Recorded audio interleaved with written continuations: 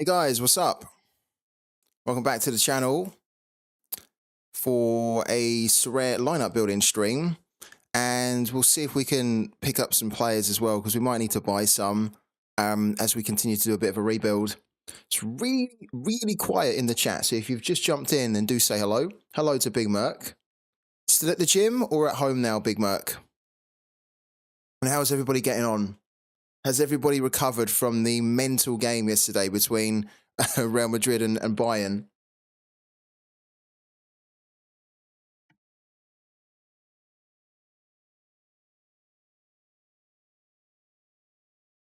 You're just leaving the gym now.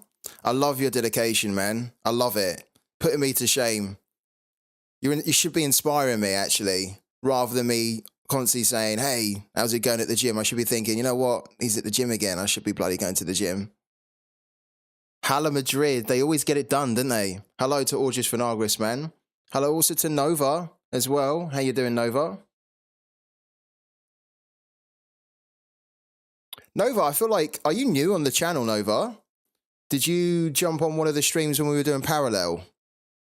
Don't feel like I've seen Nova before. Well, regularly anyway. So if you're new to the channel, then a big warm welcome to you, man. Yeah, but even still, Big Merc, even still, there's always time for gym. There's always time for exercise, right? I remember reading a book a long time ago by Arnold Schwarzenegger. It was like one of his bodybuilding books. It's quite interesting, actually. And he was saying how at the time when he done the book, I think it was like Bill Clinton, who was the president, and he was saying that even Bill Clinton, arguably the most the busiest man in the world, it was still fitting in half an hour of exercise in the morning. He said if he can do it, then anyone can do it. Gym stream. I feel like if we do a gym stream, that it'll probably be the end of the channel, because I'll probably kill myself at the gym. My heart will probably explode. You've been here for a while. We just don't type much. Oh, fair enough, man. Fair enough. We don't mind that at all. Guys, just a quick reminder that if you've been on the channel recently, or if you've just kind of seen some of the streams recently, I am still streaming Sorare. I think there's been a little bit of a misunderstanding that like I'm not doing Sorare anymore. I still am, and we're going to do it today. But I can't just keep doing Sorare. I can't. There's plenty of other games out there that are super interesting, really fun. They have play to earn mechanics, which are great. So the earning potential is good. And I want to be covering more games just generally. It helps the channel to grow. So I will continue to do Sorare, right? But there's a brand new game that I have started playing 3 weeks ago. A lot of you guys will know I basically sold up most of my Sorare gallery so I could go and buy a gaming PC that would not only help the streams to be better, but would also allow me to cover those types of games that I want to start looking at in the future. And I definitely wouldn't have done that if I wasn't super focused and serious about trying to branch out and do other things as well. So don't worry, we're still going to be doing Sorare. I had a few people this week saying, why am I not covering Sorare anymore? And I was like, well, I never said that. And it's definitely not the case. We are doing it. But with the size of my gallery at the moment, and also just with, I think, where my interests lie, I want to do Sorare, but I also want to do and dedicate some time for other things as well, other games, which the game I'm talking about is Parallel. So if you haven't seen that game, I would really recommend that you check it out. There's the link in the chat. It's fantastic. I earned another $10 last night. So I'm basically earning $10 every day from playing it, and I'm having loads of fun. Use the link to sign up. You'll get 2 free packs. And then try and jump on the stream as well, where we're covering Parallel, because it can be a little bit overwhelming. There's a lot of information to take on board, and it's a beta game, so it's not polished yet in terms of like the onboarding, the user friendliness of it.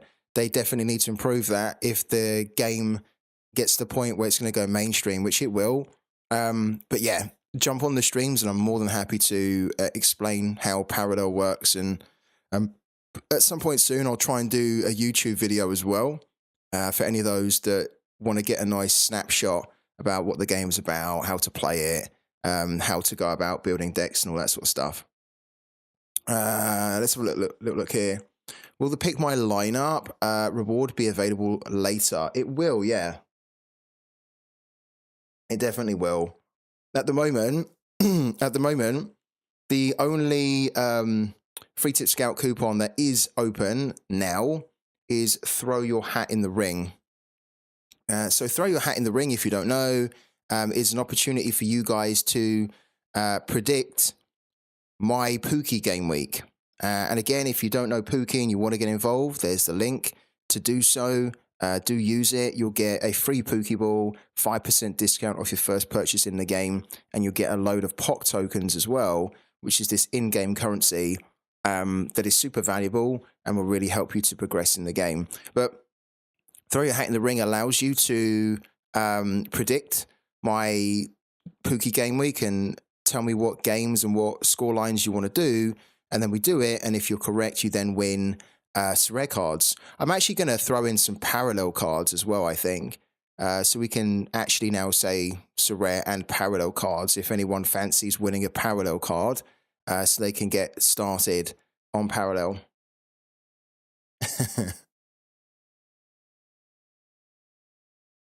Don't need to say it twice. Yeah, with the Nightbot. Yeah, Nightbot giving us parallel twice there. Hello, Twitch Gaming. How you doing? Are you disappointed or are you glad the Real Madrid went through and are going to face your mighty Dortmund?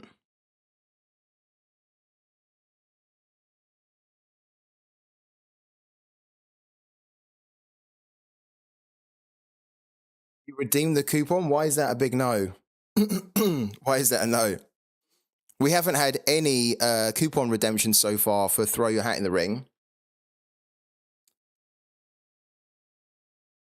Doesn't matter who's gonna lose against us in Wembley. I'm gonna definitely back Real Madrid to win it now. I think if Bayern had gone through, then I actually might have fancied Dortmund beating them, but I just can't see Dortmund beating Real Madrid. But you never know, right? That's what's the beauty of a cup final. You never know. It's basically who turns up. So it's going to be a great game. But I think Real Madrid, in my opinion, will get it done. They just seem to get it done every time, don't they? Even last night, you kind of thought to yourself, like at 87, 86 minutes, you thought, there's no way they're not going to score. And of course, then they did. And you thought, well, they're probably going to go and win it, aren't they? Because they're just that type of club. Not even that type of team. They're that type of club that just gets it done. Yeah. It's actually kind of cool because when you go into that final, you are going to be the underdogs, right? Yeah, as you say. And so the pressure's kind of off you, you know, like not nobody, but probably a large proportion of people would say that Dortmund aren't going to win that game. So Dortmund can just go in there with like very little pressure. Of course, there's still going to be some pressure, but the pressure's all on Real Madrid because everyone expects Real Madrid to win. And if you're a team and a club that thrive being an underdog, then that will help you. Are we doing Throw Your Hat in the Ring? You've redeemed it. Are we doing it? I think I'm going to sneeze as well. Am I going to sneeze?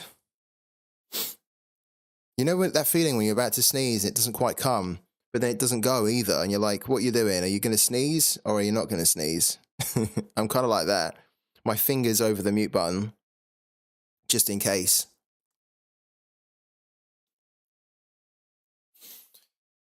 Twitch Gaming, you done Throw Your Hat in the Ring. Are we doing Throw Your Hat in the Ring? Did you mean to redeem it? If you did, then what is the game and what's the score you want to do for us, man? I think it's gone.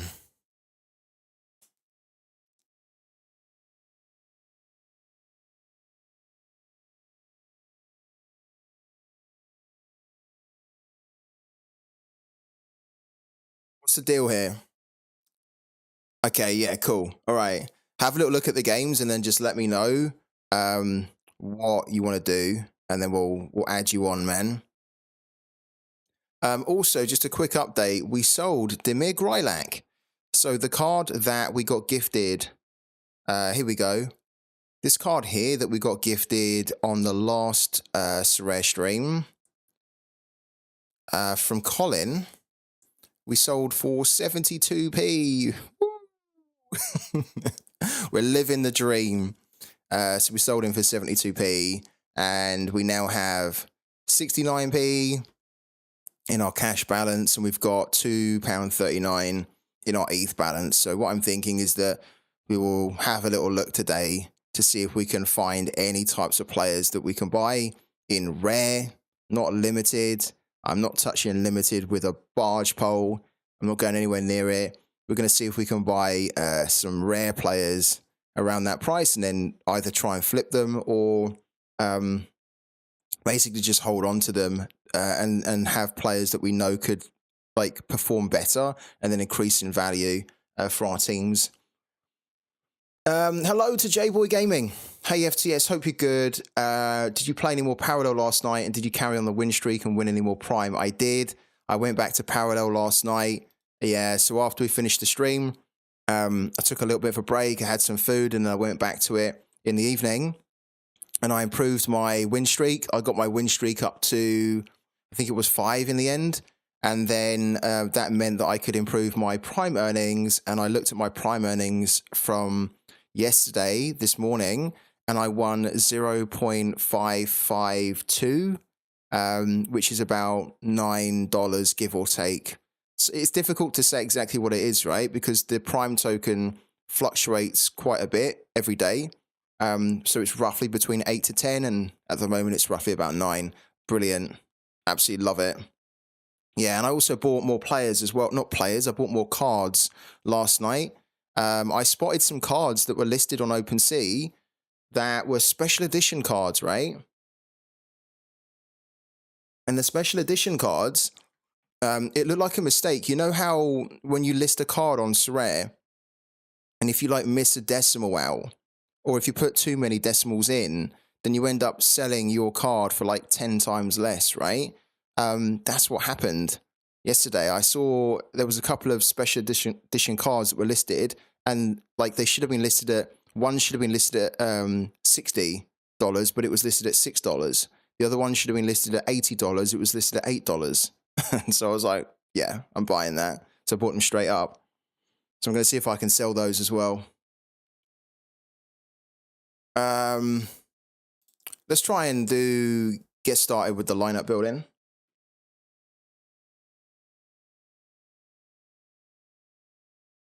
Going with Salt Lake versus LA Galaxy and say 3-2 in favor for Galaxy. Okay, cool.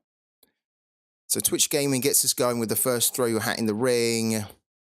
Where's the Galaxy game? Here we go. I'm going to go 3-2 for Galaxy. There you go. Top man. I'm going to add that into the list as well. So we're going to do Galaxy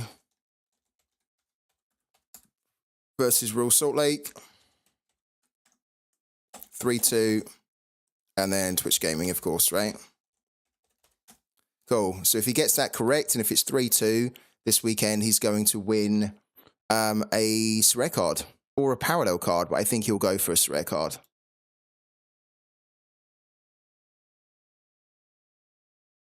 I'm so thirsty. I'm like caning the drink. I know, yeah. Don't let Twitch Gaming be the only person again on this spreadsheet. He was the only guy last week that done a prediction.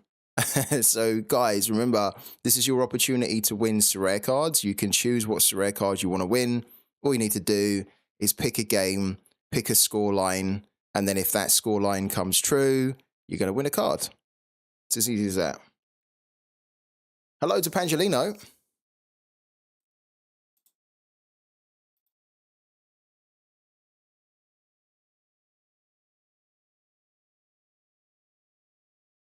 Okay. Right, so the teams that I've entered at the moment, let's start at the top. Community team, guys. This is where your input's necessary. Community team. What do we need to do here? Now, I'm going to warn you that Sporting KZ played a game last night, and apparently Daniel Shaloy took a knock. He had an ice pack on his leg, so he might be a doubt for this weekend. I think everyone else got through the game fine. Fontas, Pulsecamp, Tommy, and then Johnny Russell came on, and I think he done fine. But we just need to keep an eye on Daniel Shaloy. So what are we saying for the community team this weekend, guys? When we start to prepare for next Sorare season, technically now, but the difficulty I've got, Pangelino, is we don't have loads of money in Sorare because we recently sold up most of our gallery, and I'm not putting any more money into the game. So yeah, it's going to be, we can't almost start buying players for next season because we don't have enough money to do it. So what we kind of need to almost focus on are players that can play now, and then just try to find the little opportunities to sell for profit or win rewards that we can then either sell or win cash that we can then go and buy to start to build for next season. Yeah. I'm not too fussed about looking ahead to next season. I should be. But just because we've sold everything pretty much, and yeah, as I say, we've got such little money now, it's in the account. It's just a case of just trying to see what we can do with what we've got now. Yeah, Agada if Shaloy's out, I agree. Definitely. We could look at RotoWire.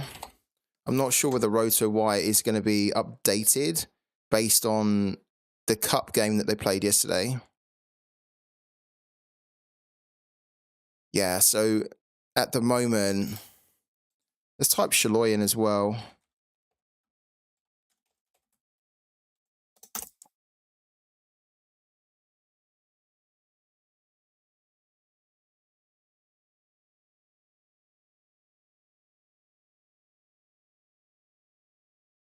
I can't seem to find it, but I did see somebody who mentioned it, that Shaloy took a bit of a knock.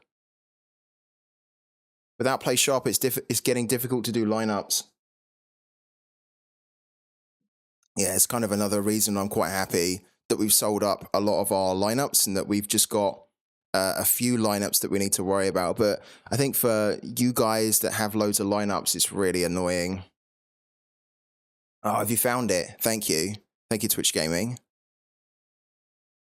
Vermees doesn't know what Daniel Shaloy injury was. He doesn't know if it was just a cramp. Okay. Yeah, we're going to need to keep an eye on it. I think at the moment we could keep him in, right? And then, of course, if we have to replace him, we can always put Polido in because we can play one classic card in here, or we can play Agada, right? So it's not a deal breaker. It's not a real problem. I think we want to try and play Shaloy if we can, but if not, look, we've got Polido, we've got Agada, and that's the benefit of having a collection, is that, you know, you can just fall back on other players for the same team. I think, was it this one? Yeah, this is actually what I saw this morning. Yeah, I couldn't find this tweet just now, but this is, he actually follows me as well. Okay, better give him a follow back. This is what I saw this morning. Yeah, around the ice pack, around his calf. Yeah, thank you for that, Twitch Gaming.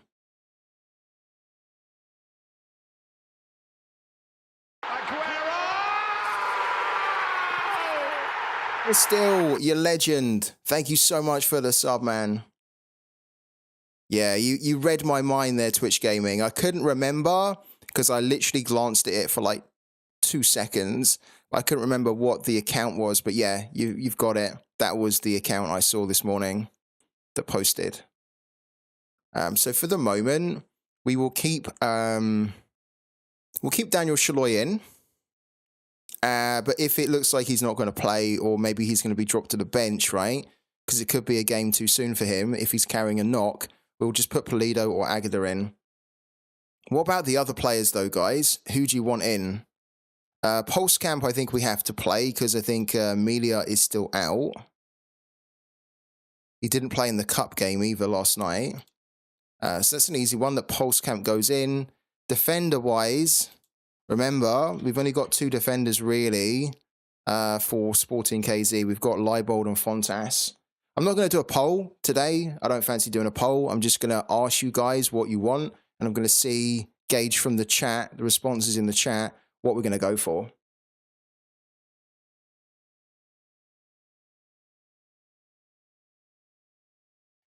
And Tis still says he misses play sharper.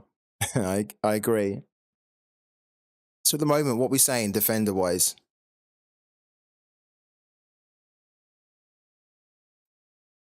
We have the options of Leibold, Fontas, Castellanos, which is not a good option, and Basong. So realistically, it's between Leibold and Fontas. Who played in the game last night? Did Leibold play? I think he did. I know that what? No results found. Why?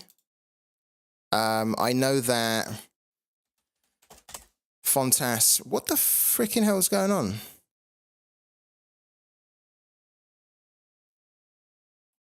Why is SofaScore acting so weird? Okay. Let's type in the MLS then. Oh, SofaScore's gone funny, hasn't it? Let's do it this way.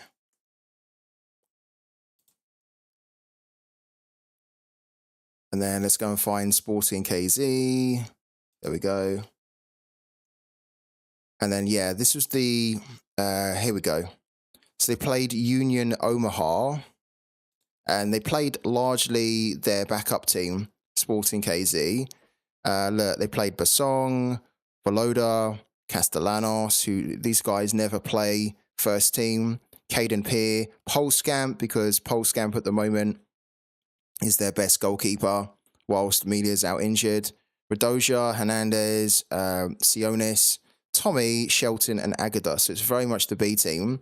And then they had on the bench here, look, Fontas, Russell, Polido, Shaloy. So these guys kind of came on just to get some minutes going. But no Leibold. No, Leibold wasn't even on the bench there. Don't know why.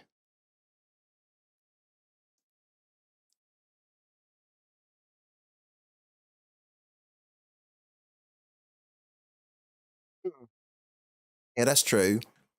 In certain cases, you can just use the Ultimate Champions lineups, and that will cover Sorare. I would take Fontas, but don't know how he's been so far. I think Fontas is the better option than Leibold personally. And all I can see in the chat is really Fontas, so we'll put him in. And then our midfielder has to be Tommy, because we don't have really another midfielder. And then again, it's just a case of, do we play 2 defenders or 2 forwards?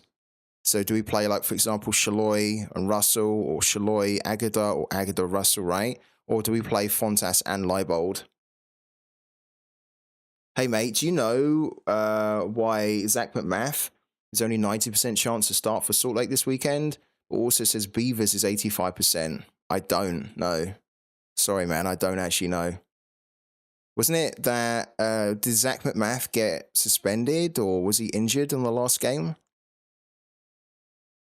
Not been following it too much, to be honest with you.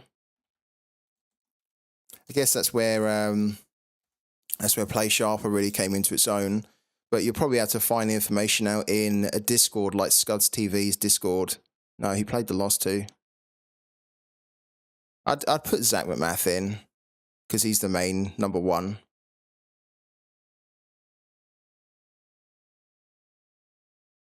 Two forwards or 2 defenders, that's the question.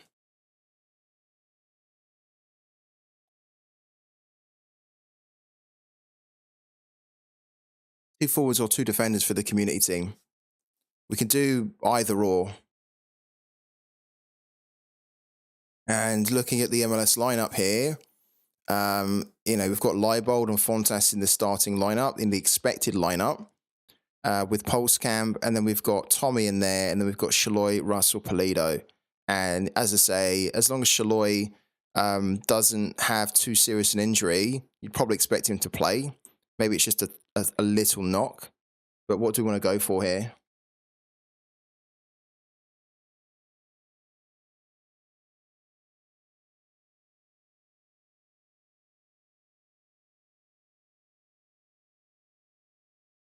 You guys tell me.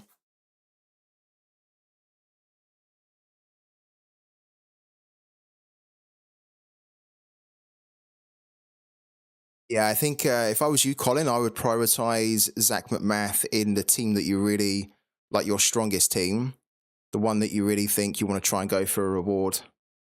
Hello to Redor. Sporting KZ good at home, 2 defenders. You think? I don't think they're that great at home. They're definitely better than they are away. I think the big problem with Sporting is that they don't keep a lot of clean sheets, so you can never really expect the 10-point clean sheet bonus, really.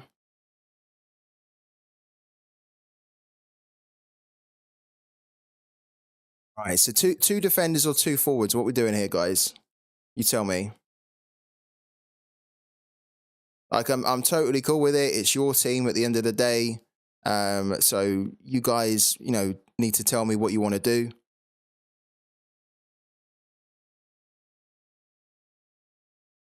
They have been below par, yeah. They have. They haven't quite been as good up front or as good at the back. Twitch Gaming is going for 2 forwards. Tistel says 2 forwards. Colin says defenders. I think Redor says defenders as well. And then Pangelino says 2 forwards. Maybe this one does need to be a poll, no? It seems a little bit split. I'll get a quick poll going.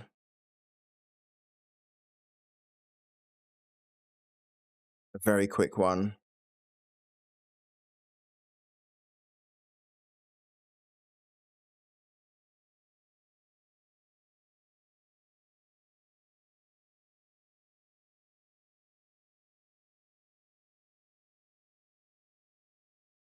Right, 2 defenders, then 2 forwards, right? Okay.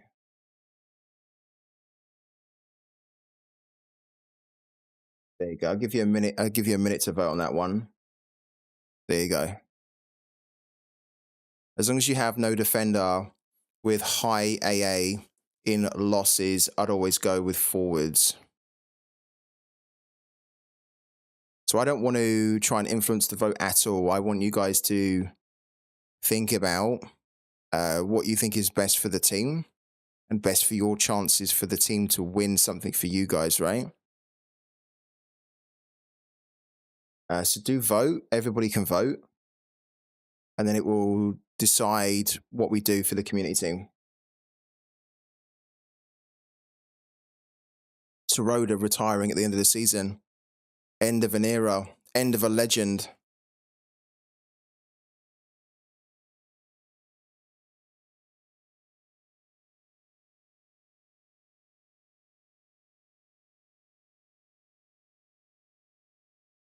How's the voting going? We only had 4 votes. I don't think I could. I mean, we'll definitely do 2 forwards, but guys, come on, you're killing me here. When we do these kind of community teams, it's really not like this is about as clear as I can make it, right? I could pick the team, right? But I don't want to pick the team because it's not my team. It's your team, right? And I want you guys to get behind the team and get involved in it. If you get behind it and if you decide what we do with it, then when it comes off and when they win, it's going to feel amazing for you guys, right? Because then that's your win, right? That's what you've achieved. And then we can then give those rewards out. But obviously for a community team, we need to have more than a couple of people voting for a community team. And we've got quite a few people in here. So when I say that we're going to do a poll or like this is a chance for you guys to shape what we're going to do for the community team, don't just sit back and do nothing. Get involved, right? Because otherwise there's no point in us having a community team, is there? If like 1 or 2 people vote for the community team, might as well scrap it, So next time we do a vote, please, or a poll, please get involved, Right, 2 forwards is what we've got voted for. We're going to put Shaloi and Russell back in for now. Or do we want Polito? I mean, again, I don't think I want to do a vote for that. I mean, we could do a vote for it, but I think, again, I'd prefer it if you guys just told me in the chat what the preference is here. Again, we could just actually remove Shaloi. So are we looking at Johnny Russell and Polito? Are we looking at Johnny Russell Agada, Johnny Russell Shaloi, or just, you know, you guys tell me, what's the combo? Write in the chat what the combo is for the forwards that you'd like. You've got options of Shaloi, Polito, Agada, and Johnny Russell. Kiri Shelton's there as well, but I wouldn't say so.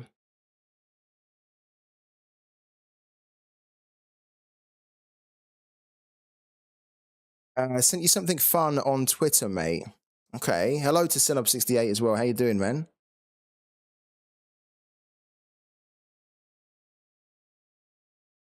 Fun one.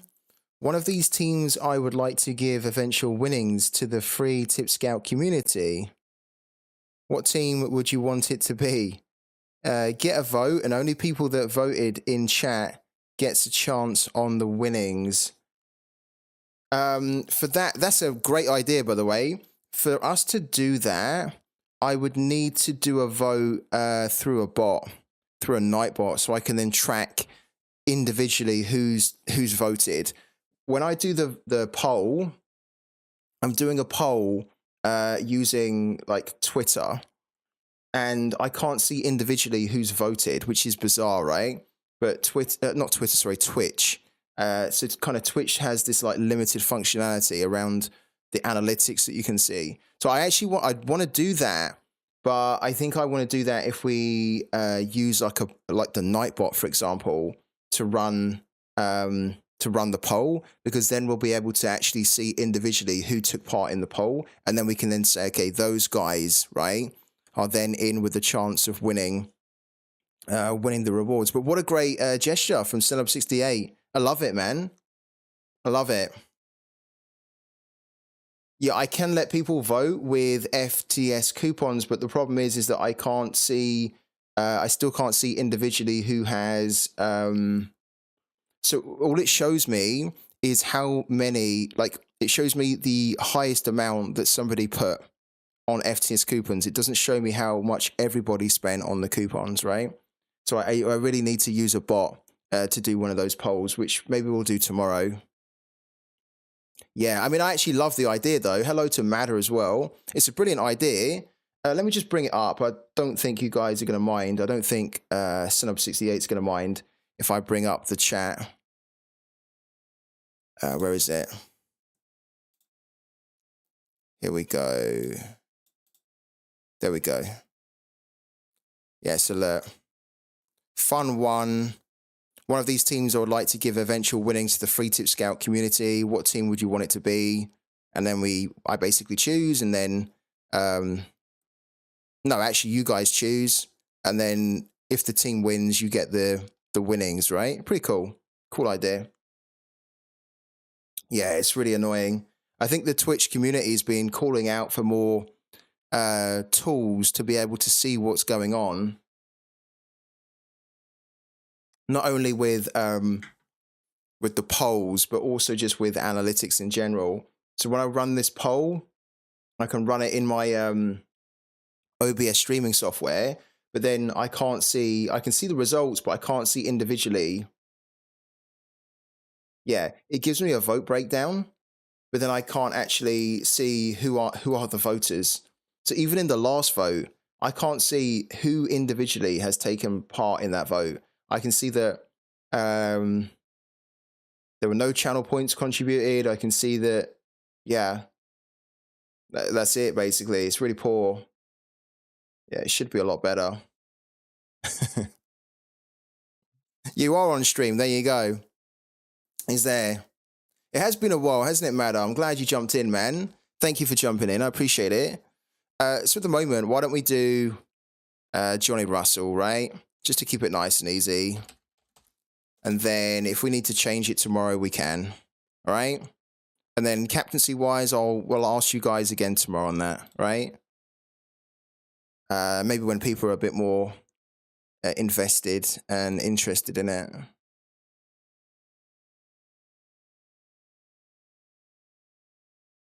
This team here will be my all-star team, but I don't know who I want to have as the forward.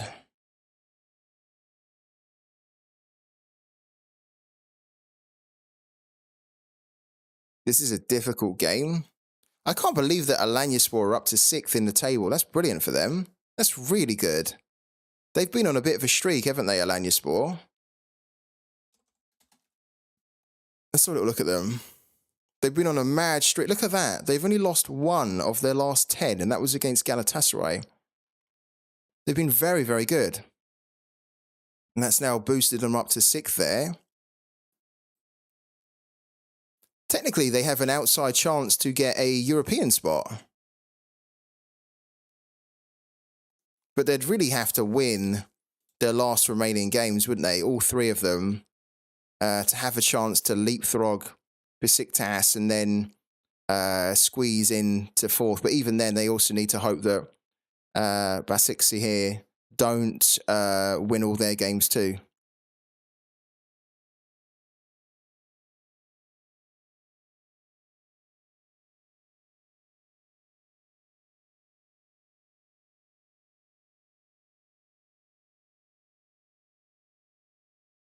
Yeah, this is going to be the team, I think, for All-Star.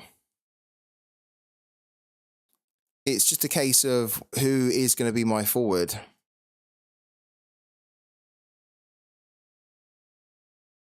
Why hasn't Vincent Vermeij sold?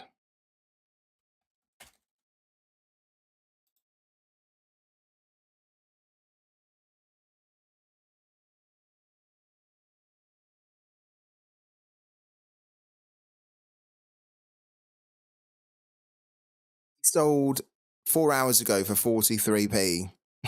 Get the hell out of there. I'm not selling him for 43p. I think somebody made a mistake there. Then 9 hours ago he was traded, and then 17 hours ago he was 170. Why has my one not been bought? I thought my one was pretty competitive. On the price anyway. Maybe the price has shifted. Yeah, I mean, technically the price has shifted. Let's relist him. Like that. I know. 43p.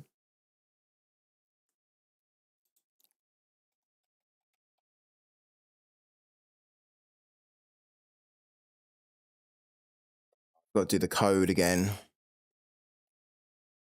Pesky code. It's not pesky really, is it? It's actually pretty good. All right, cool. He's up now. He's the cheapest on the market. So hopefully we can sell him. But I don't think I would want to play him anyway. I think it's, even though he's in good form, I think it's a tricky game for him. Probably it's going to be Agadar or Adebayo. And Adebayo, I know, is going to start. And we've got a huge boost on him as well of like 15%. So maybe he's better than Agadar. Because Agadar could start, but then also he could be on the bench, right? Depending on Shaloi, Pulido, and Russell. Yeah, I think so. I actually think you're right. I'm not kidding. I've done that myself as well. I have actually done that. But like if I see someone selling a card and I don't like that person, maybe I've had some pretty horrible interactions with them on Twitter. I'm like, I'm not going to give them the money. Fuck that. So I definitely that comes into it. Have to go as the baby woke up. Have a good stream, mate, and tell me on Twitter if one of the teams ends up being a community team for the weekend. Set up 68. Thank you, man. Didn't know you had a baby. Go, sort your baby out. And thank you for jumping in, and thank you for the great gesture as well. As always, man, you do so much for the community. Yeah, so we'll let you know. We'll probably try and do it tomorrow. We'll see how it goes. I think at the moment, yeah, we're probably looking at a bio here. Um, like unless there is a clear indication that Agada's going to start, because this is not a good fixture for Luton, and the Sporting KZ one is better. But at the moment, Adebayo's a starter, Agada's not. So for now, it would probably be that. And I think that we would have the captaincy on Hadishanai over Adebayo. Sort your baby out, yeah. Your baby's causing issues, sort it out. Do you not say that in German? That's kind of like we use sort that out or sort it out or sort whatever out. You know, whatever you can add whatever suffix on the end of it. That we kind of use that term quite a bit in England. It's like sort your car out, sort your girlfriend out, sort your sister out. It's kind of like a unit. You can use it in so many different situations. Sort something out. Yeah, this is what we're looking at for All Star. What do you think, guys? What do we think about this team in All Star?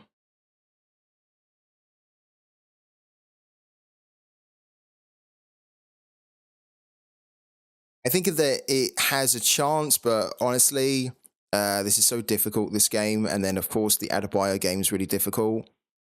There's 2,500 places that it's paying out, and there's at the moment there's 6,153. So remember, in order for us to have a good chance to win something, there would need to be less than 25,000 entries in here. So at the moment, it's very, very good.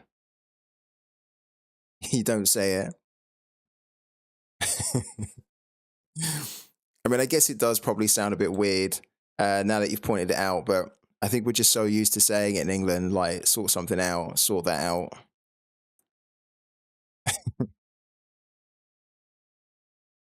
Yeah. I don't think we're going to do anything for this team. That's just going to be the team. It's so quiet in the chat. I'm gonna get a top up of my drink, and then when I come back, I want to see more liveliness in the chat. Please, I want to see a bit more, a few more names in the chat. I'm back in a minute.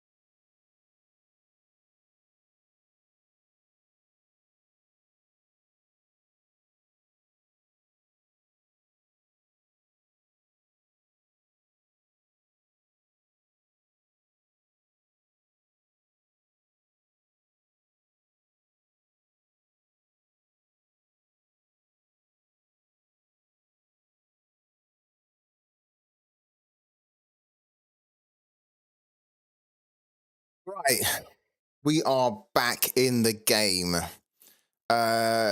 Twitch Gaming says that Ultimate Champions rewards are out. Let's have a look at those then. I don't think we've done good enough to get another jumbo pack. We have 498. We're going to need about 300 or so, aren't we? Less than that, actually. How much have we won? Oh, you know what? 160, 210, 285. I think we have enough for another jumbo pack. Let's do it. Claim.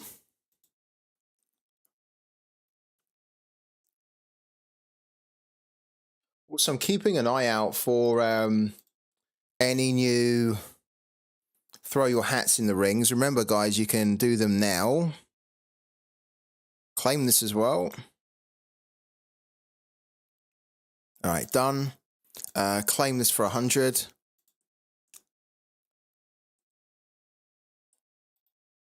And then that puts us on 708. And look at that. The 75 is going to take us over. Brilliant. Open the pack.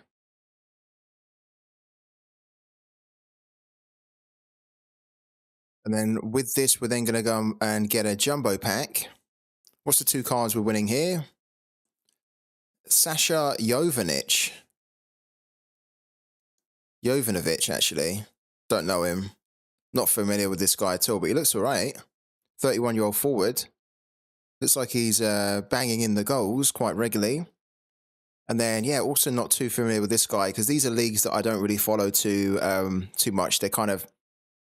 They're slightly obscure and they're smaller leagues, really. Right. Jumbo pack. What do you reckon?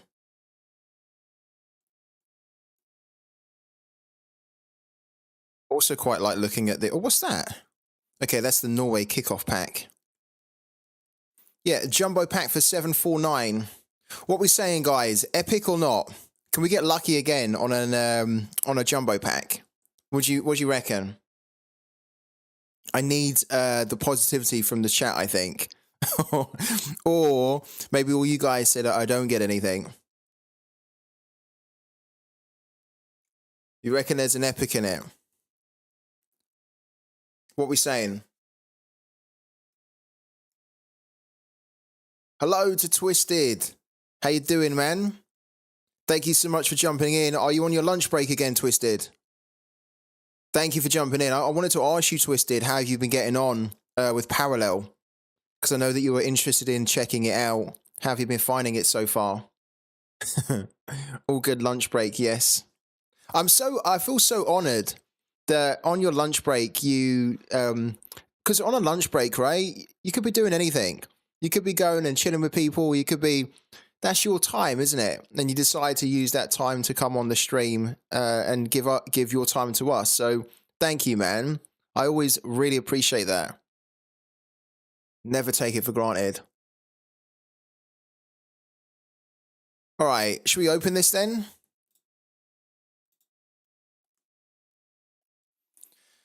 Come on, the epic.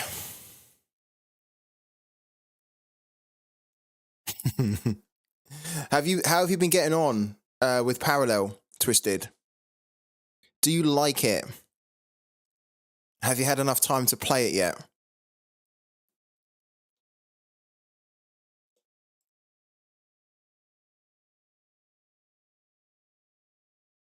Right, are we ready? Guys, we're ready for this. We're going to claim the pack. We need a purple card or a card that shines purple to turn up, and then we've won an epic. Okay, we're going to hover over these three cards here, and we hope that one of them shines purple. If it shines purple, we've just won an NFT epic card. So a card that we can actually sell for cash if we want to. This is white. This is white. Come on. Shine purple. It shined white. We haven't got an epic in this one. We've got 3 commons in here. So you have like a 10% chance per drop.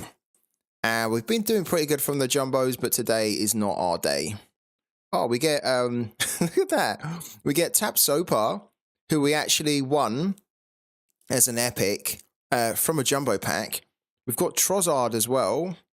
I already have Trossard, but you know, having another one's fine. And then we've got, look, Sondre, Orasieta, a 19-year-old for Salzburg, who looks all right as well. So pretty happy with that. Even though we don't get a epic, pretty good pull. Yeah, pretty good pull there. Good cards to use in the commons there. What is my season rank? Good question. I haven't actually looked at that in a while. 400th. Exactly 400th. What's your season rank, Twitch Gaming? And everyone else in the chat, like, where are you in the season rankings for Ultimate Champions? I think you need to finish in the top 300, isn't it? Or top 250 to win something at the end of the season.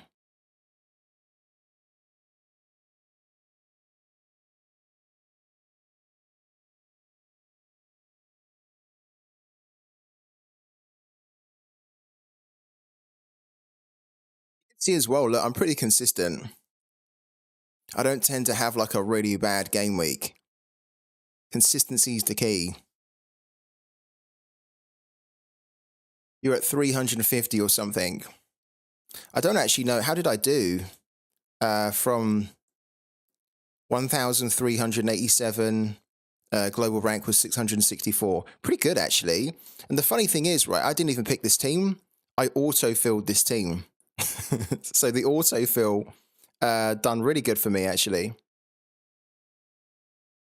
You need to finish top 500. Oh, wow. That's pretty cool. I've managed to win something in each season so far. Yeah, okay. I was still thinking back to this. Look, this was top 200 in the first season. And I was like, okay, it's around 200, isn't it? But no, it's 500. It was 500 last season as well. Didn't remember that. So if you finish in the top 500 at the end of the season, we get an epic. If you finish in the top 200, you get 2 epics. And then top 50 is a mythic and an epic. It's really good. It's good end of season rewards, that. Yeah, we'll end up doing our team for this, I think, tomorrow. We'll probably do another autofill or something.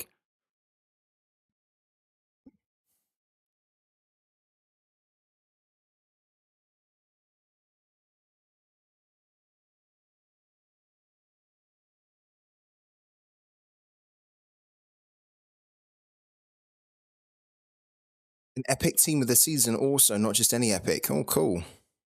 So they are worth winning.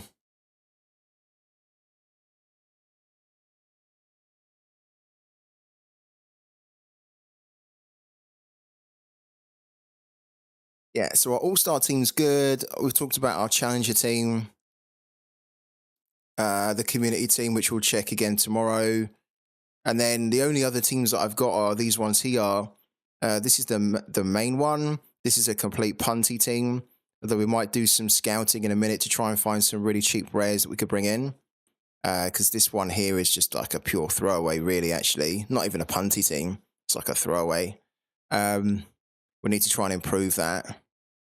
And then this here, with Melia being in goal, is kind of like a... this is a punty one. But the Luton Town team, at the moment, is looking like that. So we'd go with someone like Reece Burke or Gabriel Oso. I'm thinking Reece Burke, though, this time. And then Doughty, Barkley, and then Morris. And that's pretty much what we've got here. Just trying to be lucky until the end of the season. Yeah. We had a decent rare, we had a very good rare collection, of course, before we sold it to basically buy into Parallel. And now we're pretty much just trying to put together some kind of a 240 team that could give us an outside chance to win the $15, but it seems so weird to me now that I'm just basically trying to win $15 once in a week on Sorare when I'm basically earning $10 a day from playing parallel and actually having more fun playing it. So it's not really too much of an issue if we don't win the $15 because by the time the weekend comes round, we've already won 3 or 4 times more than that anyway on parallel. Chat, what's your view on Sorare nowadays? It's a good question from Madda. Yeah, I'd like to hear everyone's thoughts on that. What are people's opinions on Sorare today?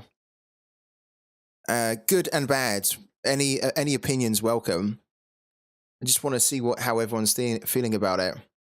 You bought Liam Gordon for €1.50 and will play also the midweek. Yeah, I think what we need to do, it's fantastic by the way, I think what we need to do is actually try and find a couple of players that we can bring in that will start playing. Like for example, we have Brent Kalman, but Brent Kalman we're almost trying to sell. Why have we not sold Brent Kalman? I don't even think we're selling him for that much either.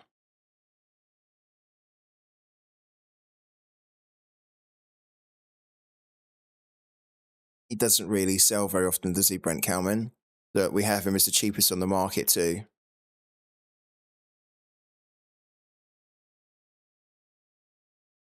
Cossio's not playing at the moment, which is a big blow for us, really, because I like him. He just tends to sit on the bench now, but he's got the potential to hit really good scores when he does start. It's kind of what he does in his starts, but he's not starting at the moment.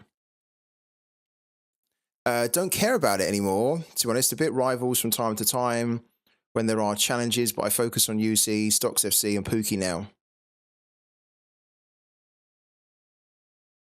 Hello to David as well. David Corporeal. Afternoon to you.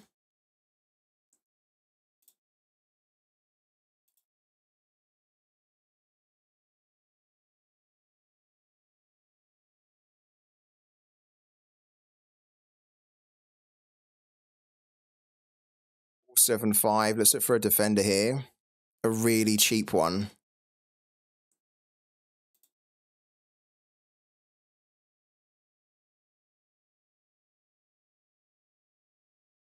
Somebody who has a floor of like 70p. Let's put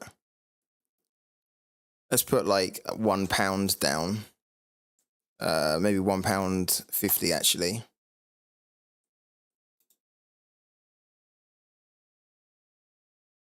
Okay, 183 results there. Sort by floor, ascending. Ideally, it would be great if we could find a player from America or based in America or the Asian regions, because then we've got players over the summer.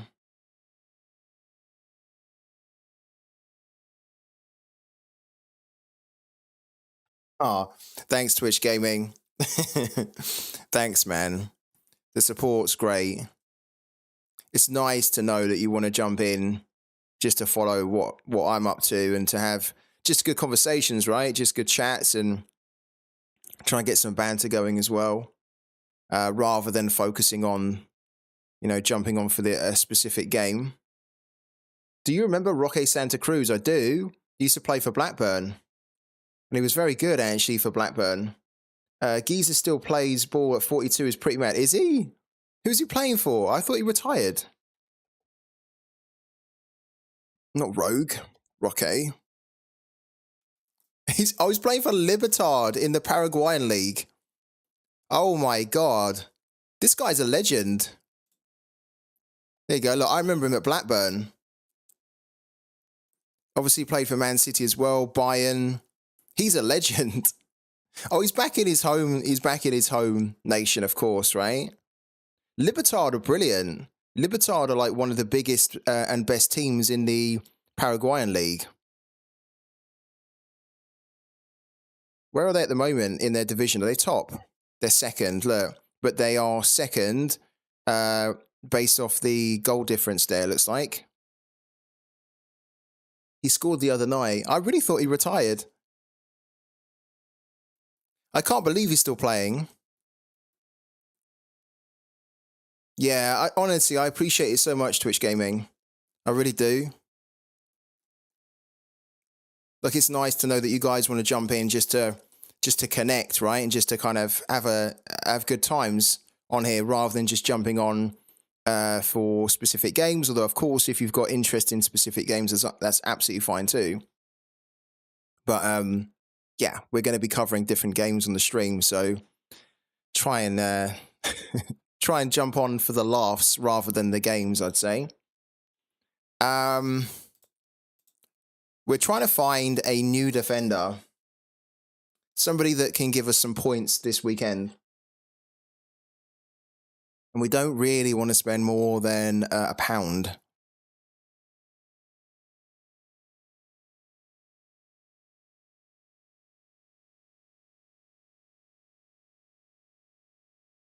Who have we got here? Check Liam Gordon. I don't really want to buy anybody whose season is coming to an end, though. I want to buy somebody that we can use over the summer. Yeah. That is the main thing, yeah, about covering a game that you enjoy. I love it at the moment. It's given me so much happiness, parallel. And that's what it comes down to, isn't it? You've got to do something that you're happy doing. I still like covering Sorare, I do, which is why we're doing it now. But I just love the fun and the strategy and the buying and selling of cards on Parallel, the deck building aspect to it, trying to outwit your opponent in games, and of course the earnings on it, being able to earn like $10 a day compared to potentially winning $15 a week in Sorare. It's just almost a no-brainer, isn't it?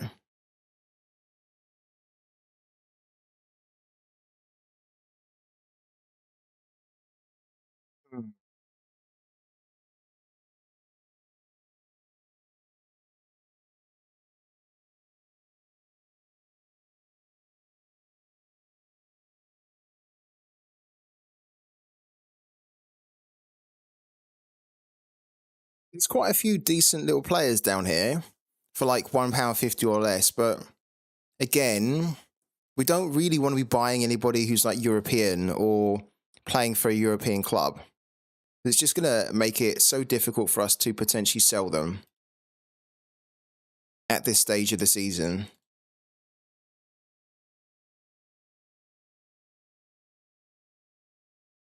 Yeah, we saw him. We actually put an offer in for him, David, on last week's stream, but the offer didn't get accepted. So I ended up cancelling it.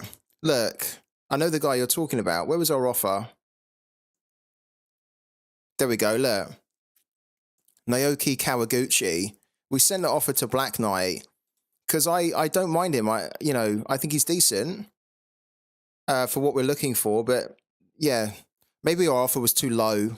But we didn't really have much more than that, so that's probably why it just got ignored. But yeah, good shout, man. Good shout. I think if he comes up here again, we might look at him.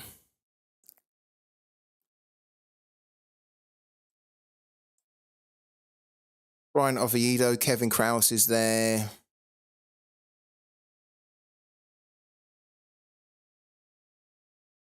Eisner, no. No.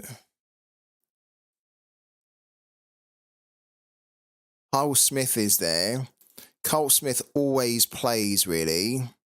It's just not very good at all, especially for rare scoring.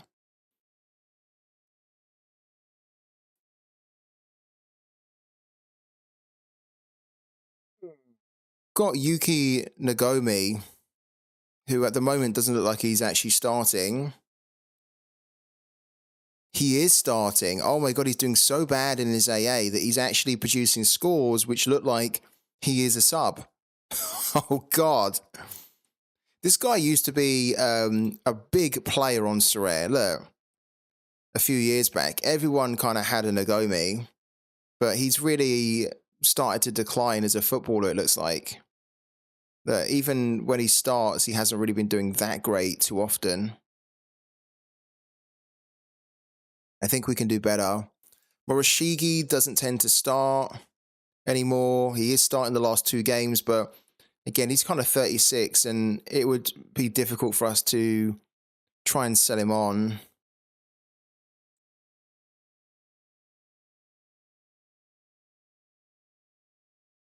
Maybe Moon Ji Huan of Incheon, or Incheon, should I say? Let's have a little look.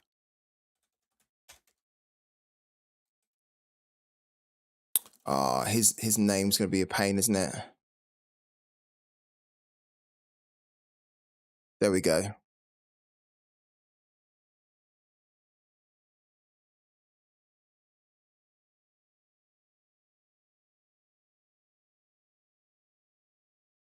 He's a midfielder card, right? And we kind of need a defender at the moment. Does he have defender cards? He does, to be fair. He has a defender card. He's a little bit too expensive, though.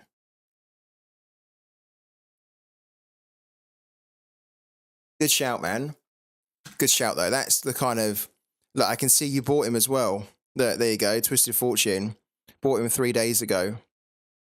That is the kind of player that we are looking for, who can now start.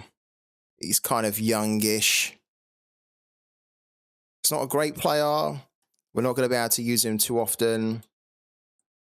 Think we can try and find somebody else, though, as well. Let's have a little look here.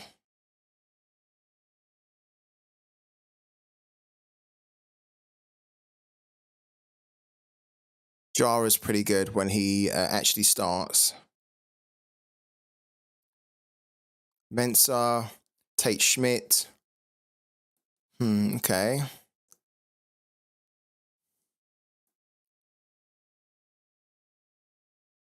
Anlon.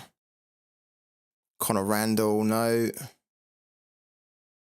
Daniel Steres is in there. Steres is doing okay at the moment, though. Yeah, he's kind of doing... He done good in the last game, anyway. He genuinely does quite well when he starts, actually, Daniel Steres. Look. If you filter to the starts, he actually hits pretty good scores. Maybe we'll look at a Daniel Steres. He is 33. It's a horrible game for him, though.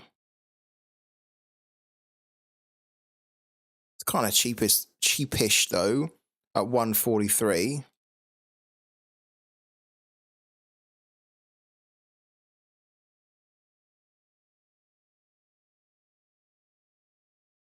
And look, we've pretty much reached the end.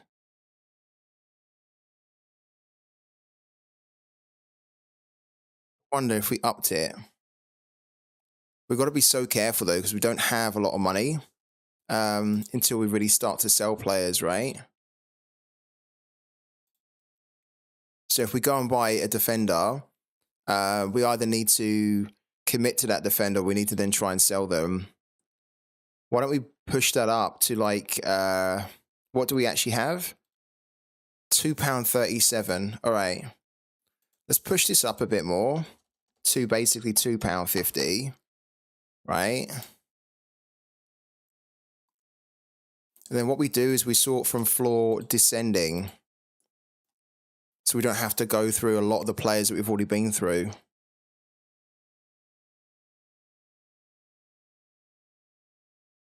Hagland's there. Kim Tai-hwan. He's a decent player. Oh, he looks like he's out with an injury, though. He's not played the last 2 games there.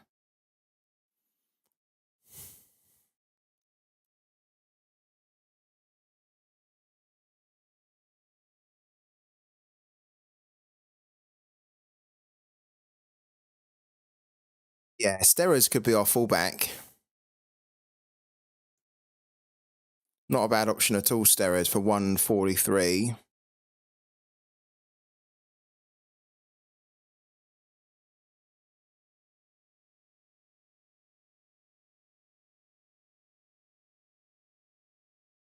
Zach McGraw doesn't really tend to start that often, though, Zach McGraw. He is young. He does actually do okay, but not great when he starts. Who do they have? They've got Sounders at home. That's pretty tricky. It's a difficult balance here between trying to find somebody that we can potentially use long term, but also somebody that has the appeal where we realistically feel like we could sell them on if we need to in the future. So Zach McGraw is expected to start.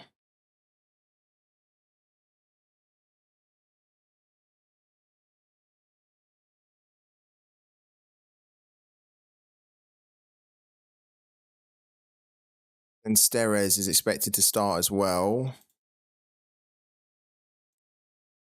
Maybe with Zach McGraw, would have a chance of selling him on. I mean, look, his price doesn't really evolve too much, though.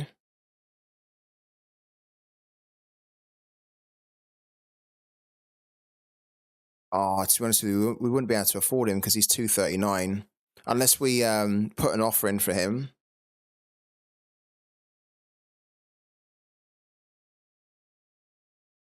Dorsey is back for Houston, guaranteed left back all season. Manager says they don't have anyone to fill that position when he's out. Okay.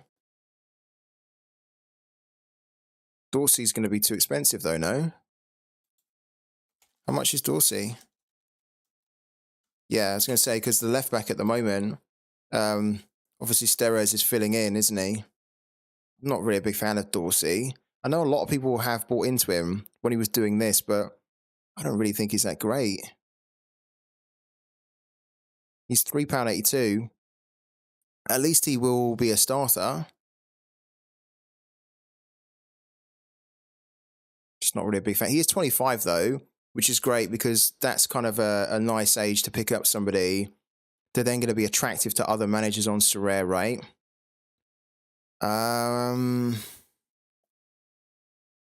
Ooh, what's going on here?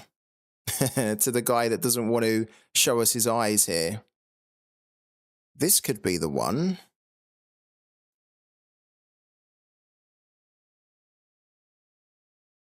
Playing for Charlotte. Has started in 18 games, has been on the subs bench on 3. And his AA is 9.1. Now, he actually doesn't score amazing, but he's £2.39, is he? This could be one we look at.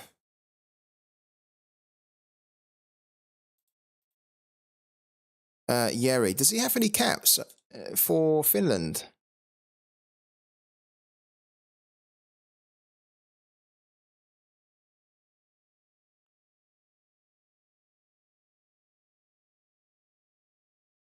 Must do, surely.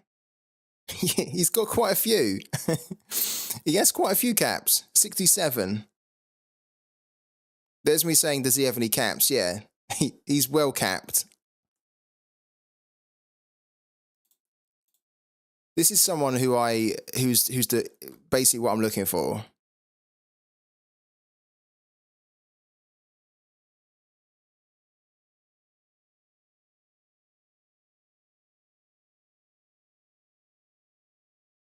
There's Naoki Kawaguchi.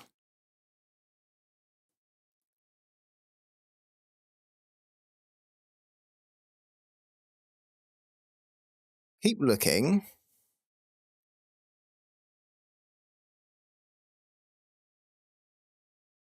I think I found my man. It does mean that we're going to have to spend all of our budget to get it done.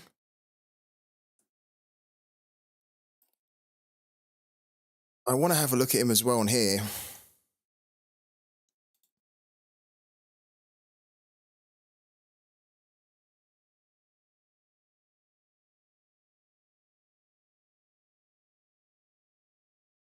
I like those stats already.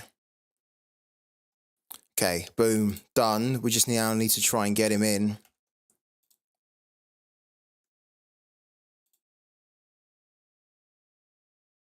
Pug Trader, 237. Can we just buy this straight up? We could, you know. That is going to be all of our budget, though.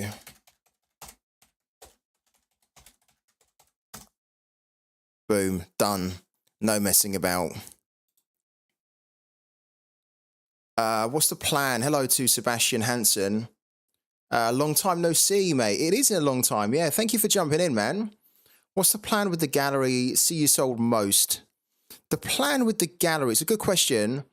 Kind of the plan with the gallery is to just try and build up, but on a very budget way. Thanks for the tip with Naoki Kawaguchi. Just bought him from Pavel and he's my first ever rare card. Yeah, it's a good purchase, really. I think if we hadn't have just bought Yeri, Urinen, then we probably would have looked at Naoki Kawaguchi as well. Back to Seb, though. The plan with the gallery is to keep running the limited cards that we have in the teams that we have, and then to just try and buy these really cheap but pretty decent rare players for to build long term. So this guy here is a perfect example. Low L15, current international for Finland. He's 29 years old, good age. He's playing for Charlotte and he's the main starter for them. And we picked him up for basically £2, right? Now he probably could go down, but I think there's a good opportunity for us to sell him in the future for profit. And if we don't, then we've got somebody that can contribute points for us in a bare bones rare team that we're trying to rebuild for basically nothing. That's basically the plan. Yeah. So we're going to put Yeri in. If we go and look at Charlotte here, you can see that Yeri Urinen is going to be expected to start. If we go back into here, right, we take out him, and then we're kind of technically off the mark now. Where's he gone? There we go. So now we can put Yeri in there. So we have Yeri Urinen. And we will captain him as well. We don't have a starting goalkeeper, so we need to try and find other outfielders for really cheap. And we need to hope that we can then get lucky where they can hit 270 points and then give us $15 return. And we're basically just trying to pick up these rare players for like a couple of quid. Yeah, look. These are the only players that we have here.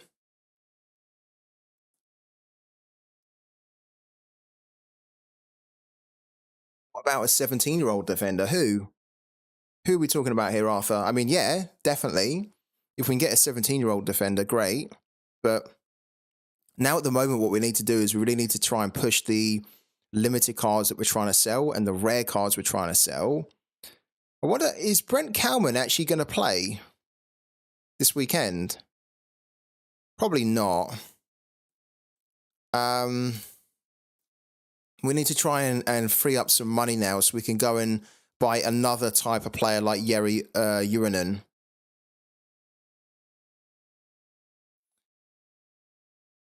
That's what I should have done. Get a couple of cheap rares, but decide to buy the worst collection in the K-League. Like a super clever person. Who did you buy? Like, what was the collection you bought?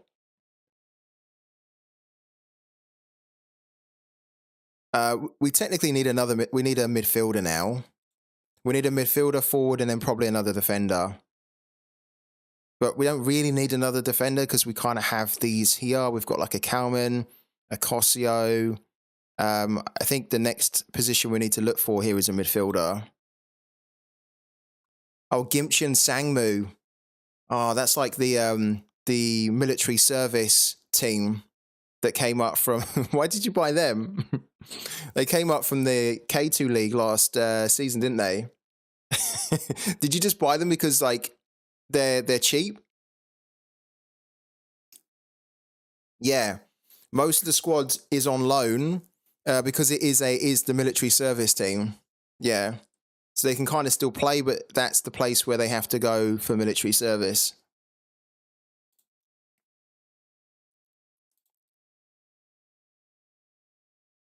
What we need to do at the moment, we'll see if we can actually sell some cards to a bot to free up some money here. Because let's be honest, are we going to sell cards without selling to a bot? Probably not. Let's just put Calman in there for the time being. Right, so the focus now is on trying to get a midfielder. But what we need to do is we need to look at the cards that we are selling. And we need to see whether a bot will take them. Okay, Pereira, Calman, Matias de los Santos. Wow. This is going to be tough.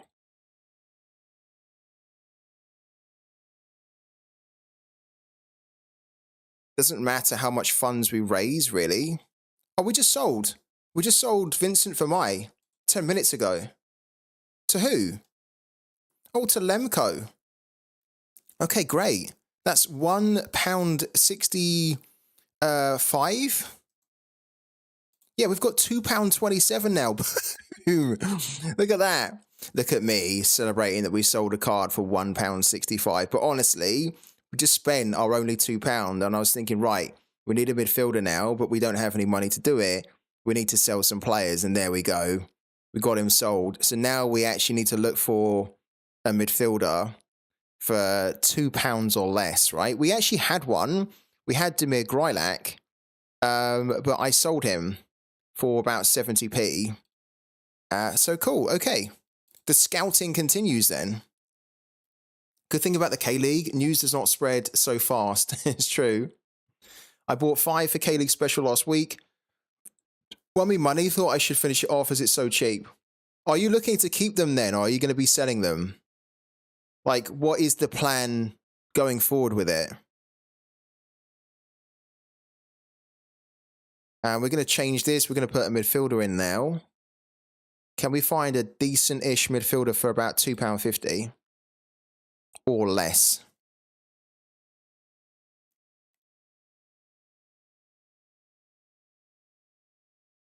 Going to filter by league as well because we're only really concerned with American J-League, K-League type players, right?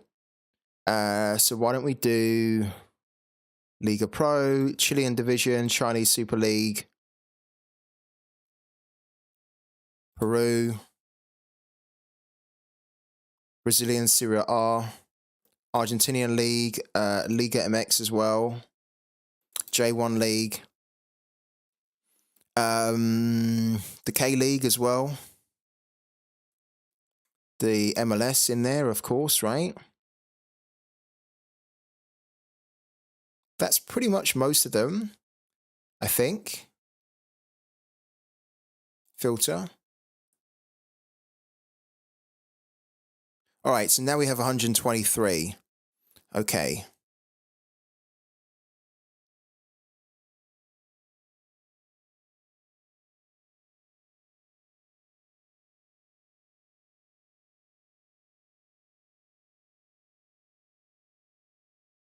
Realistically, what we need to be doing is not looking from top to bottom, but looking from bottom to top.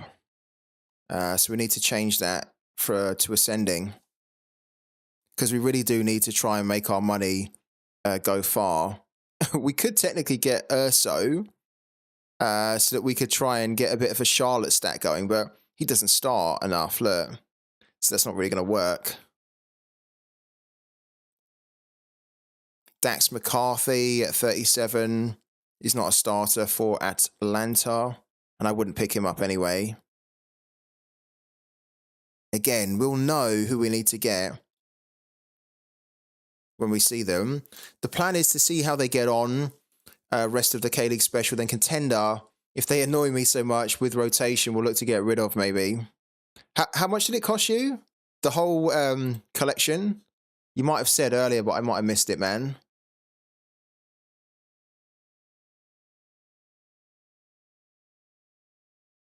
Got Ailman here.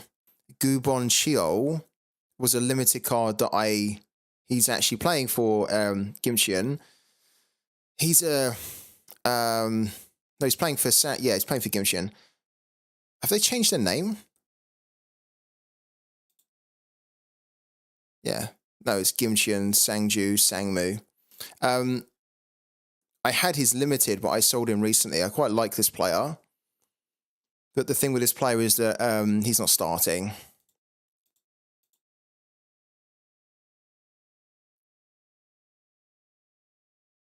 Arthur, I said I will not put any more money into Sorare, but here we go. Tell us, what have you done? What have you done? Why is Elman not playing? Elman's 96p, that's mental.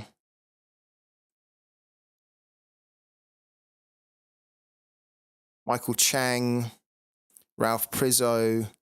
Oh, look. We could get this guy. This guy hasn't been that great. £25 so far, got 19 out of 33. With 2 goalkeepers and most starters, but 6 of that was from the K-League special. It's pretty good though, £25 I think. It's pretty cheap, right? Good value.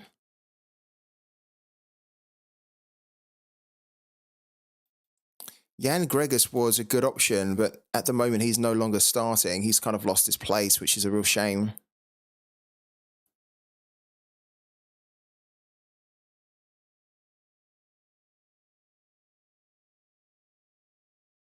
Santos is a useful option though. Santos doesn't start every game, but he's a good performer.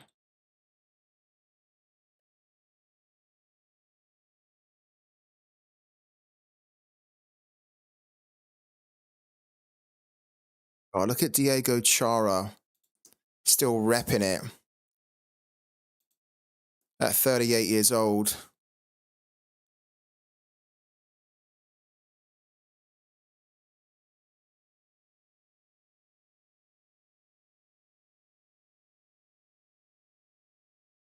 He is going to be back though, Diego Chara. Like, so this is what I mean. This is the type of player that probably could help us actually to hit threshold. Just almost want to try and find another player like that, but cheaper.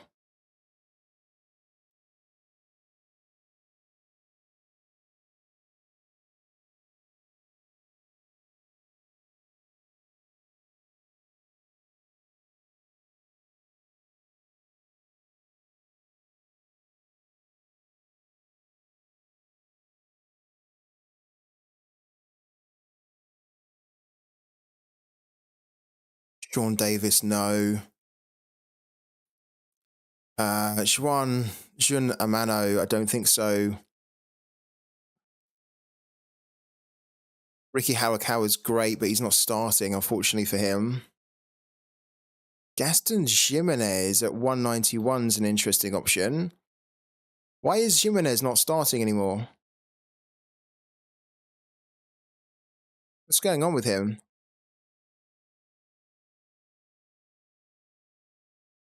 Because I thought he was a designated player. Maybe he can't get in the team anymore.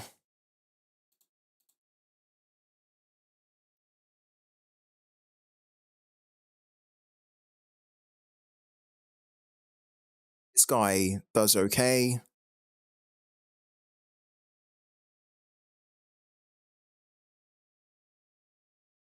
Sebastian Berhalter is 669. That's not going to work.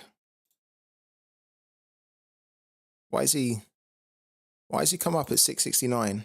He's £2.15 in his new season card. His classic card is older. Is not older, it's higher than his new season card. It's a bit bizarre. Kind of a good under 23 player to get in on.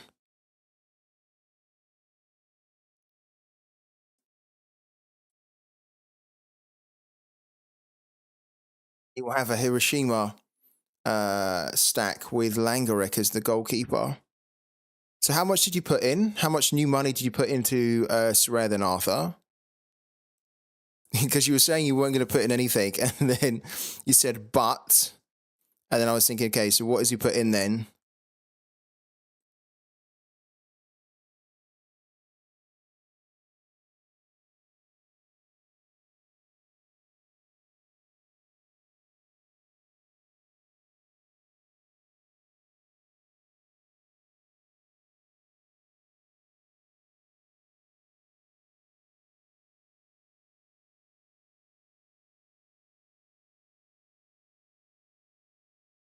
You'll be using your bank card, so might spend $50.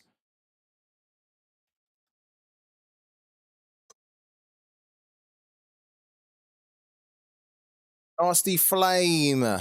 Welcome in, man. How you doing? You right?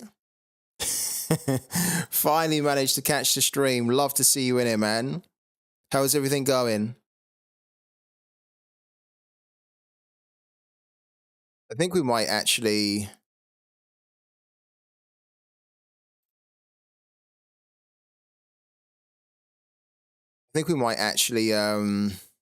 pick up Diego Chara. He's really old at 38, says the 39-year-old. He's really old, but like for a footballer. So if we pick up this guy, we are hoping that he can just deliver consistent, like mid-40s, 50s kind of scoring for us over the summer. He isn't suspended, is he, for the next game?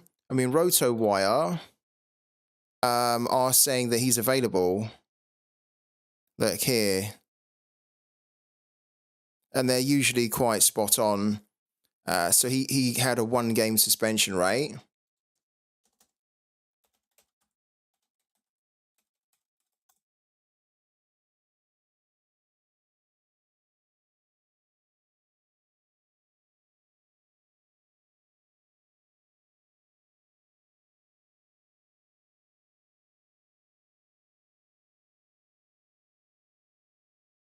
Lots happening, like lots.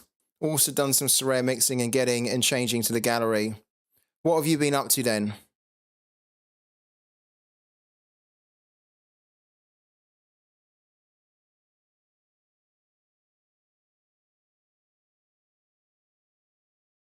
How much is Chara as well?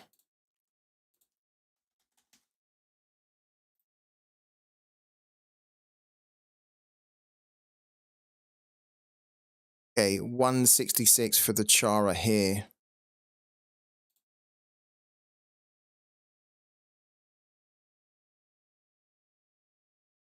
Or a day ago for 79p. I wonder if we could put some kind of an offer in, because we can't really... we could spend 166, but we kind of also can't.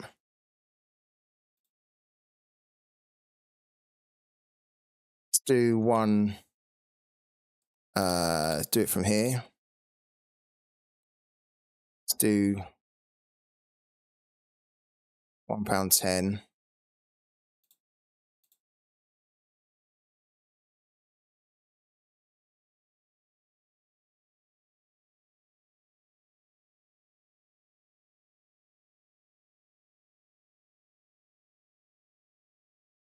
think Chara's still the captain, no? And again, if he's the captain, then he'll be playing all the time. Yeah, he's still the captain.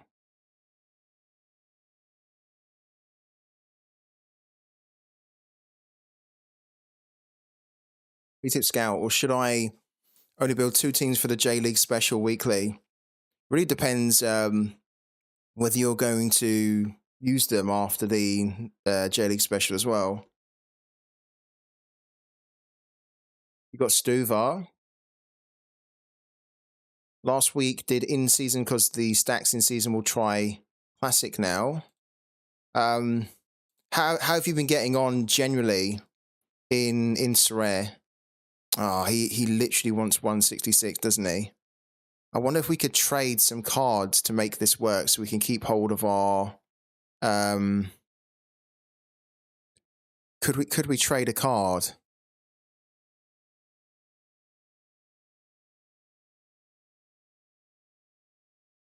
Wonder if we could trade Brent Kalman. And then If we sent Brent Kalman,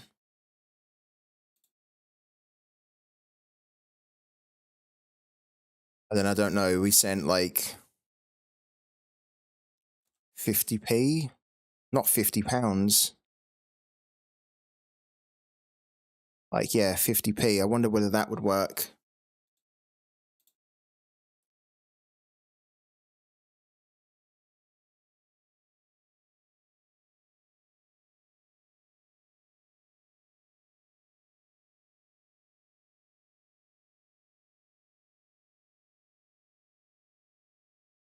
Maybe he doesn't even want Brent Kalman, but let's just do that to begin with. Right? So we send Brent Kalman and 50p to then get a Diego Chara.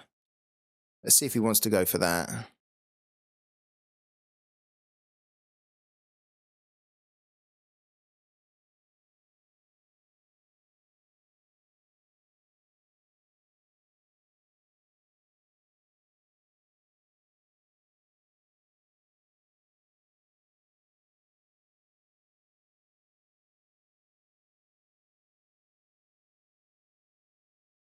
Whilst we're waiting for that, we can keep looking.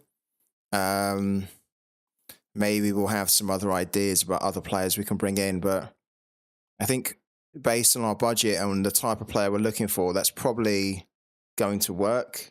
The alternative would be to get a bigger stack going with Charlotte, but I'm not entirely sure that this is going to be a good player to stack with because he doesn't really start at the moment.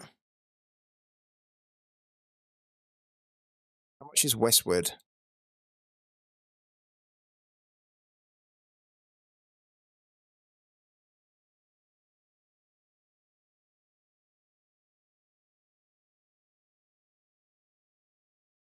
In general, my basically whole Hashtag stack got injured, so it's now starting to sort of come back. And also bought some J League and MLS for over the summer. Smart, man. Yeah, really smart. Sounds like you've got a good plan and you're working it. You're working the plan well for you. What is Westwood doing? Westwood has been so underwhelming since he joined Charlotte. He's like a threshold player. So he wants Brent Kalman and then 95p.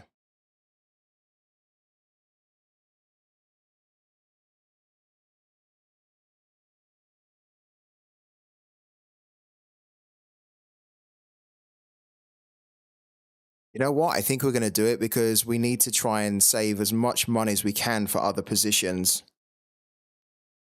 Yeah, Uranen was a very good deal, yeah. Uranen was a really good deal, I think. We got him well. I think I'm going to do that. It gives us a midfielder now. And we get rid of a defender that we're not really using. We had listed up for sale anyway. That we were probably going to struggle to sell. We have been struggling to sell. So here we go. We're on our way. I think Chara should play because he's in here. Look, he got a red card, but he got suspended for one game, and then I think that he's here, expected in the lineup, and this is RotoWire. You can, generally speaking, trust this lineup here. So yeah, I think that he will play. He's the main starter anyway. He's the captain. So we have Uranen, and then we have Diego Chara now. And then we've got about £1.32 for a forward or another defender midfielder. I don't think we can get a forward for 132, can we?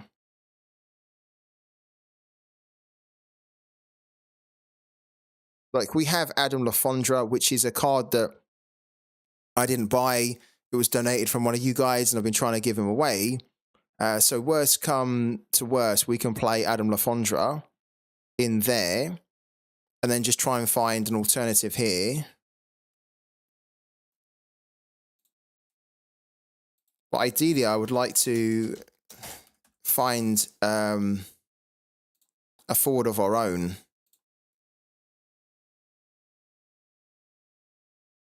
We'll have a look for a forward now. I honestly don't think we're going to find a forward that's going to meet our needs for less than £2, really. But we need to look at it. Have you seen Hollingshead underperforming to his usual standards like the whole of LAFC? Bought Hollingshead, though, classic, hoping LAFC and him pick up their form to their usual and his usual 60 to 100. Hollingshead is such a great option, and it's actually quite nice to see a player like that that's not doing as well as what we know he can, because then that's the perfect time to pick him up. So it actually sounds like you've done a very good job there. Yeah, this is going to be a challenge, this one. Tom Barlow, Lenny Lobato, who's 191, but basically a sub player. Tom Barlow is not very good at all. I don't know why Tom Barlow joined Chicago, or why Chicago were interested in Tom Barlow. But they did. Christian Ramirez, I like. The problem with Ramirez is that he doesn't actually start enough. But when he does pretty good.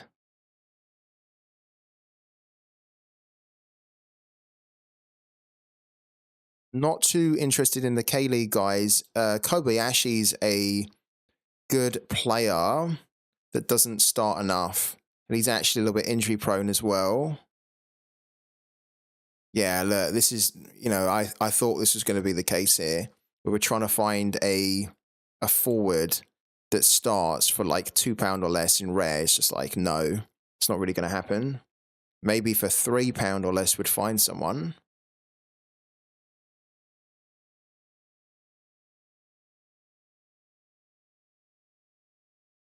Actually could have been an option if we thought he was going to start.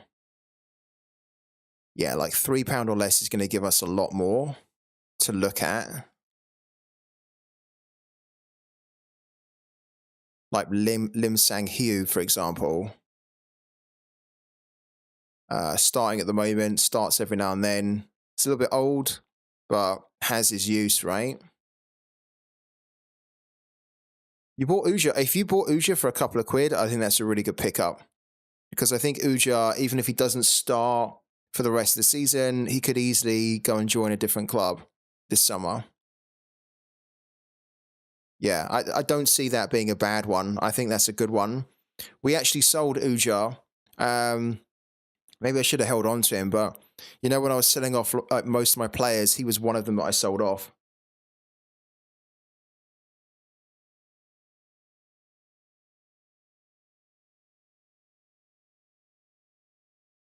Bobby Wood. Dyron Asprilla. Asprilla doesn't start all the time. Yeah, look.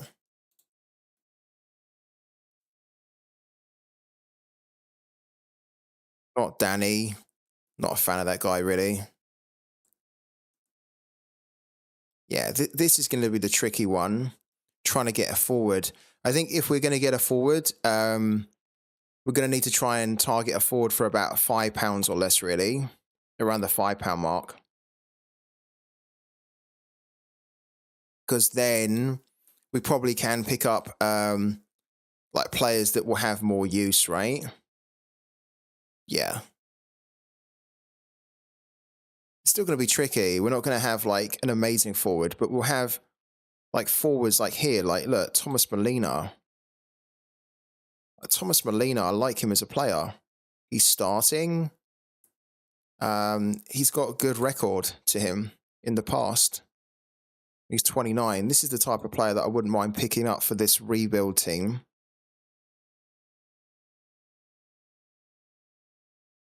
Chikorito's there as well.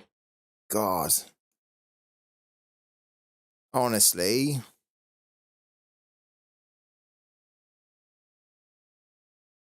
Chikorito, we know, is made of glass, right? He's injured more times than he is available to play, but it's still Chikorito. And a Chikorito that we know will score goals eventually. But we're not quite there yet to really be able to afford these types of players. we have to try and keep building up to get there. Or trading players to do it. No. We're searching not for in-season, we're searching for in-season and classic, because we're just going to be playing these players in a like a punty 240 team to try and hit the $15. Like, we have a DMP goalkeeper. We just bought Uranen. We just bought Chara. And we're just trying to see if we can, get some kind of a real cheapy forward. We don't actually need a forward technically at the moment. We have Adam Lafondra, but it's a player that is supposed to be given away.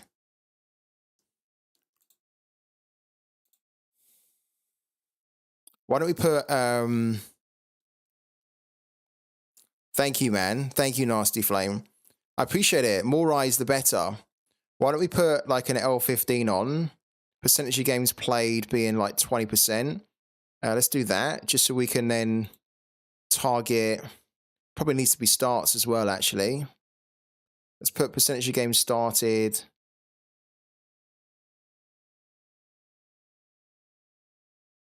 50%. Okay, we get 8 results which come up. So there's Thomas Molina.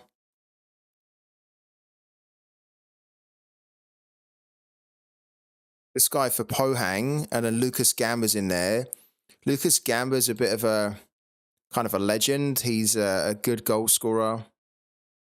Got a good record in Sorare as well. Pretty decent. I think I would pick Thomas Molina, though.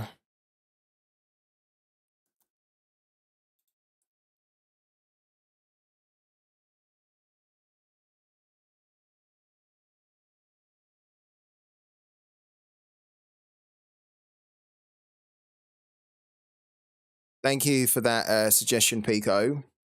Yeah, we're trying to look for players that we can use over the summer,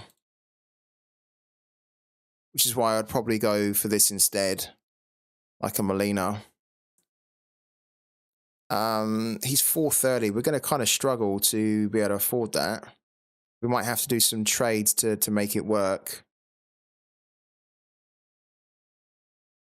Also, one of the problems with Molina, doesn't really have any AA, which could be a bit tricky to play him in a threshold team.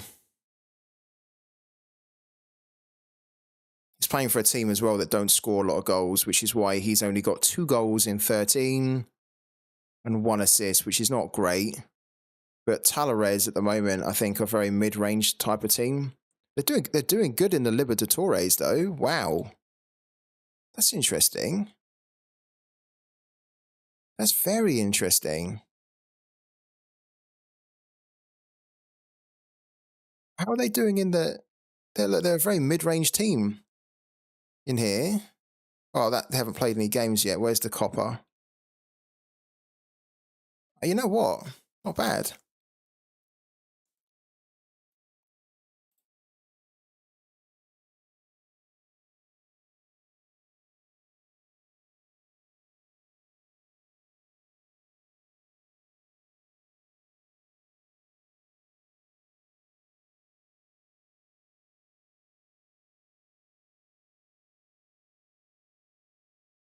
Its record's okay, but it's not amazing.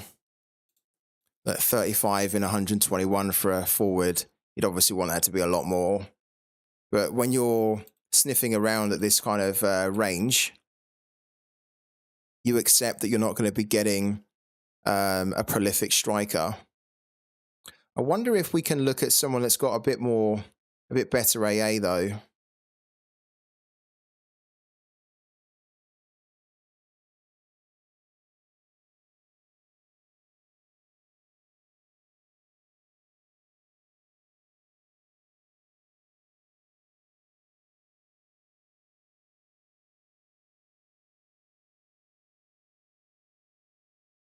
Okay. So there's Lim Sang-Hube coming up. Yeah. I thought it might be asking for too much, where we're looking for a forward that has good AA, that is potentially starting a bit as well, can maybe give us goals. If we took this down to 4, I wonder whether we'd get any significantly better results. We do.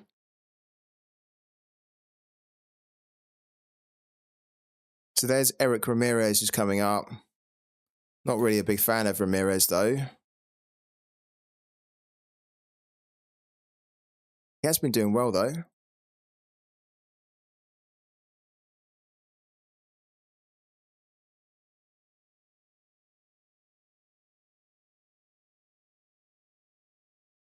Hmm.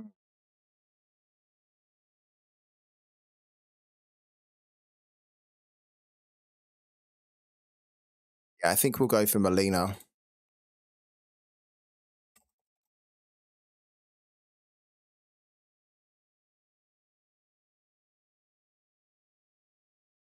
Oh, look, Basilbot and Sahis are selling. Okay, let's see if we can get this one from Basilbot then by trading cards for him, because there's no way we can afford.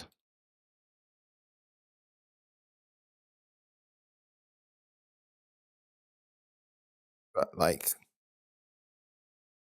that in there. Let's do that. Let's see what he comes back with.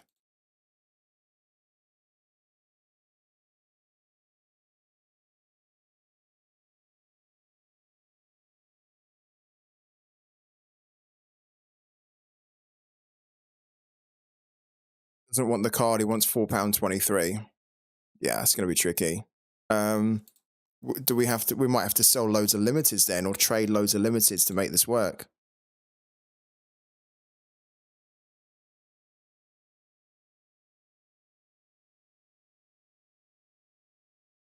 So what limiteds do we need to get rid of?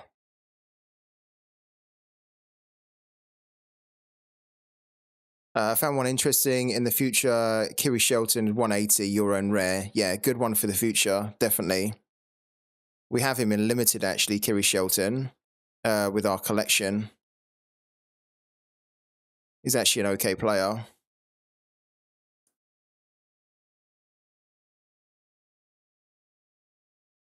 Maybe we need to trade Quinn Sullivan. I hate that we have to do it, but maybe we have to do it just for the sake of moving this team on, because Quinn Sullivan at the moment is 430.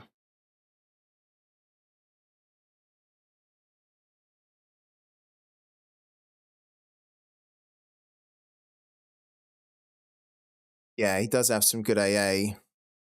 I guess I can buy this guy again in the future. Just at the moment, I'm not using him. He has some value here as well. How much would the bot give us for Quinn? Because he's one of the few limited cards we've got that can really free up a lot of money for us to do more things here. 429.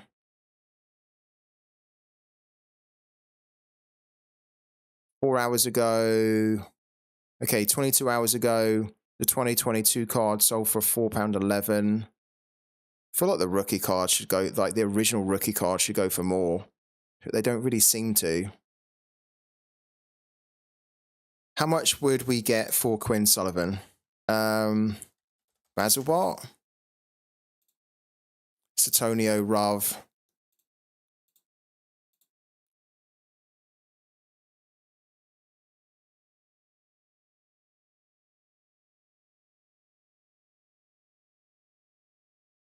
Why do we have 239 in our ETH account?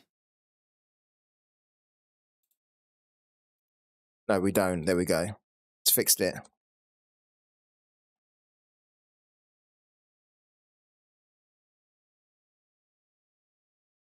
Quinn Sullivan. Right.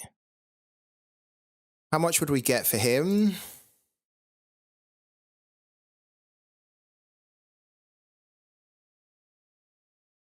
Yeah. He's actually one of the most expensive limited cards we've got, and he's only £4.30. It's terrible. Let's do it. We're gonna see who's gonna give us the best offer, and then we're probably gonna accept it.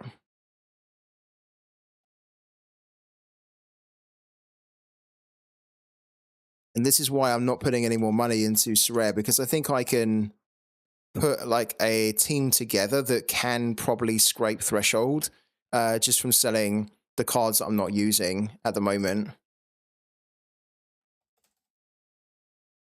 And then, like, if we put a team together for like a $5 or £6 and we end up winning $15, and it's going to feel like a big win.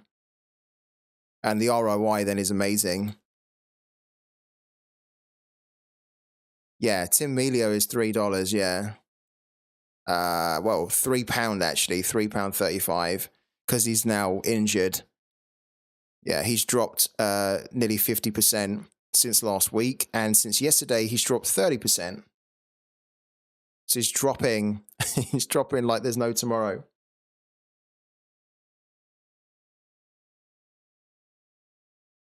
Okay, let's send another offer. This one. And then we're going to send it to Satonio as well. We're going to basically just shop around here and try and get the best offer. Right? And then we're going to go to Rav. Whoever gives us the best offer here, we're gonna take it, most likely.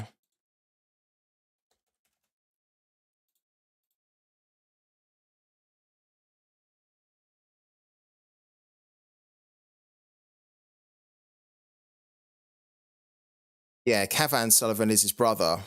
Yeah, they're brothers though.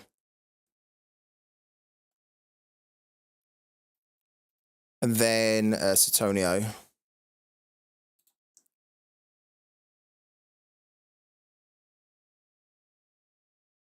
Right, trade with Satonio here. And again, Quinn.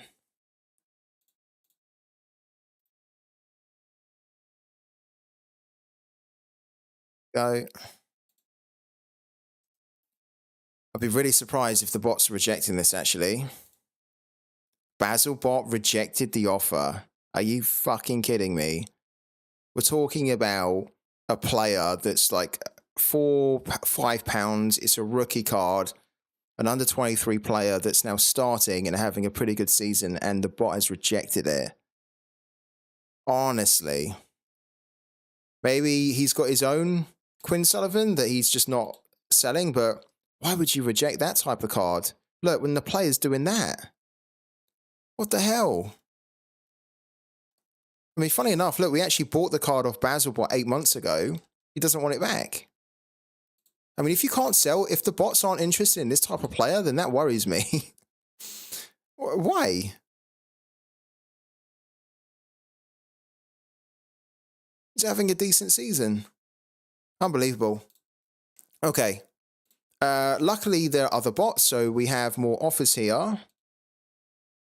285. Oh, that's horrible. 250. Oof. I'm hoping Satonio can give us an offer of like £3 or more. I don't want to sell for 250. We do have one for 285 though, don't we? Yeah. Which is still horrible, really, given that he is selling for about £4.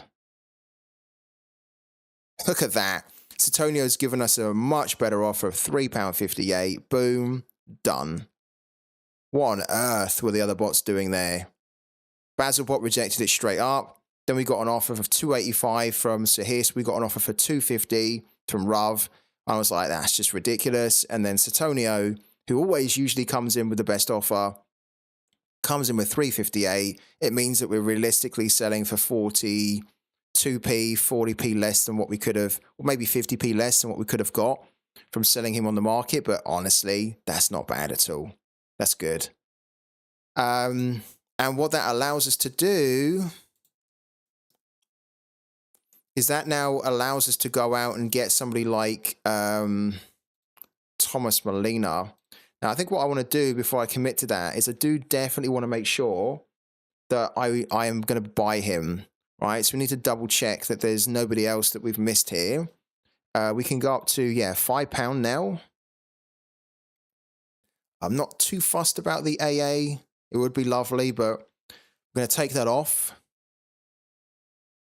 What could be quite interesting is to look for somebody over the last 40 that has been getting involved in decisives regularly enough. We have 10 results there. Danny, Tarragona. Okay, yeah, these guys I know about. This guy is actually not too bad. But he's not really starting, is he, at the moment? Not sure why. If we take this down to about 36 there, we'll probably get about 50. 24. Oh, it's less than what I thought. High camera. Brian Linson's there. Zardis is there. Kim Jin Sin is in here. He's not starting though, is he? He is at the moment, this youngster. He's kind of a bit of a fringe player though. Like, you never really know. He can come in for a few games and then be benched again, and we don't really want that. The key thing here is just to try and target a starter, which is why Molina kind of appeals, because he is starting and he is their main starter. Let's put that quite high now at 60% there. Then filter that. Then we get 7 and Molina should be there again. Yeah. So I think we're gonna go for Molina here. Mark Gork, hello man. How you doing, mate? You right? Here we go. Thomas Molina, rare. 429, 429. What was our offer?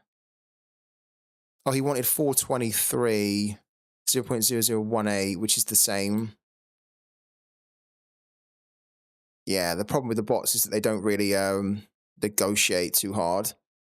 And we've just got rid of probably the cards that they would have been interested in. So we're going to have to buy this here.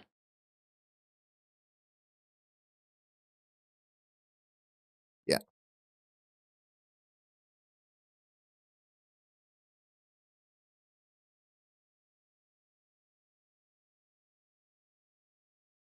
Hungover after rail buying and some drinks. Nursing a big hangover from the sounds of it.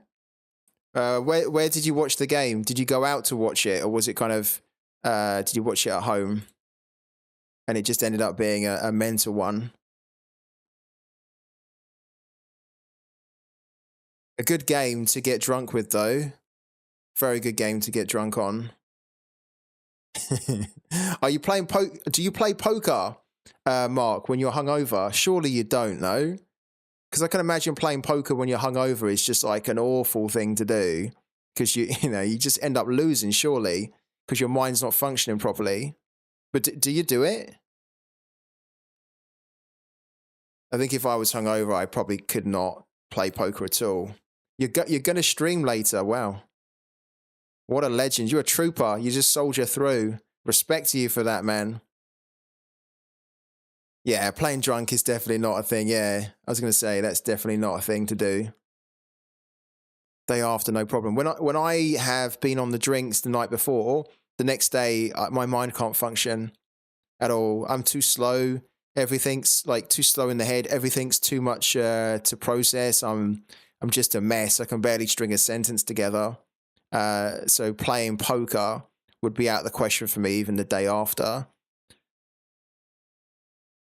Even streaming would be a bit difficult for me to do hungover. Be fun for you guys, I think, to see me struggling. This team's coming together, isn't it? We've got Molina in there now, Uranen, Diego Chara. Given the fact that at the start of the stream we had no players realistically in here that we could use, this is coming together. We need another player. Now, technically, we can play Adam Lafondra,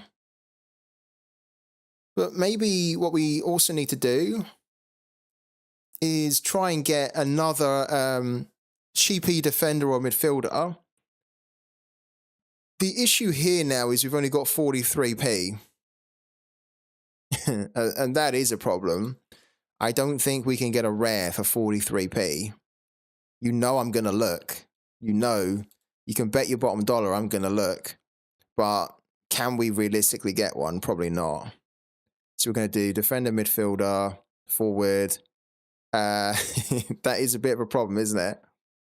It was already quite difficult to find players for £1, but not 43p. We put 50p in here now. Let's see what we can get. Yeah, we need to take this off as well. Is there nobody here in rare for 50p? Surely. There's two. There's two. Okay, I thought that would be difficult. What happens if we bump that up to £1? Right? Then it massively changes, okay? So then we go from like 2 results to 55. So what we probably need to do here is find somebody that we want to bring into the team and then just trade the hell out of the cards that we don't want. Sort by floor ascending. Your first rare player will be a player from the Belgium League. Who will it be? Who have you picked out?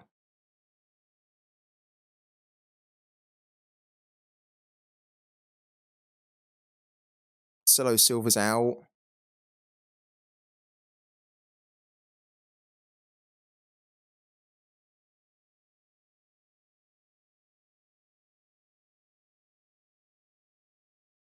Okay. Who can we get here? What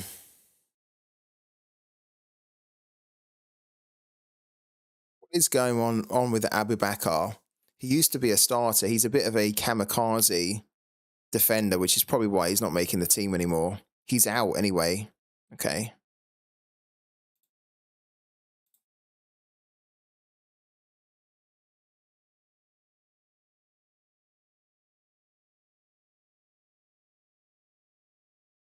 I mean, honestly, we might even have to look at Cole Smith. I hate that I'm saying that because I really don't think he's that good. Eric Miller's decent, though. What's going on with Eric Miller? He's not starting.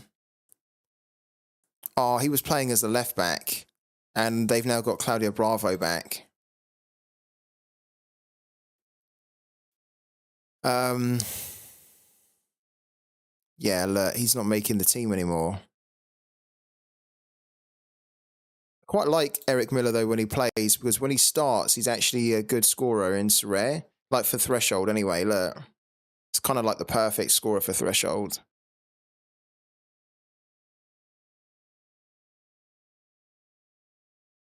Okay. So we can't realistically look at Eric Miller.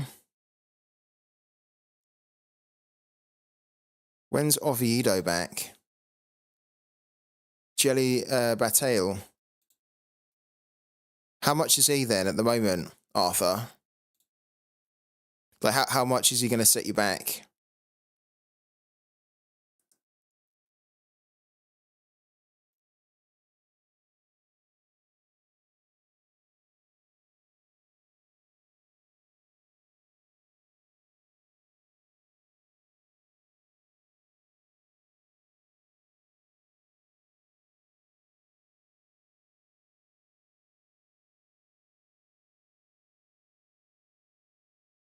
How much are some of these other Charlotte players in here? 215 for Nathan Byrne.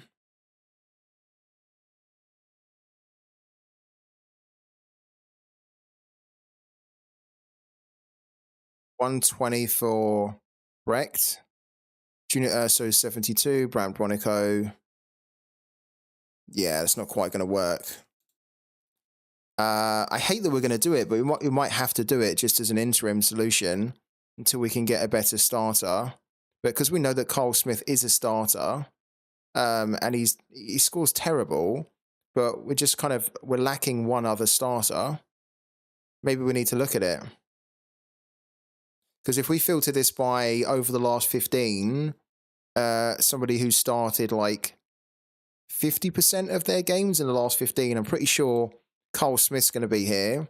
And there's going to be very few others. Look, Cole Smith, and then look.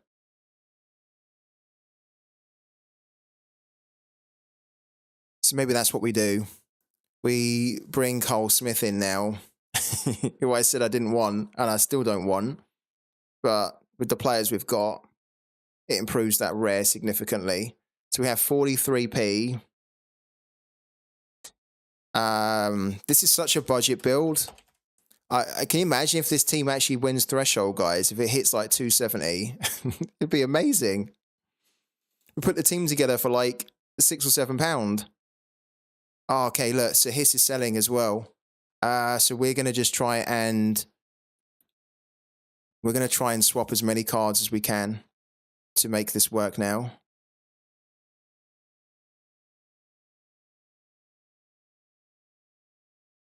He missed the last game though, didn't he? Bit risky. Yeah, Steros is technically a bit more. Yeah, I think Steros is better because Carl Smith as well, he kind of missed this game and then he was dropped to the bench. So maybe Steros is the better option. Yeah, because we did talk about him earlier, didn't we? The thing is, we're going to have to trade a lot more to get him in.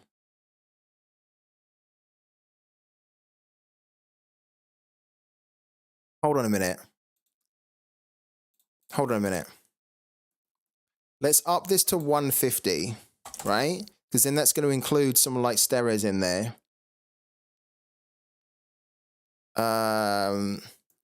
Lucas McNaughton. Right. Lucas McNaughton could be the way here as well. It says that he has an ankle injury and it was updated 3 hours ago. Is he out? When we were looking at this earlier, it said that he was going to play. No, he is out. He's out. Okay. They've updated that.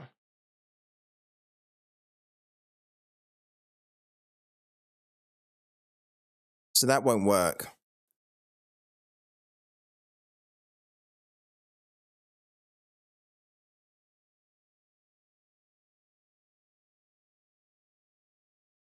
Really given any of these guys a bit of a look, have we? Maybe this is our route into it. Or do we up this to £2? If we up this to £2, Jesus, we're going to have to trade like crazy to make this work. But then we're probably going to improve our chances to pick a starter.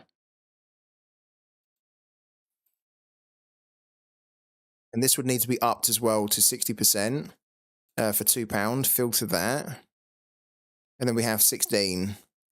Aaron Long, Paul Marie.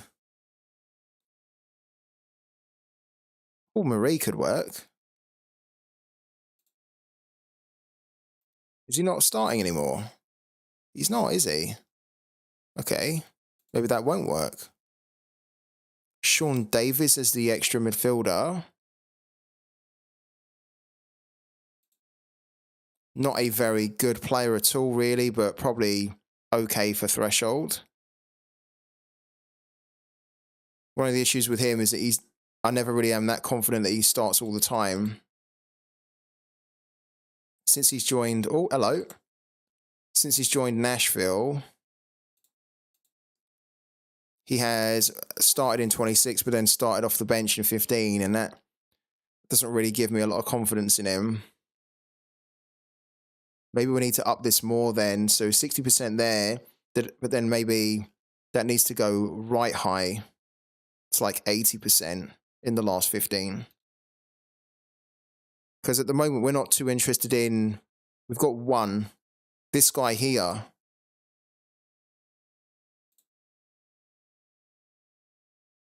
Okay, yeah, so he started a lot of the games here in the last 15. But in his last 40, he hasn't. All right. That's giving us a bit of a false positive there. If we take that down to 70%, and then in the last 40... we then put on the last 40, 60%, then we should get somebody who's actually part of the first team, if they're available. Is this the guy still? This is the guy. No, I don't want that guy.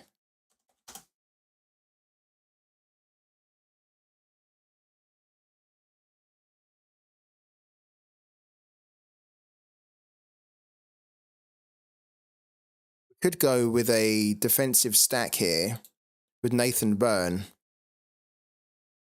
So we then have the right back and the left back. That's probably better, isn't it? So we have a Charlotte defensive stack going on. But he's 215.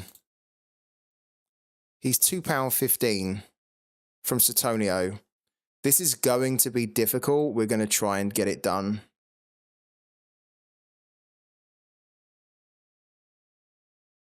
Right. I don't know how we're going to get it done, because I really don't think we have any more cards to trade that the bots are going to be interested in. We've only got 43p. We can't make any more deposits into the game. He's got kind of like the perfect scoring that we need for Threshold as well. No, I'm not. I'm not getting that United Rare collection anymore. Do we just throw everything at this here? Everything that we could realistically sell, we throw at it.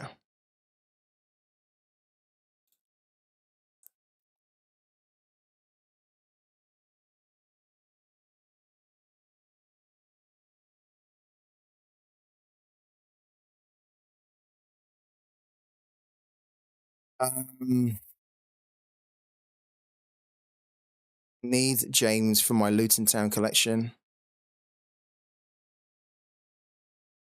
Anti-Airsig, we could throw at it, but I kind of almost wanted to keep hold of him.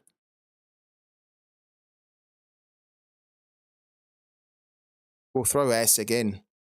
Maybe he... oh, did we just close it? We'll throw Airsig in.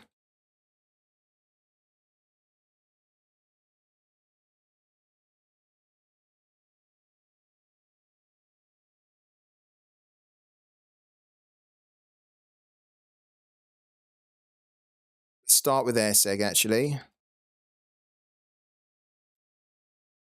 No.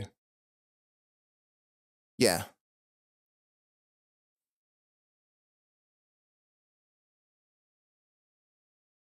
Let's do that.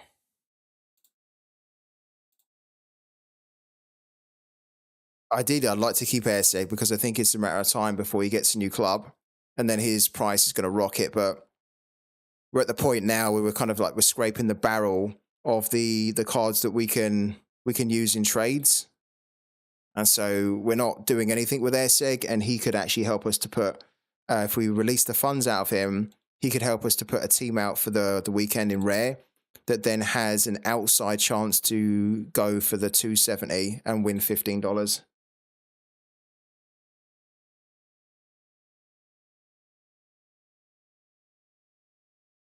The counter is 215 for Nathan Byrne.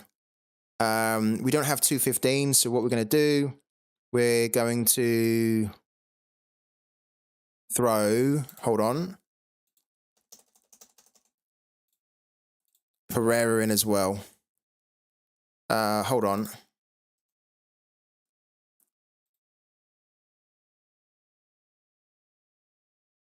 Done that wrong. We need to counter by throwing in Pereira and then Airseg. And then taking that off entirely.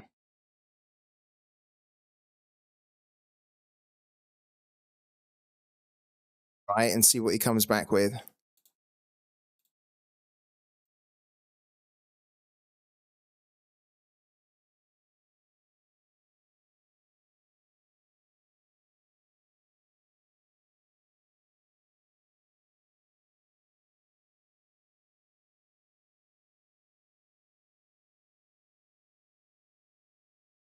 It's pretty good. Has he just, what's he done here? He's rejected it. Okay.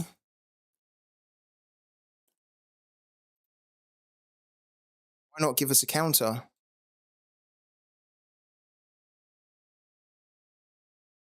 So he was kind of interested in Airseg.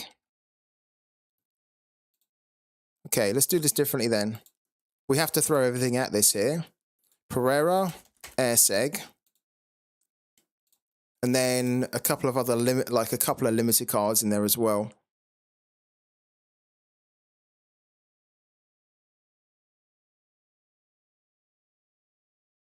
Or we can throw Cossio in. Throw Cossio.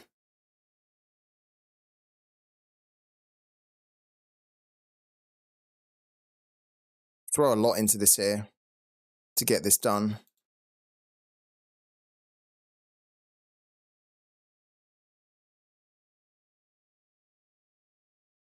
Because at the moment we're not using Cossio, and then we could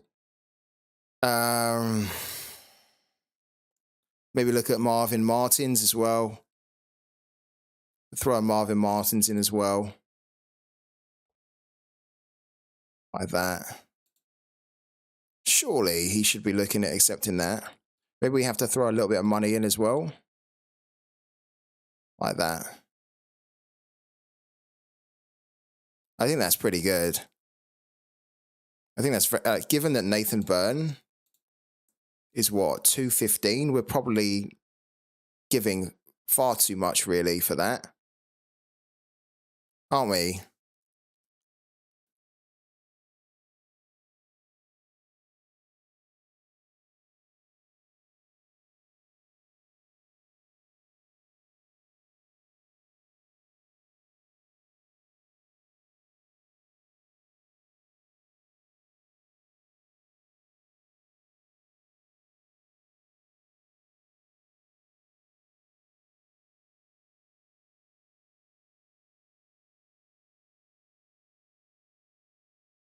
It's 3 rare cards and a limited Marvin Martins.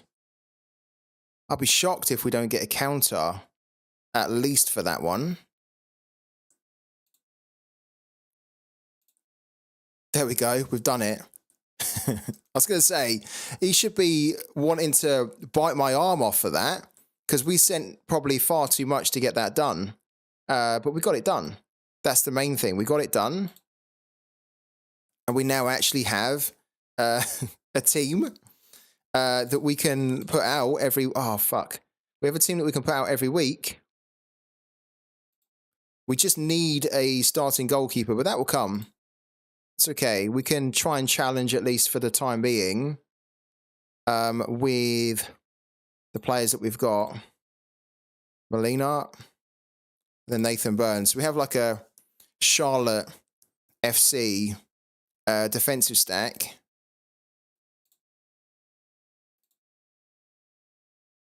And we're going to try and challenge for 270 to win $15, which would be amazing for this team. As this team for $15, we bought Diogo Chara for how much did we buy him for? Let's have a little look here. How much is this team that we just put together here? So Molina for 429, Diego Chara for 95 plus Brent Kalman, probably a couple of quid there. Yeah, probably put this team together for about a tenner. What do you reckon, guys? Is that going to hit threshold or not? Even with the DMP goalkeeper. What do you reckon?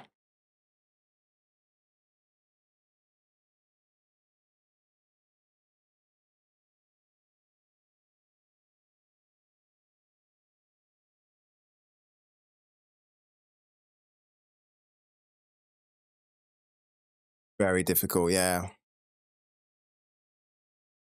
Yeah. We're gonna have to get really lucky, I think. But we're gonna have to get our captaincy spot on, and we're gonna have to hope for some big scores from the outfielders there. Let's put the team into the lineup builder. Let's do it. Lineup builder, captaincy 40 rare for the weekend. We don't have a goalkeeper, so we need to actually be able to see the guys with no games, actually. There we go. Right, so we put Emre in. And then we put, look, Jerry Uranen, who has a pick score of an A, which is pretty good. So he is going to be our captain. So Jury goes in. Then we've got Diego Chara, who at the moment it's projected he's not going to play, but he should play because from RotoWire, they're showing that he served his suspension. So Chara goes in. Then Molina goes in. Oh, look. But the game that Molina has is against River Plate. So I think we can probably say that we won't hit the threshold. We'd need Molina to score. And I think we'd be lucky if Molina even gives us a score of 35. And then Nathan Byrne. Oh, dear. The team has a score of 41. And according to Sorare data, a 0% chance to hit 270. So there you go. That's positive thinking. But I like the very budget team that we have. That means that we've got players that are starting, that are regular starters now. And so every week, even if it's not this weekend, but every weekend we can put out this team and at least have an outside chance to try and hit the threshold. And we've got a rare team that we put together for £10. If they hit one threshold, we basically recoup the entire cost of this team. And that's what it's about. And then if they do hit that threshold, the $15 we can then start putting towards getting a goalkeeper of some kind.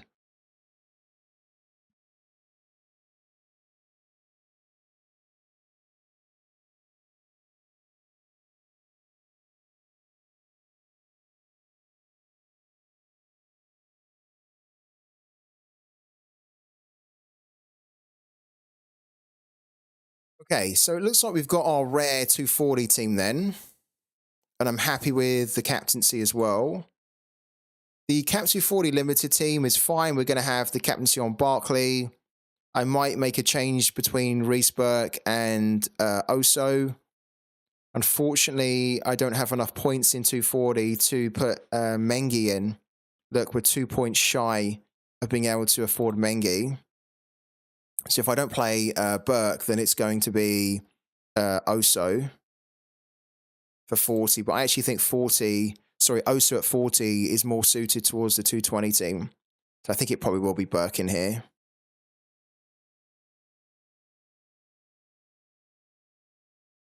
And then in the 220 team, at the moment, I'm going to put Tim Melia in there as the DMP goalkeeper. Morales with a home game against Vélez Sarsfield. And we know that Morales at home can easily hit 100. So he's going to get the captaincy. Illy Sanchez is in there with a home game against Vancouver Whitecaps. Bravo with an L15 of 38 is the perfect type of player for 220 because he can explode to a score of 100 out of nowhere. And then Alan Pulido at the moment in here up front. Although if you guys decide that you want Pulido in the community team, Pulido will come out, and then I'll probably end up playing Agada in here, something like that. I actually think this team's pretty good, even with the DMP goalkeeper.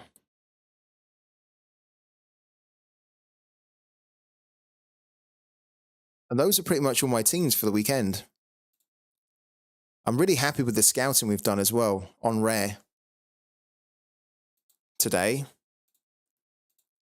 Just shows you, doesn't it, that you don't need loads of money to find starting rare players that give you a chance to hit the $15. Because, you know, if you put this sort of team together and then you had a really cheap goalkeeper, I'm pretty sure you'd be able to scrape threshold 270 fairly consistently. Even if you've done it like twice in a month. So out of that, say 4 or 5 game weeks in a month, you hit it twice. I mean, you'd be able to recoup the entire cost of your team back, and you've built the team for nothing, really.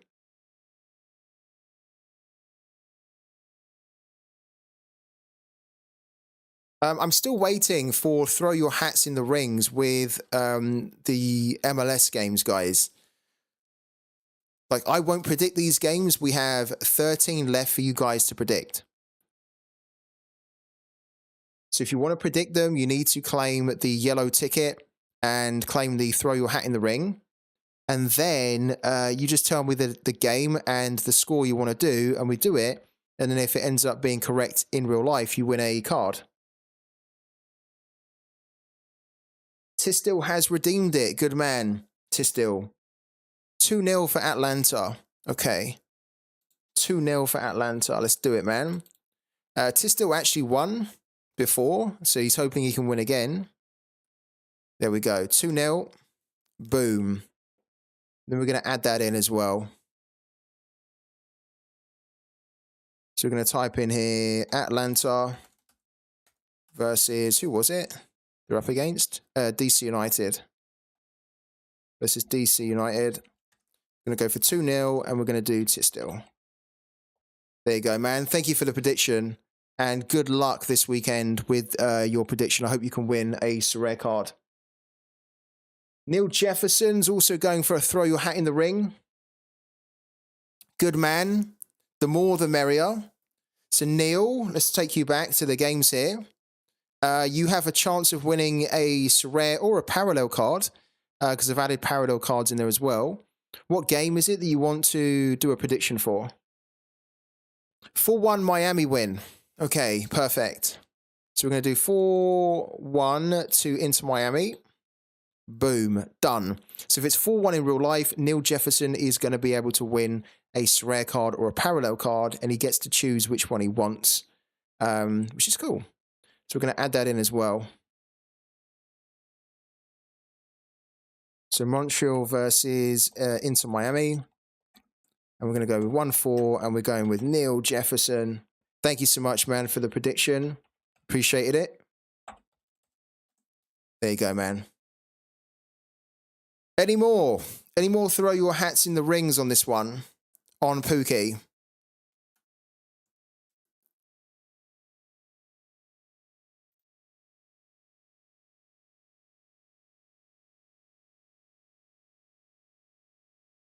Fortunately, we don't have enough POC or Matic to level up our Pokeball to level 55 yet. Bit of a shame. I also... No, I've done all my predictions for the German League. We have another 111 energy that we can put towards the USA League, which means that I'll have 13 energy left over, which will give us a couple of games to update the predictions on.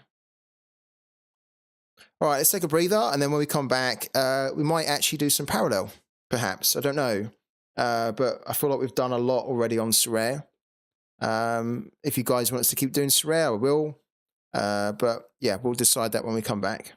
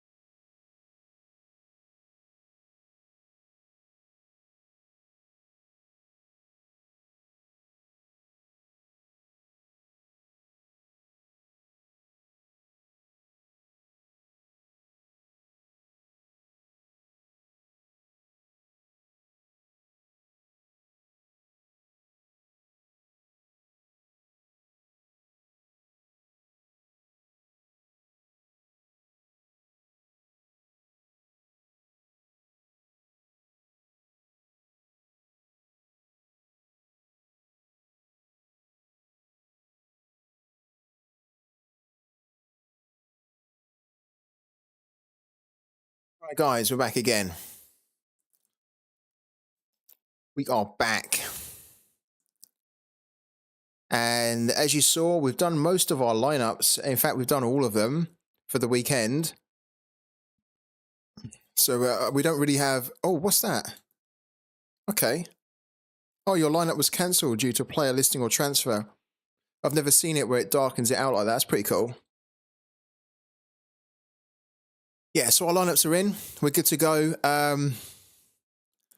might start doing something else now to answer you guys. A little bit quiet in the chat, so I'm thinking I might just switch over to Parallel. We don't have anything to do on Pooky, unfortunately, because I've done my predictions, and I'm just basically waiting for you guys to give me more throw your hat in the rings, and then we can kind of like come over and do them. But yeah, we're kind of done on Pooky as well. So we're kind of organized. The only thing we could do is Ultimate Champions, but I think I'm going to do that as maybe an autofill tomorrow.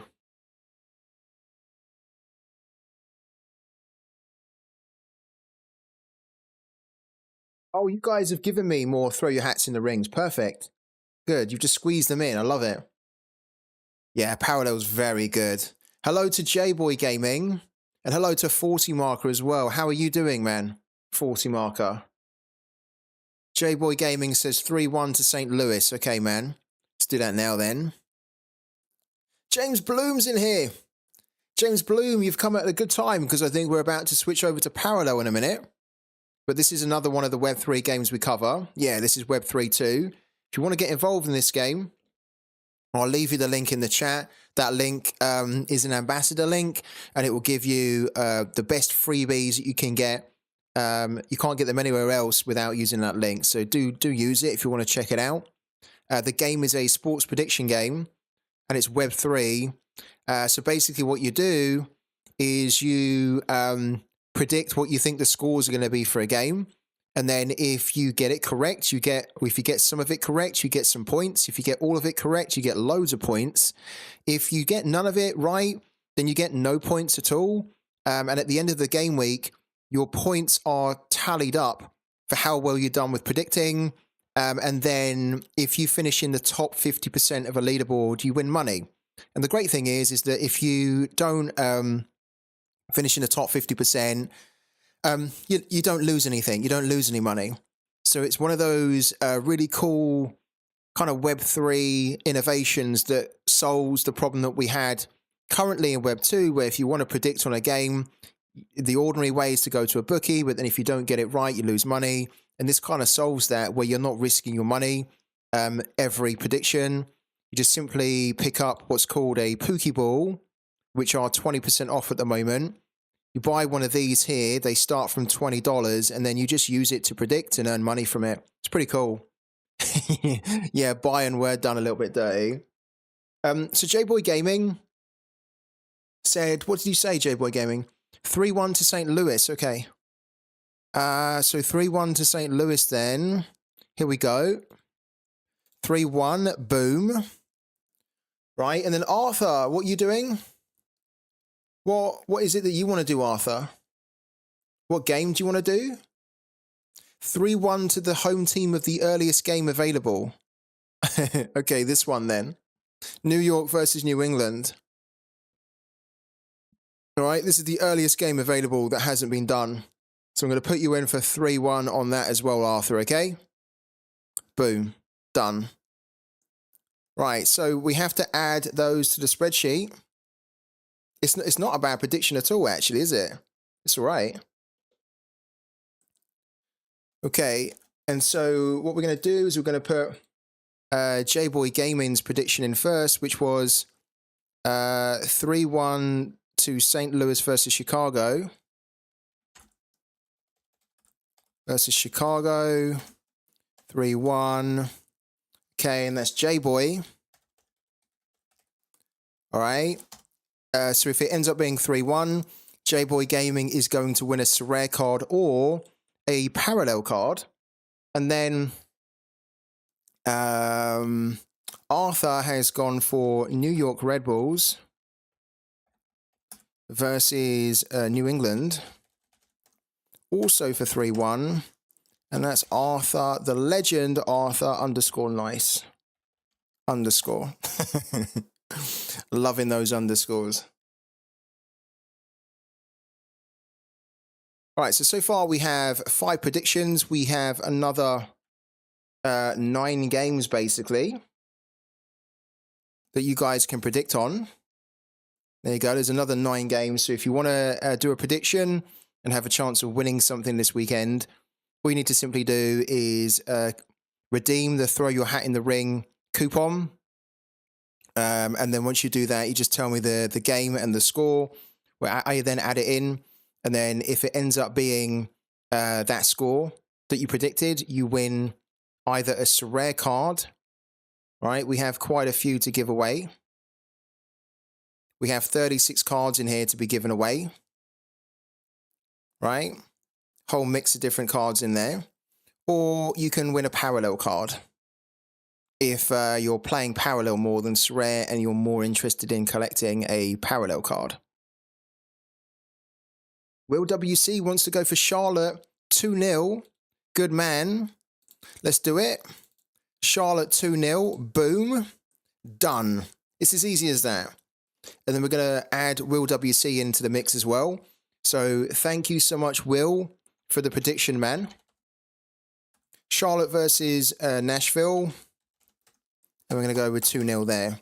And that's Will WC1, who's now thrown his hat in the ring. Any other takers at all? Any other guys in here that want to have a chance of winning something this weekend? You're backing my 240 defense. Yeah, man. That's why I like your prediction. The fact that we just bought 2 Charlotte defenders and you've got the confidence that they're going to keep a clean sheet. I like it, man. I think it'd be great if they do, because we have then a chance of winning $15, don't we? A slim chance, but we still have a chance to do it. Any more takers for Throw Your Hat in the Ring? There are 8 more games left. Remember, it's first come, first served. So if you really want to predict on Philadelphia, Orlando, and if somebody else, decides to do that prediction, that's gone. You then can't do that one.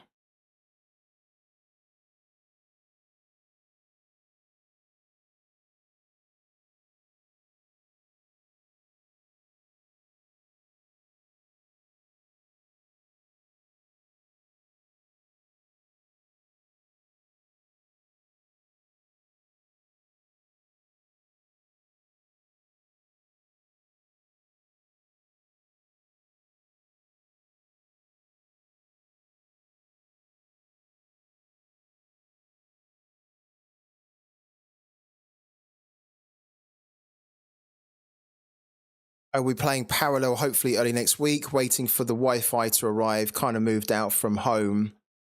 You're going to enjoy it when you finally play it, man. Yeah, you're going to enjoy it when you finally get round to setting up the Wi-Fi and diving into it. And there's the link again for anybody that is interested in playing parallel. Use it to sign up and you're going to get 2 free packs of cards to get you going in the game. I bought a couple of new cards last night. I actually think I bought some cards that were stupidly cheap, as in I think that they were mistakenly listed for 10 times lower than what they probably could go for. The couple of cards that I got were 3 of the smuggled supplies. This card here, which I might actually put 2 in my deck because I think I could use them. I don't see them used enough, and I actually think that there is a potential to use them in the current meta, in parallel. I also bought the special edition card of Nullifier Acolyte. And I bought Nullifier Acolyte for very cheap, actually. I bought it for 0.003. Which I think was, I don't know, that seemed a bit too low for a special edition card. So I picked it up, and that was about, I think 0.03 is about $8 or something. So I have him up listed for 53. Let's see how we get on. But if we don't sell him or her, I don't know if it's a him or a her actually, but if I don't sell Acolyte, I think it's a her actually, isn't it? If I don't sell Acolyte, then this is a card that we can absolutely use in our deck. And then I also bought one of this as well. It was another special edition card. I bought it for 0.0002. And again, I think that that was a mistaken listing. I think that the guy was meant to list at 0.02 rather than 0.002. And so I saw it and I bought it straight away. And the other cards on the market are up for around 53, 61. We've got ours listed up in ETH for 83. We might be trying to be a little bit too ambitious there with that, but if it hasn't sold later on today, I will just drop the price and see whether we can sell it. Right, I think it is time for parallel, isn't it? Let's liven things up a little bit.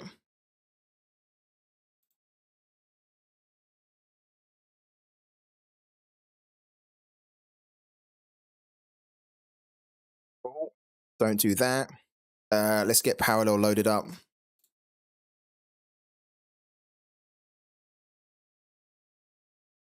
How have you been getting on, James Bloom, in parallel, like yesterday with your wins?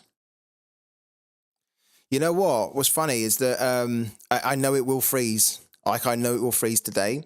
And it's a problem with parallel and the streaming software. Because when I played some games yesterday that I didn't stream, I had no issues at all. Like, nothing. It didn't stall, it didn't freeze, like... But when you stream the game using a software called OBS, which you might have heard of, they've got a problem, the dev team, as in there's a conflict of some kind that hopefully they can resolve, because most streamers use OBS, right? And so they need to make sure that their game runs smoothly with OBS. Otherwise, it's going to be very difficult for their game to build traction in the streaming community. But yesterday, when I played it and I wasn't streaming, it was fine. Let's also go back into our spaceship as well. There we go. We're in our spaceship again.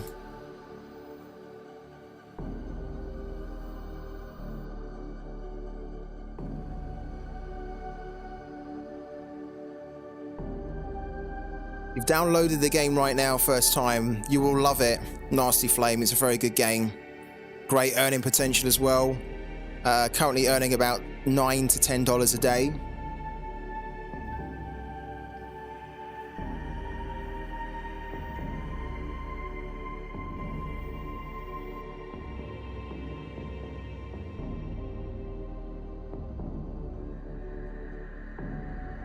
Depends what laptop you've got, really.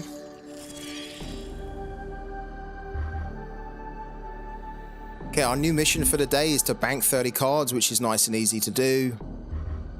My earnings at the moment, since I started playing Parallel 3.5 weeks ago, is 9.167 Prime, which is roughly about $150, $160 given the current price of Prime right now. And yesterday we earned 0.552, so half a Prime. And every day we're pretty much earning half a Prime. Okay, look, 0.552, 0.53, 0.53. Here it was not 0.5 because I only got 2 games in on that day. But if I'd have got my 5 games in, it would have been around 0.5. And look, if we go back a little bit further, 0.45 for that day, 0.5, 0.72, 0.793, 0.8. I was on a good run for those 3 days. But yeah, we can expect to be earning around 0.5, which is good because the price of Prime hovers between $15 to $20. So let's say that it's $20 and you're earning half of a Prime, then you're earning $10 a day.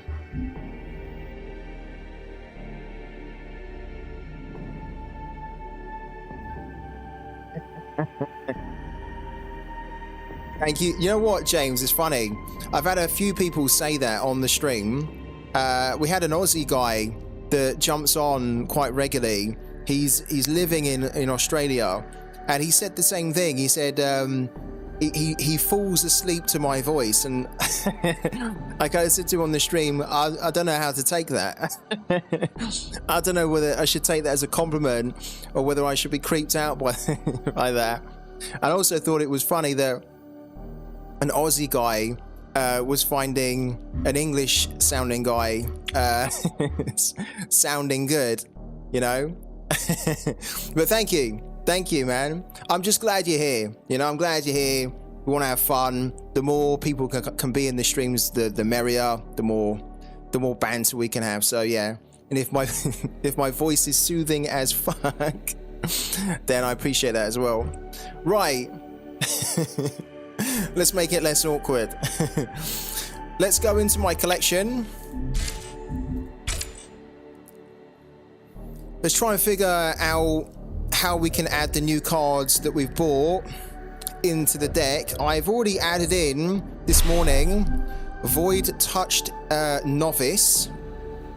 Right? Void Touched Novice. And I've also added in the other one, which was Nullifier Acolyte.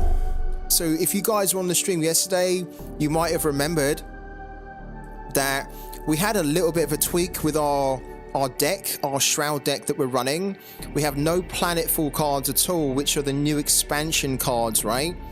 So we're running the base set card deck, which is basically the cards that came with the game when they released it. The new expansion has over 100 new cards, and those cards are really good.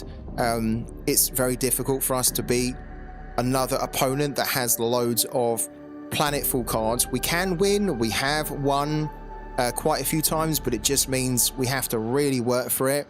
And when I was looking at my deck yesterday, we had a couple of cards in the deck that I was just not using anymore. You know, we weren't looking to play them. We were just using them to bank. And that's not really what you should be doing in parallel. You should have cards that you can equally bank and feel like you can use in a game. And so we had to make a few changes. I brought in Vengeful Ally, which is a 2-cost card. I'll just bring it up in case you don't know which one we're talking about. This one here. It's a 2-cost card. It has damage of 1 and health of 2, and it gets bigger when another unit dies when it's on the field. It's actually a pretty good card. It doesn't really fit into Shroud, but I didn't really have other better alternatives, so for the time being I put it in. But since I've now picked up 1 copy of Void Touched Novice, this is much better for Shroud, and also Nullifier Acolyte as well. Again, these are special edition cards, so I kind of want to sell them. If I end up selling them for mad amounts of profit, that's really going to help us to start getting planetfall cards. Remember, I bought this for about like $5 or something, and I think technically it should be going for a lot more than that. So yeah, they're in there for the moment. I've also picked up, as I showed you, this card here. I picked up 3 copies of this card. Again, special edition, because it was quite cheap. And I think I might want to use this actually.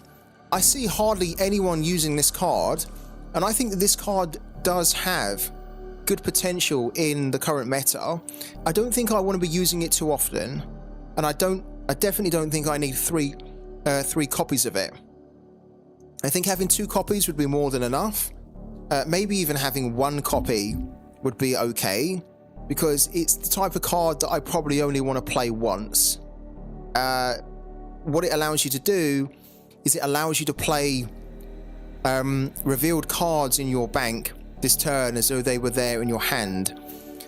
So if we're ever in a situation where, for example, we have banked a Demolecularize and then we've used a Demolecularize once and we can't find another one, we can put this down and then dip into our bank and then use the demolecularize, right?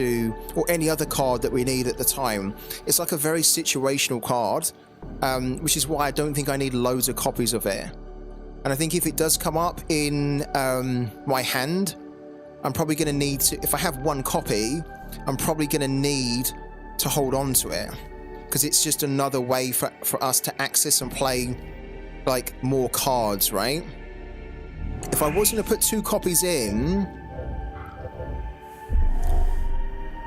I don't know where I would make the savings, because we do need 2 of these shockwaves in here.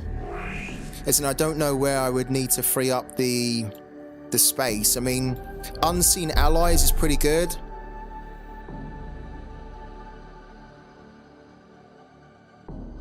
We technically only need 1 of this though. So maybe what we could do is we could get rid of 1 Unseen Allies, and then we could put in... well, actually, here's where we can make the saving. Look. With the flat circle, I didn't really want to put this in. I didn't really want to put this in, but we just kind of felt like this was the only other card that we had. It is a removal, but it's a removal that just means you're delaying the inevitable, where you just basically put the card back into that opponent's hand, and so then on the next turn they can basically bring it back again. So it's not very good removal. Why don't we get rid of these 2, because they are a 3 cost as well. And then why don't we put, to try out, why don't we put 2 of these in here, of these smuggled supplies? I definitely don't want 3, because the reason I want 2 is that I might want to bank 1, right? And then I might, if I bank 1, it then means that the next one I get, I will probably want to use, right? Depending on the situation in a game. But if I only have 1, there might be a situation in my hand where I have loads of other cards that I want to use, right? But I don't really want to use this one for the time being. But if it's my only 1, I'll be thinking, well, maybe I want to keep hold of it, because I might need it later down the line. But if I have 2, it just means that I can bank this one when I don't need to use it, and still know that I can get another one. Do you lose them when you use them? You mean when you use them in a game, Arthur? You don't lose them when you use them in a game. They are NFTs, so you own them forever, as long as you don't sell them. But you only get X amount of cards in a game. I'll show you it now, in case you've not seen it. Let's put those 2 in. Okay, here we go. So this is a very different deck now to what we were using yesterday, with the extra 4 or 5 cards in there. Let's give it a go.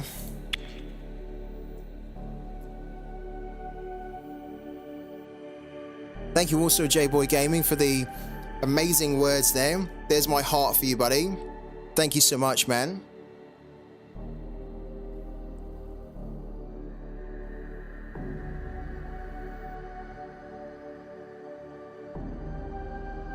Opening frequencies. Greetings. Well met. Okay, so we are the Shroud, the New Dawn. In case you've not seen this before, we're going up against a Cathari deck, which is called an aggro deck. It basically means that they are trying to win the game as early as possible. We are better at winning the game in the later stages of card cost, right? So basically they have lots of low cost cards, like 1 cost, 2 cost, 3 cost. We have a much better deck that is stronger when we get to kind of like turn 7, turn 8, turn 9.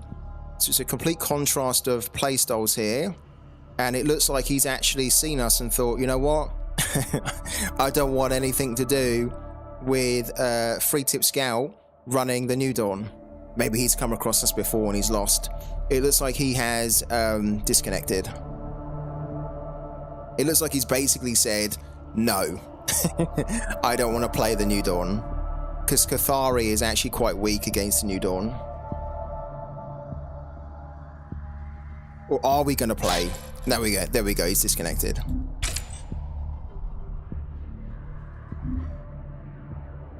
Let's go again.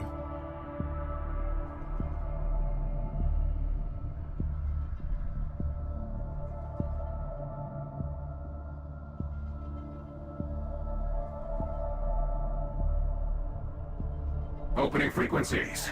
Opening frequencies. Greetings. This could be difficult. Fighting New Dawn, which is one of the stronger decks in the game, could be tricky. I need to change the title as well, so that people know we're not doing Sorare anymore. We're doing Parallel. The new dawn, ready to serve. The new dawn, probably the wrong time for me to be changing it when I need to be actually doing a mulligan. The opponent goes first. Let's get rid of that.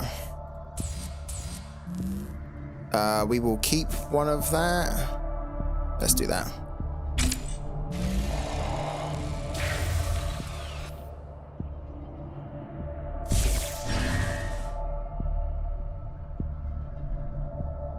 I stand watch. This is another human player that we're playing. Yeah, this is real-time PvP. So some other human is managing this right now, called Puzzraiser. Ooh, okay. Tricky. There's our new card, Void Touched Invoice. And we've got this one as well, Nullify Acolyte. Okay.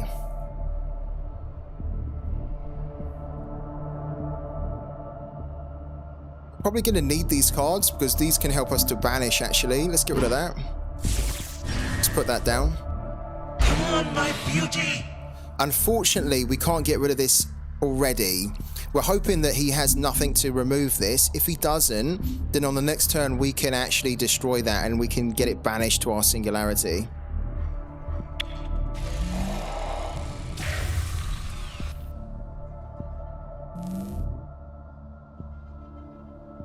Oh, you've played Hearthstone. This is meant to be the Hearthstone killer. Oh, he's going to get rid of our Whisperer with a PSA or probably a Life Siphon. Or that. Oh, that's annoying. Yeah, this is considered to be the Hearthstone killer. Yeah. It's in an open beta, but yeah, it's meant to be the game which will become the new Hearthstone, basically. Oh, okay. Good. We need to do this here. Wow. Luckily, we have another Engine Whisperer. So this is not too bad at all.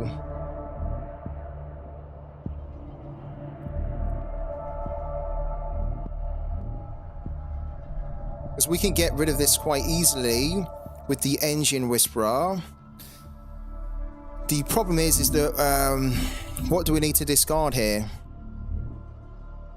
Effects that target you or other friendly units cost 2 more. This is actually quite a horrible one for Shroud to deal with. This one is good.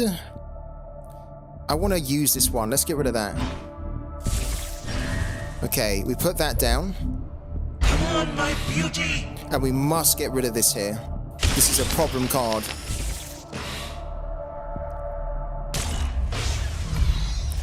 And we're going to banish it to our Singularity so we can start to use it. So we've basically stolen it from the opponent. Look. There you go. It's in our Singularity so we can start to use it. Alright, cool.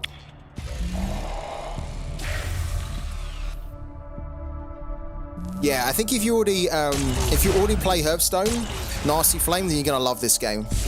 This game is brilliant. And the universe and the world that they're creating is so amazing. I'm a big sci-fi fan anyway. Ooh.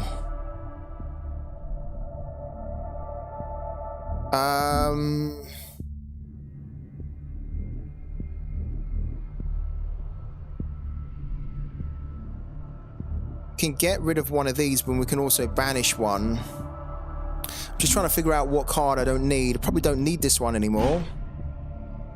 Yeah, honestly, you're gonna love this game. Make sure if you give it a go, please do use the link, guys. Right? The link in the chat massively helps to support the content I'm doing. It helps the channel to keep growing.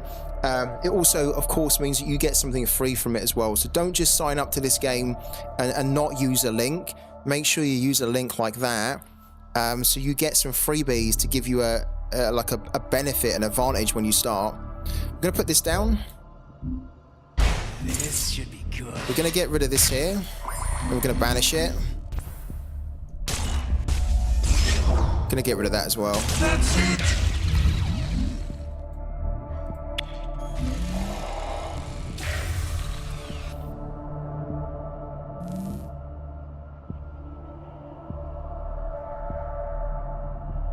Yeah, when you use the link, you do need to go to the Parallel main webpage, and you need to go to what's called the referral portal. And on the referral portal page, that will allow you to claim the 200. This guy has not... This is interesting.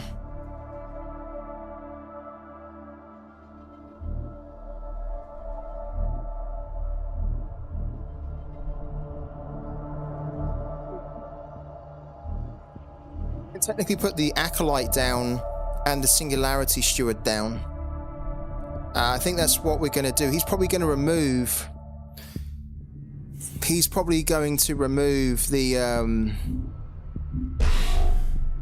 Thing is, we kind of need to get our Paragon, our own Paragon going. Let's get rid of the Acolyte, and let's get our own Paragon on the board.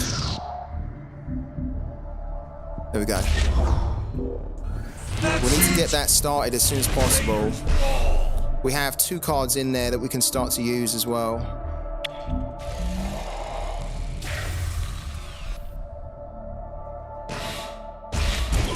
If you go to the main homepage, parallel.life, and then you click on the menu at the top left, and then there's like a link called Referral Portal. That's where you can claim the 200 credits, the 2 packs there. Yeah, I will show you after this game if you still can't find it. This should be good. That's annoying. But it's not a deal breaker.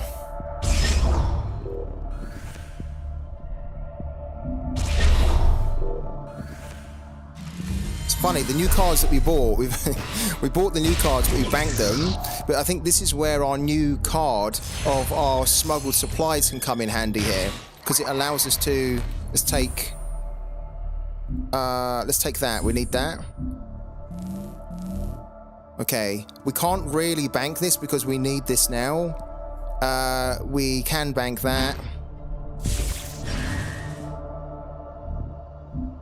We need to get as many of our Singularity Stewards on the board as possible to begin I with. stand watch. We could put this down to remove that, but actually having the Singularity Stewards is more important. I stand watch. And then we can do that. So now we're giving him a problem where he has to try and remove both of these on the next turn. And then we've got some honorary stewards here, which really complement the Singularity Stewards. So the 2 steward cards work kind of hand in hand together, which is good. Okay, let's do that. No, this is just a card frame. This is a card frame. So it does give the impression that this is an NFT, but I've just won. Well, I didn't win, but I earn, because you can earn the card frames in by completing the battle passes each season. My beauty. Ah, he's going to remove one of them. Maybe both of them, actually. My beauty. No. Does he have 2 erasures here? He has that. That's annoying. Does he have a banish as well? I stand No. Oh my watch. god. What's he doing here? He has an erasure. Look at this here. He's playing his cards so well. This is annoying. But we have a couple of solutions to it as well. Yeah, on the web, not in the game. Yeah, Nasty Flame. You got to go to the website. Yeah.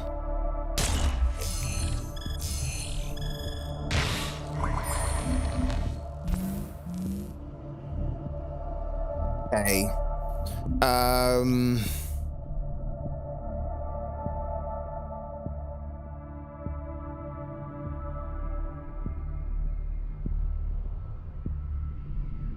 We're going to have 6 available. We need to play 4.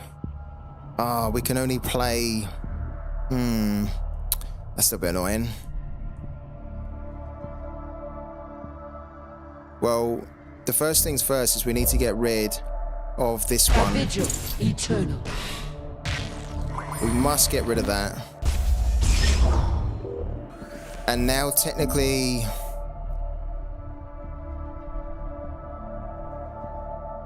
Oh, I can do a few things here, but I'm gonna need to get rid of our shockwave. Well,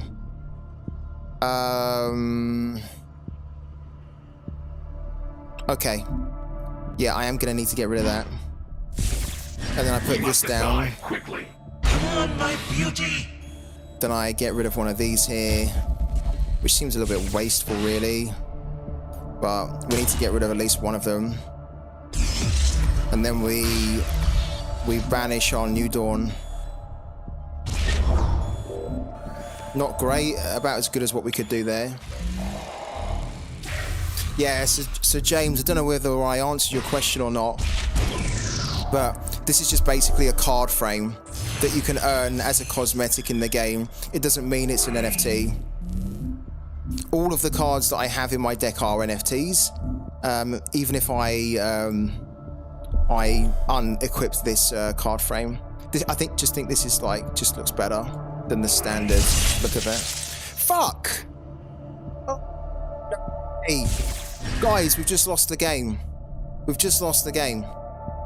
You know how I was saying that I don't really think I want to discard this here? Because we already banked one. We've banked both of these here, which we need to remove that. What we need now is we need our smuggled supplies. What cards are revealed? Okay, at the moment he hasn't revealed in our bank these. If he can reveal our shockwaves, then, and if we have a smuggled supplies, we're going to need to use it, because this relic here single-handedly will make him win the game. And we need to get rid of it as soon as possible. Oh my god, look what turned up. And this is why I think this card has a use in the game. I'm so glad that we have this now, because I didn't want to bank my 2 shockwaves, right? I did, and I was like, damn, now he's played a card and I need those shockwaves which I've already banked, but we can basically smuggle them back out as soon as he reveals them, because at the moment he's revealing my cards every turn with his Paragon. Okay, here's what we're going to do. We are going to get rid of this here. Right, we're going to put this... We technically don't want to commit too hard, because you could have a card that can wipe the whole board, but we need to always go for it as well. I stand watch. Let's do that. If he has a... because on turn 8 he can do a demolectarize, which could kill us all on the board. If he has that, then we're going to be in trouble. We must decide quickly. We're going to leave 2 cards spare there. We're going to hit him for 4. Gone, interloper. Okay, we can't hit there. Good. Good, good, good. Okay.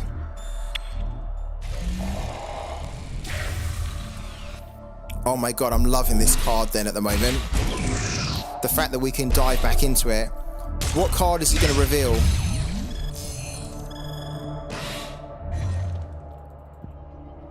He has not revealed yet. He's not revealed. He has revealed it, look. He's revealed it.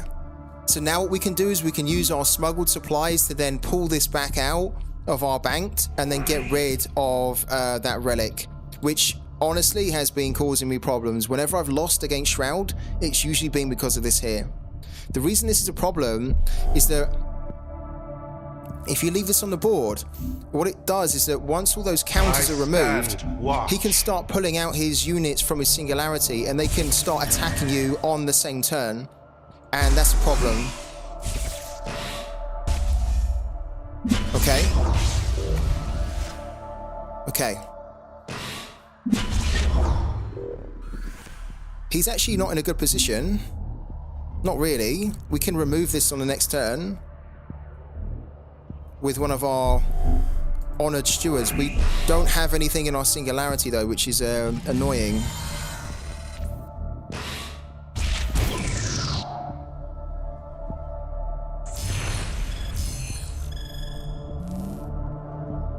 Okay, this is the card which you can use to clear the whole board.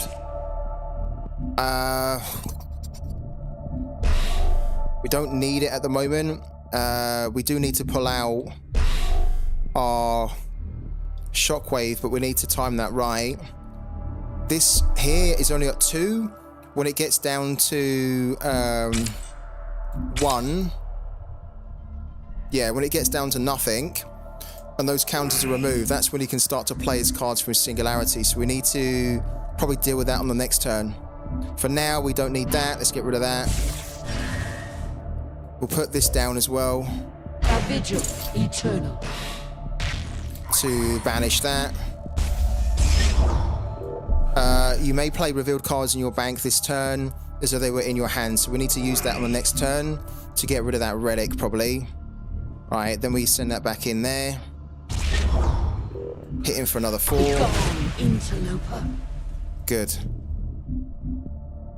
I'm expecting here he might put a he might put a demolecularized down here to remove these 2.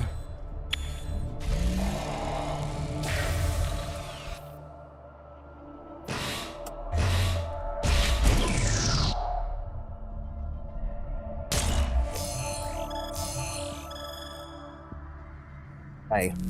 So our other shockwave has been revealed as well, so we can pull them out. And we're going to need to pull them out on the next turn. He doesn't actually have anything in his singularity, but we can't allow his singularity units to be able to be played on the board and then on the same turn start hitting us, because that is a problem.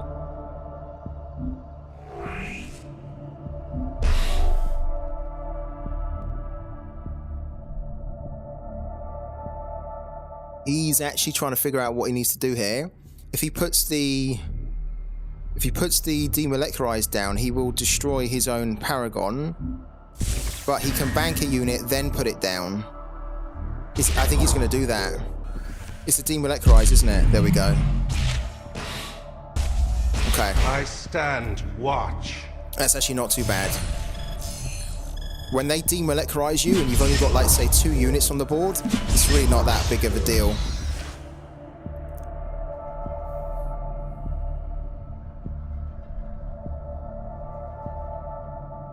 So what we will do is we will remove that card with our honored steward, most likely. And we need to also get rid of that. Yeah. Okay, this is a cool card, but I don't think we need it as much at this stage of the game, so we're going to bank it.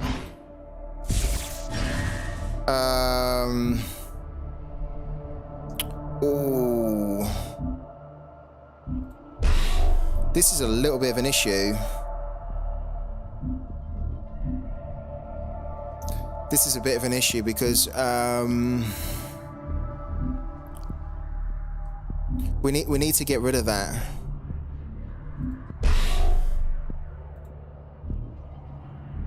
But if we do, we're not going to have enough shit.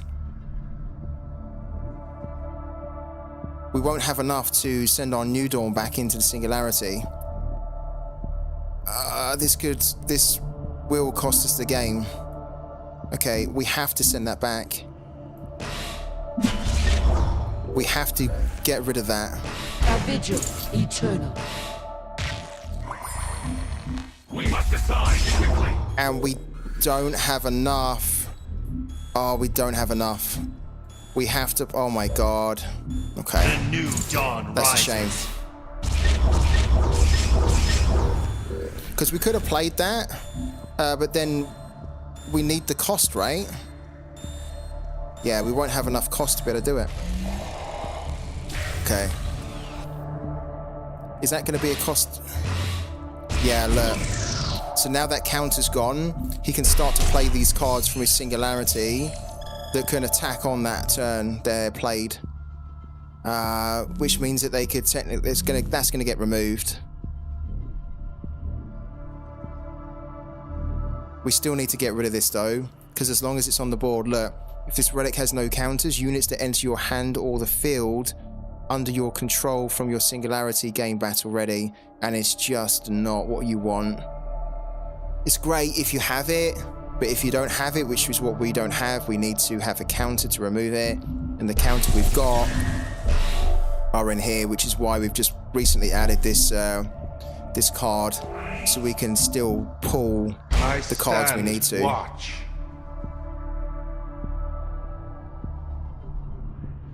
A vigil Yeah, look, eternal. battle ready. It can start to hit us already, that card, and it's going to remove that one. I stand watch.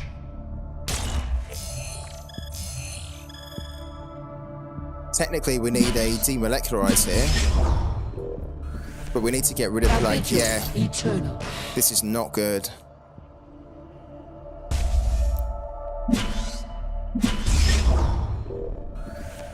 We might need to pull the demolecularize out. If we get a demolecularize here, we'll probably use it. If not, oh man.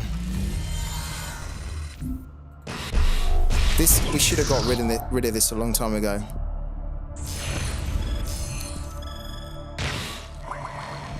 Oh, we've got two in there.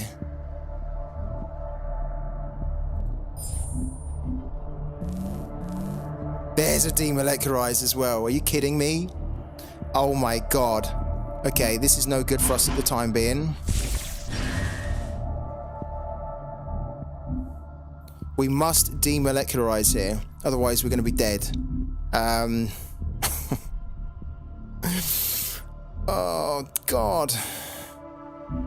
It's good we've got two of them, but the problem we've got is that we need to send this back into our singularity. It's going to buff these, which means we have to absolutely demolecularize, right?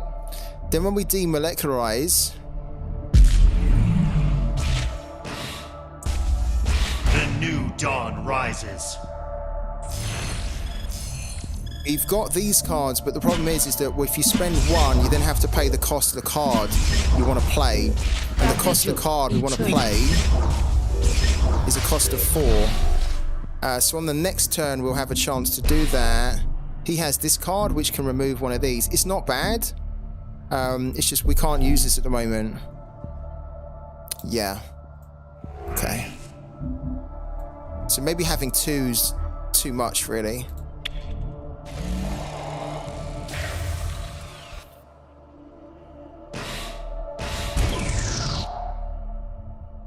Yeah, we do need to remove that relic. We need to go in and get the shockwave next.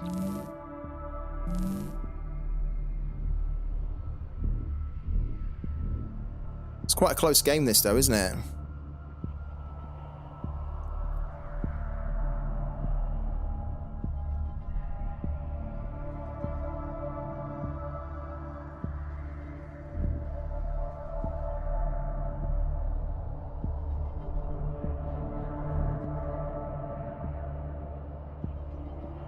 Come on, my beauty.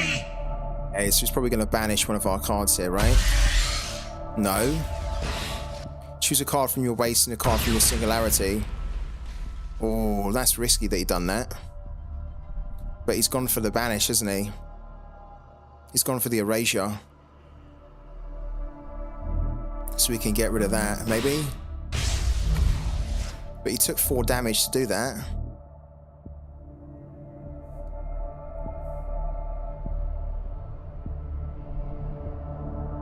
He has to remove one of these, probably this one. We could technically we could potentially. Well, he's got an honest steward which can come on the board and just remove this and hit us for 4. There it is. There. Eternal. And so we can take that off the board and then hit us for 4. Took that away. Okay. Begone, interloper. What have we got in here? Okay. So this is going to be a little bit tricky to do here. Hit for 3.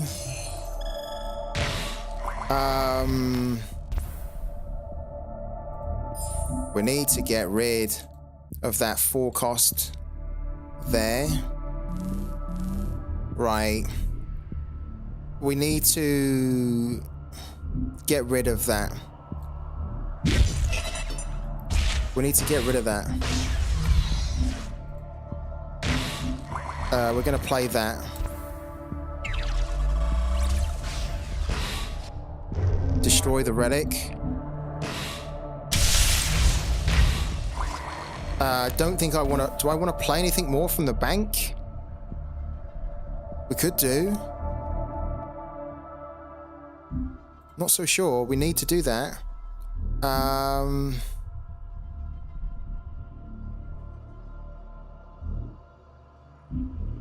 We can bank that. And then we can do that. I stand watch. Then that. A vigil eternal. The new dawn rises. He's going to need to demolecularize me if he wants to win this, I think. Oh, I'm loving that smuggled supplies card. Then we hit him for 4. Begone, interloper. That is cool.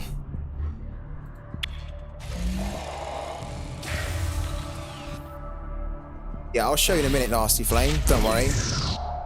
This game's nearly done. He's got nothing in his singularity. So if he doesn't have a demolecularize, he's about to lose the game. And he didn't. He didn't have a demolecularize. Which is why, if he had smuggled supplies, he actually could have dove into his bank. He could have dove into his bank, he could have pulled out his demolecularize, and he could have then wiped the board. This is why I like this card, Smuggled Supplies, and I think it's really massively helping us. You could see it there. That we kind of banked 2 cards that we really didn't want to do, but then we banked them, and then we realized we needed them, but then we could still dive in and use the Smuggled Supplies, which only cost 1, and it allows us to access another, almost kind of like another deck. It's the same deck, but it allows us to access the cards which were previously out of play. Really cool. And it is going to stall, isn't it? I feel like we're seeing a pattern here. Whenever we play our first game on stream, and again, there's a bit of a conflict between the game and OBS, the streaming software. Whenever we play our first game, it kind of stalls. Now, we are going to get the win for that. So that win's been recorded, but it just is frustrating. It is an open beta, so it will get better. I think the team are aware that there's a problem between OBS and their game, but yeah, it's very frustrating when you're trying to stream the game and this happens every stream. We will go over to there we go, it's sorted itself out. There we go. A successful engagement. Neve will be pleased. So we start the day earning 0.046 prime. That is the first of 5 wins that you need to earn money on parallel.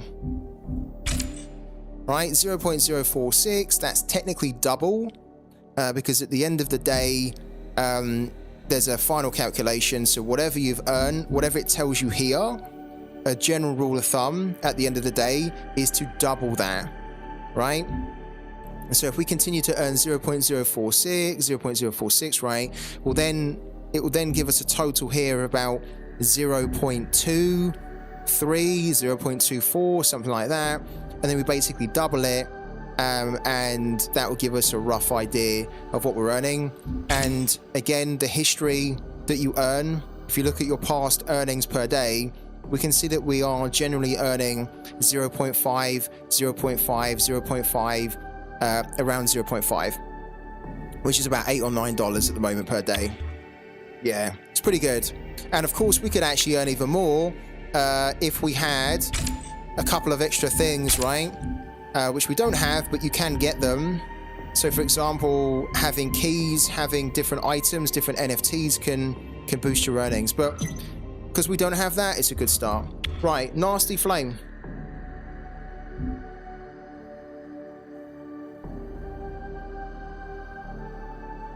What you want to do is you want to go to parallel.life. Okay, you want to go to the top left. You want to then find referral portal, right? And then in this referral portal section, you scroll down and it will basically tell you that you have some credits to claim, right? That you find it in this section here.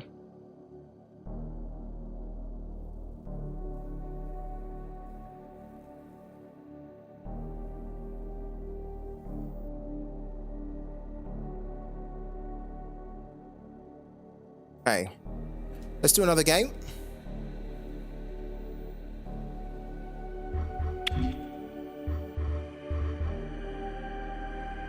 Do we need to have 2? We probably do. We don't, but we do. I was thinking, do we need to have 2 of those smuggled supplies? If we have 2, it just allows us to burn 1. That's the flexibility it gives us. If we have 1, we then can't burn it, even if we need to burn it. Or bank it, should I say. I keep saying burn.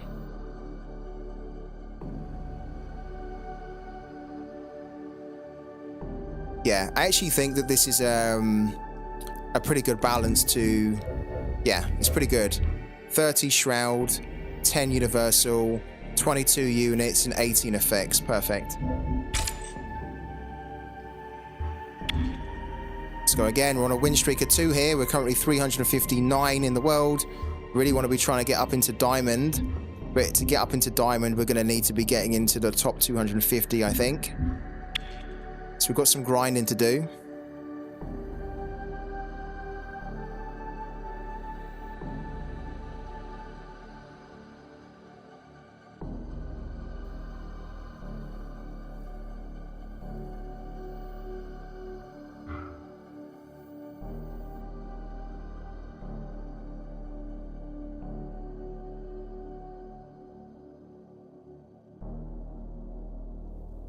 This has been quite productive. Productive afternoon. Oh, this is going to be difficult.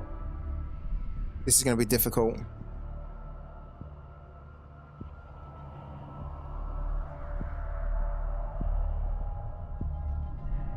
Yeah, so claim those 200 referral credits, and then you use those 200 credits to then get 2 packs.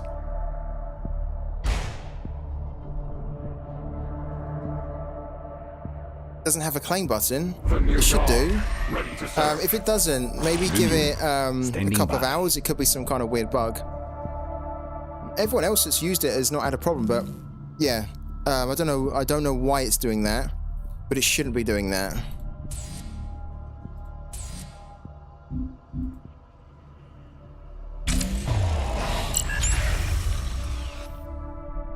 Okay. The fleet shall triumph. This is going to be a really difficult game. Marco's one of those decks for me that I struggle with because it can be quite aggressive.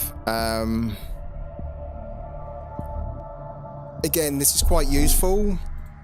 We will probably need this against this deck, but at the moment we've just got better cards that we need to prioritize, so we're going to bank that one. And then what we're going to do...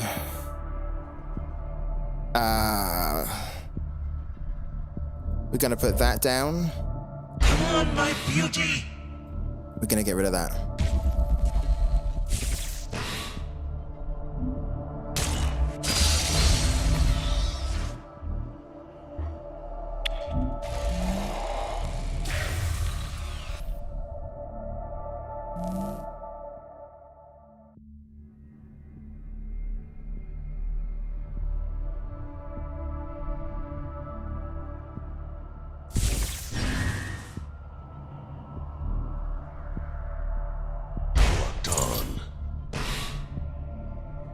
Okay.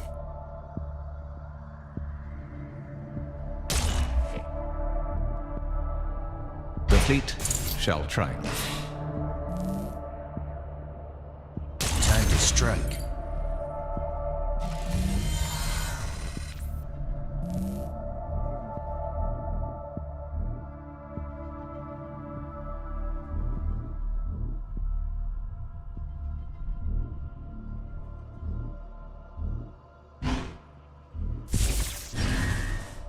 It's a little bit tricky because we need to get this on the board. The problem is that we need to remove some of these as well.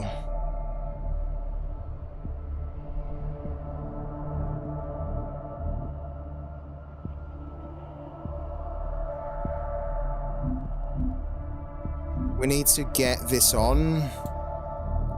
We could lose this here. We basically need to get rid of one of these here. Let's get rid of that. That's it! The reason we need to do that is because if we just left those on, then technically on the next turn, they could have had a chance to kill this here. And now I still think that they can kill it, but we need to try and make it survive until the next turn. He has a removal that could just kill this in one go as well. We must decide So quickly. that could be in vain. But we had to try and do that.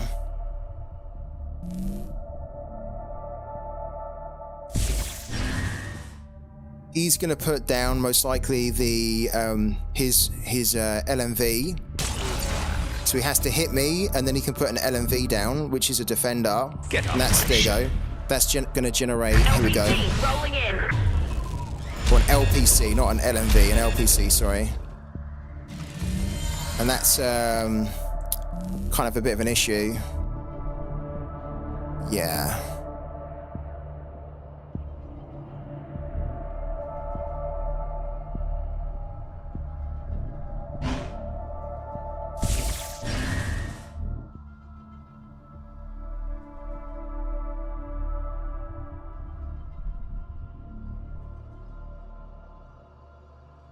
We go up to 4. Okay. Then we hit that for 1. It's going to take us down to 3, and then they can remove it. We need to get rid of that one.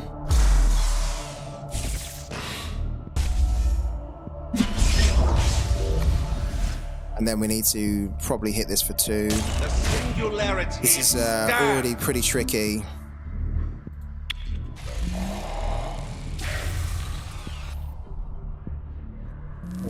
Yeah, it does. Honestly, the game's great, but it does need a little bit of work around. We've lost this one. It does need a little bit of work around the user friendliness and the onboarding of it. It's not as seamless as it should be. Oh, we're struggling here.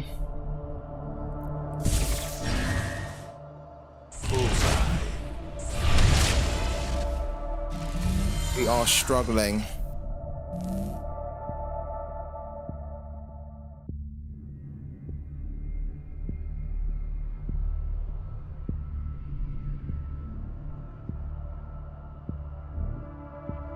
This is no good, really, at the moment.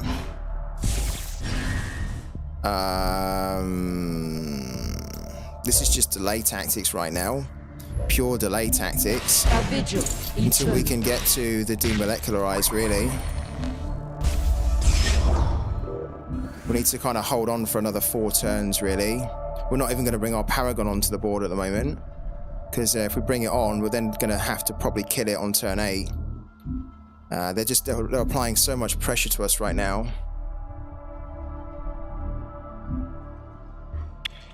Yeah, it's very buggy. The game's very buggy. It's an open beta, so just bear with it. But if you can get through and if things work for you, it's fantastic. It's really fun. But yeah, it's very buggy. The team know it. They have to improve the bugs. There's lots of glitches. Yeah, it's a little bit frustrating on that side. But like, work with it, because I promise you it's worth it. Yeah, it is worth it. And the earning potential, if you think about Sorare, I'm not knocking Sorare at all, because the earning potential in Sorare used to be amazing, right? when you could earn like $50 every week in threshold. But then when they cut that down massively to like $15 at the low end, when it was, you know, the same points was 50, and of course then the rewards, the rewards are lower value because the market is so low as well. It means then that for most people they're probably earning about $15 maximum if they can hit the rare threshold. But this game here, as I showed you, I think it's super fun, and you've got the potential to earn $10 a day, even more. I know people that are earning $100 a day from playing it. Damn, this is so difficult.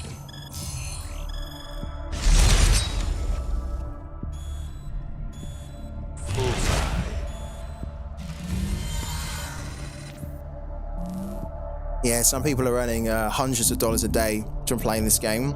They have put a lot of money into the game to do that, but it is possible to do that. There's different ways to boost your earnings.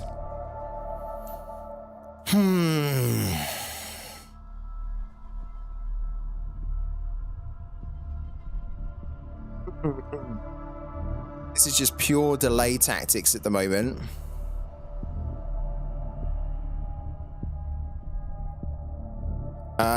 We will banish that one.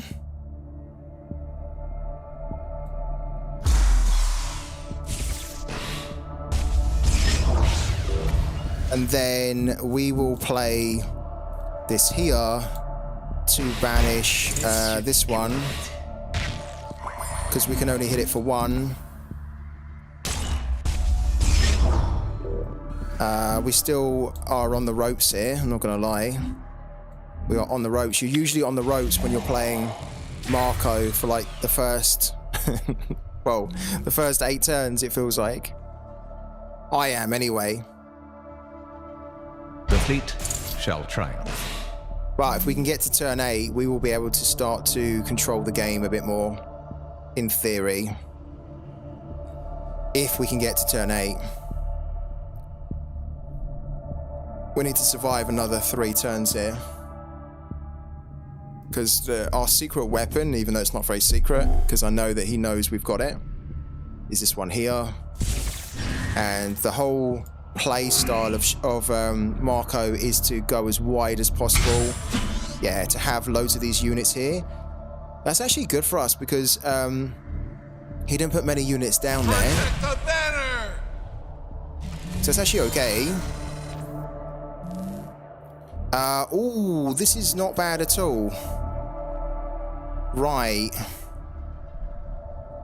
So, this is a defender card. I'm not too bothered about that because that can't do any damage. This one needs to go because this is a problem.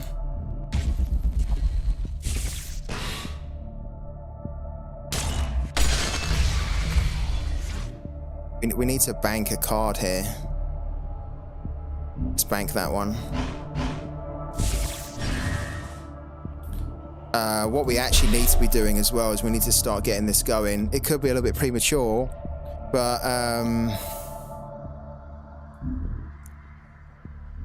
we could put this down to hit for 1, but it's actually no good. Let's get this going.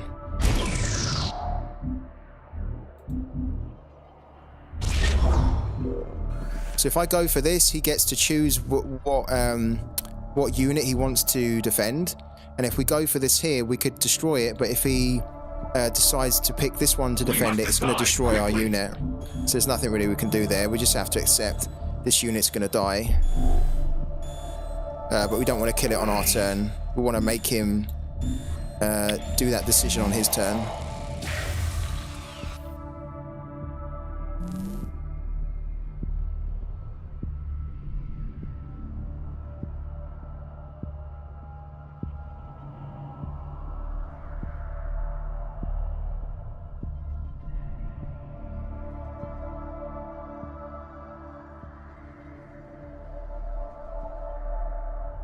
James Bloom still in here? I haven't seen any messages from James Bloom yet. I haven't seen any recently anyway. Not sure whether he's still here or not.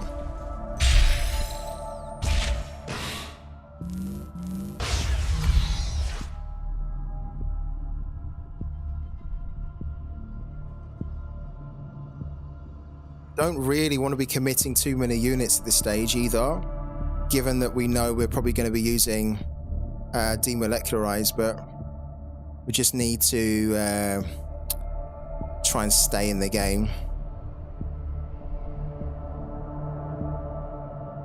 Yeah, I think Sorare has a lot of earning potential if you either got in really early, so you could buy all the super rares and the uniques for basically nothing. This card's a problem. We need a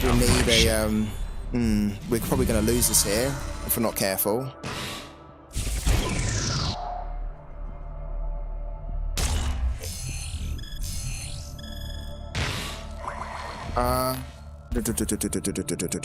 Let's get that. Okay, that can't be targeted with enemy abilities or effects. That's a real pain. That's a real pain of a card. So I can't just remove this, which is annoying. We can't even throw Gunslinger down to hit it for 1. So this one just needs to be straight up removed with a banish here. What don't we need?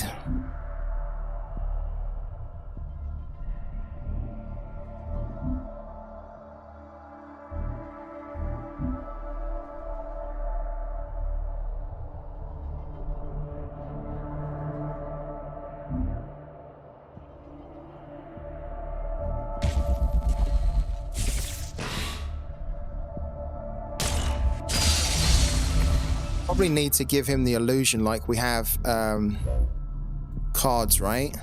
This should be good. Let's get rid of that. We need to get rid of something as well. Let's get rid of that. We need to bring that back. And again, we can't target that because there's a defender card here. Pretty annoying. It's a good card, that, actually, for them. We have a defender card of our own, which we might put down in a minute. Yeah, sorry, Sorare does have earning potential.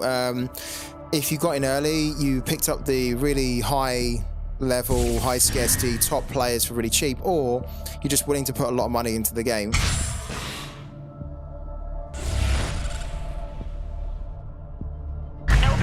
Rolling in. So this is pretty horrible at the moment.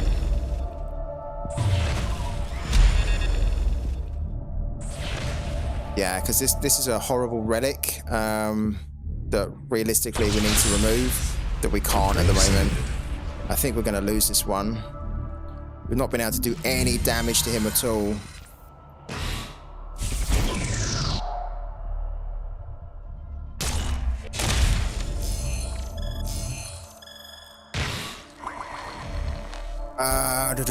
We're gonna need a defender. Okay, we're probably actually gonna need to sacrifice our Paragon here. Because, yeah, there's just...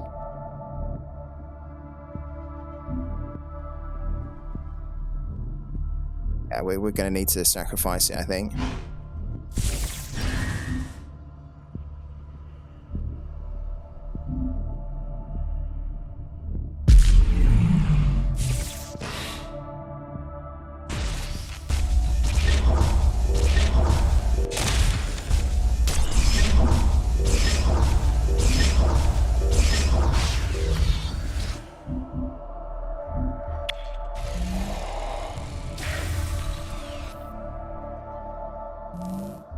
This relic's a problem because this is going to be doing 1 damage to us every time we put something on the board. So he can do a lot of damage. You know, but he doesn't have a lot of cards anymore. So this is our chance to try and make a bit of a comeback here now. Right. We have a defender at 5. Okay, this... How do we do this here? How do we do this? We need to absolutely put a defender down, which is probably going to be this one, because this will allow us to access our singularity. So let's remove that. Or not. In fact, we don't need to really... Well... Yeah, okay, we need to get rid of that. That's 4, okay. That. I stand watch. Let's put that down as well. The new dawn rises. Let's put that down. The void provides. Please give me the relic. Ah, it's not giving me the shockwave. It's not giving me the shockwave, so all we need to do at the moment is probably pick another defender. Oh, we need to pick it quickly. There we go, we picked it.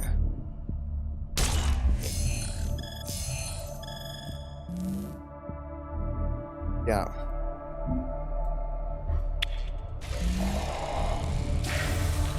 This is a lovely looking card. I like that. If someone was to start playing Sorare today, they could earn quite nicely, but they can't play Threshold if they started today. They can earn decent amounts in the in-season competitions, right? But they're quite competitive, and because there's no caps in those, you're having to beat big, strong stacks in them. We need him actually to destroy this unit. That's okay, we need him to destroy that.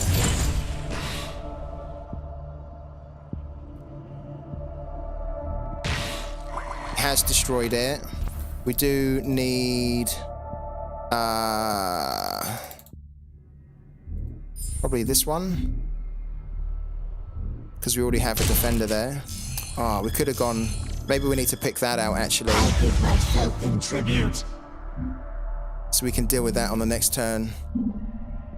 Yeah. We need to just keep removing these off the board, and then we need to develop a ball presence. It's going to be very difficult. Who's winning? In fact, I think we probably lose, because if he just puts this down now... yeah, I think we probably lose this here. So if we put that there... I stand watch. And then if we need to bank a unit, we might as well bank this one now. Because we do need to put, yeah, we need to put that down. A vigil eternal. Get rid of that.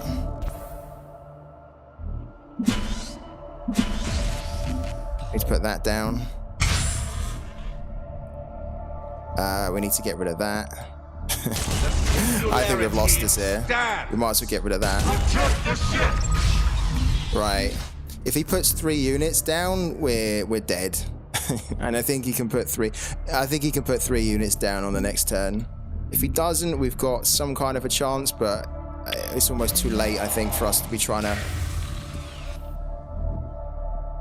We basically needed to put our shockwave. Shall triumph. That's 1. He puts another one down. It's going to be another point of damage. We needed our shockwave, so we could remove that. Done there. Yeah. Done there. Needs to put 1 more down. Or just hit us with... there you go. Done. That one was easy.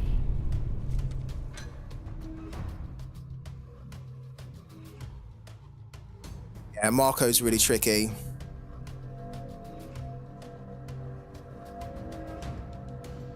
It's doing this thing again, isn't it?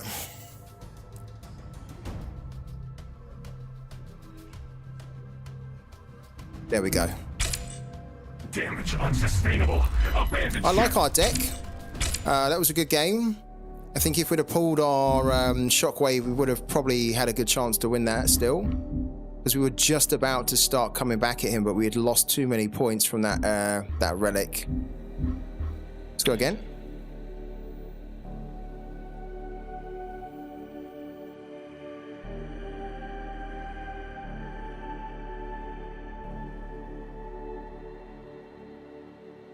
It's true. Opening frequencies. Greetings. Hello. Yeah. Yeah, the divisions are fine, but the divisions almost need a cap. if you had caps in divisions, then it would prevent the whales from going into Division 5 and just cleaning up.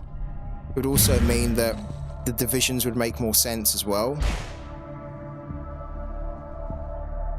Maybe that's something they're going to do.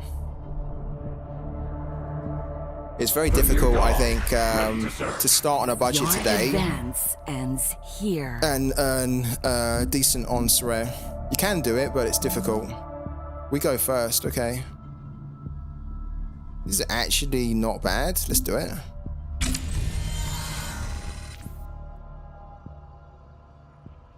Okay, we go first, so why don't we get rid of that. And we'll get rid of the shield pod.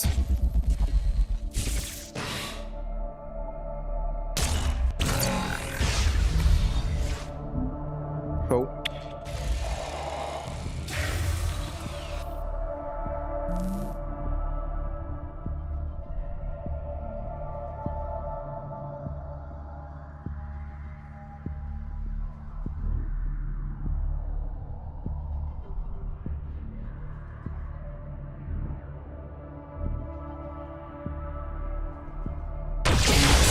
Unbroken.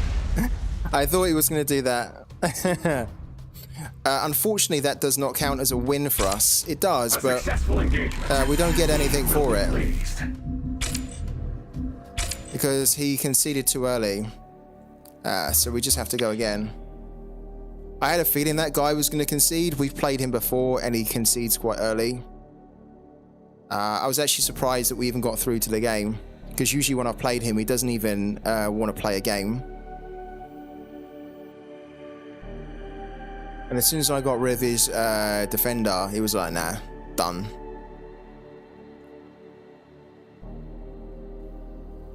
It's very, very quiet in the chat. What's chat up to? And again, ping your questions, thoughts, opinions, what you have about Parallel. I'll try to answer as much as I can. I'm not an expert. I've only been playing for the last 3.5 weeks, but I've been enjoying it. I've learned a lot, and I can definitely help anyone that's looking to get started today. Opening frequencies. Opening frequencies. Greetings. Okay, so we're playing another Shroud New Dawn.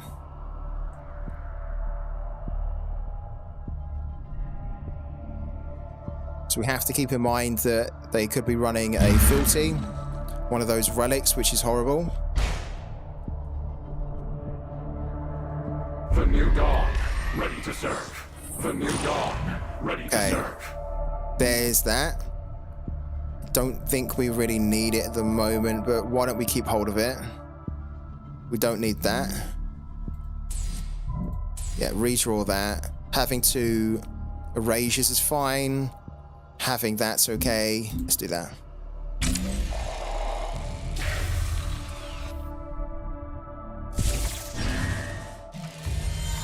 Okay. We don't need a demolecularize, which is a cost of 8 on turn 1. We can bank that card, and we can just end the turn.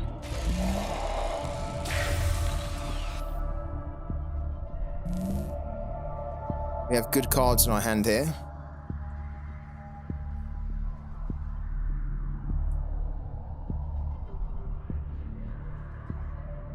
Yeah, there is a lot to learn. It's great though.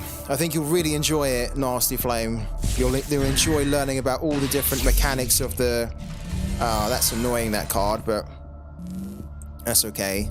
It gives us a chance to not go and just bank again. This doesn't really have any use anymore. Let's get rid of that. Okay. End the turn.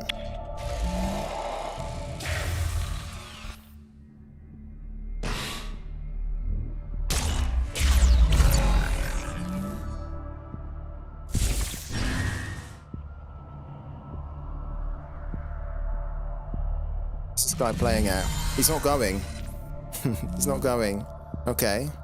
Interesting.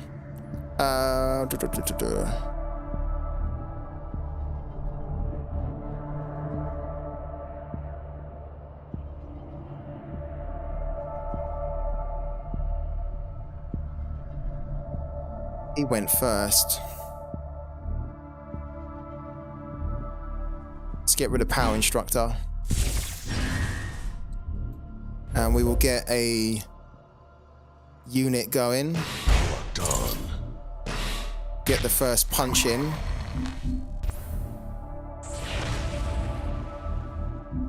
That's okay, I'm happy with that.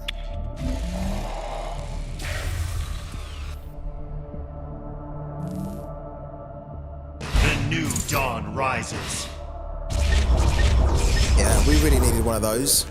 Maybe we should have mulliganed to try and find one of those, right? We kind of needed that. Done. But we can banish it. If we get one of our own now, we'll probably play it. Nah, we didn't get it. We got an Unseen Allies, which is fine, but we don't need it at the moment. Come on, my beauty. Let's banish that because we don't have one and we do need one.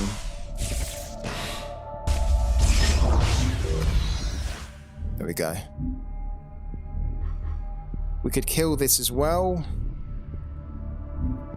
It's a little bit overkill though when we can actually just kill it with it's only a 1-1. I want to try and save these for bigger threats, basically. That's not really a threat anymore.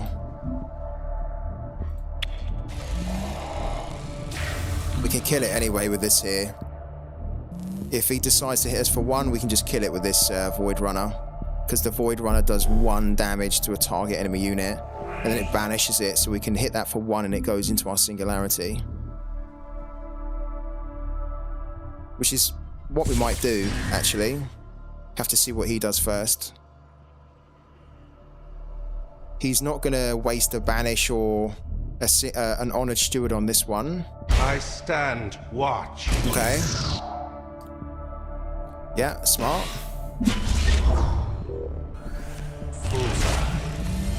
Okay.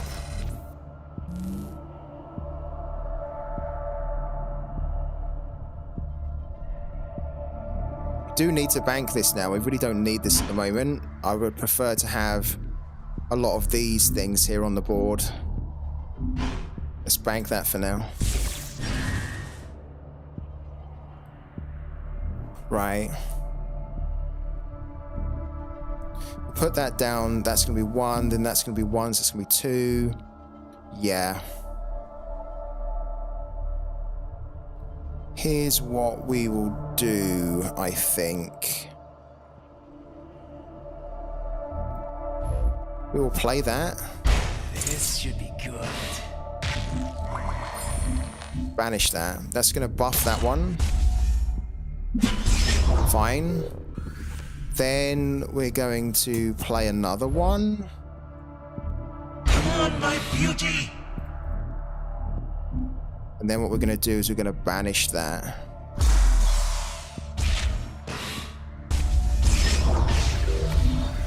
That's it. Then on the next turn, what we can do is probably get our New Dawn in play.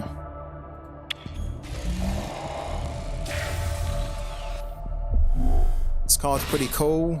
We've already banked one of it, so we probably need to hold on to this one just in case.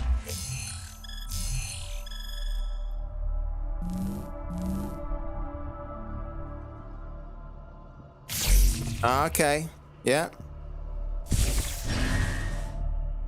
He still has this card here, by the way. This card here is what we had in our deck yesterday, but I decided to replace it. It's not bad.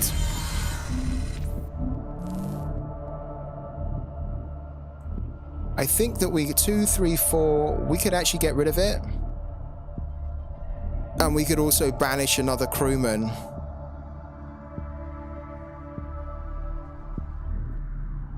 So we can hit that. We need to bank a card, which I don't really want to bank Unseen Allies, actually, because we've already banked one. We've only got 2 in the deck, so probably what we need to do is get rid of one of those there. Then hit that for 2. He's basically trying to remove these cards off the board, and I don't want that. That's it. Hit for 1 there, and then throw that on. Our vigil eternal.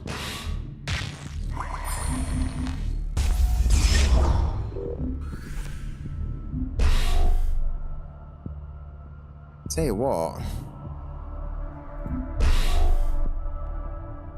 We played Unseen Allies now. We could get a couple of these down on the next turn. We need to do that, I think. Let's play Unseen Allies now. We must decide quickly. It's a little bit early to play it, but I want to have the opportunity to play Unseen Allies on the next turn. With the we don't have any cards in our hand, so that's okay. On the next turn, we can then play 2 of these here, 2 of the crewmans, and then 1 of the Singularity Stewards.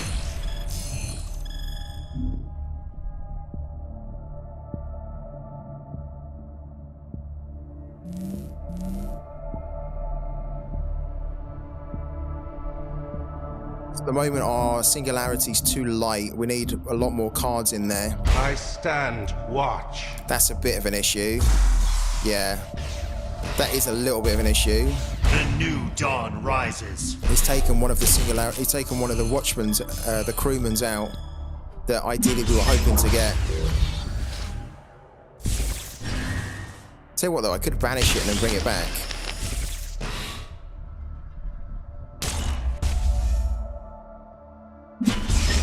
That's horrible.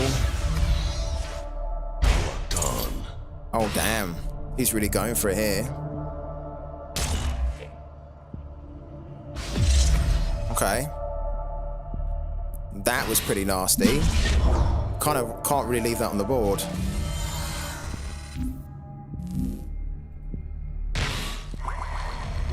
This is a little bit annoying. We have to leave it on the board for now. We have to get rid of that. We put crewman down. The new dawn rises. Then we need another. Oh, we can actually. Now we've got a good card in here. We can get rid of it. We can play this one here, Honored Steward. Our vigil eternal. Which is just going to delay.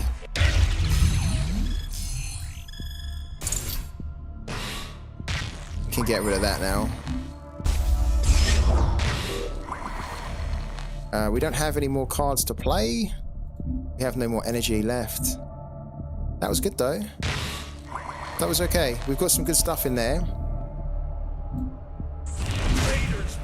We need to start thinking about bringing our Paragon on.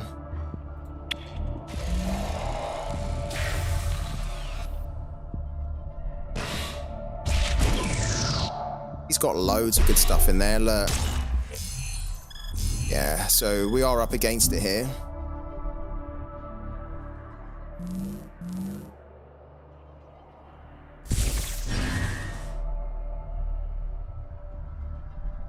Probably wants to put a Singularity Steward down and then put an Honor Steward on straight after that. Our vigil eternal. Or do that. I stand watch. There we go, done it the wrong way.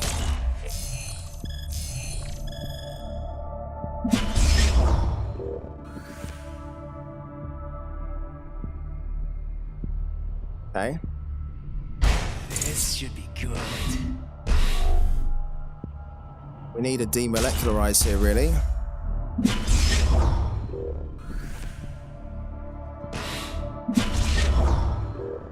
Protect the ship.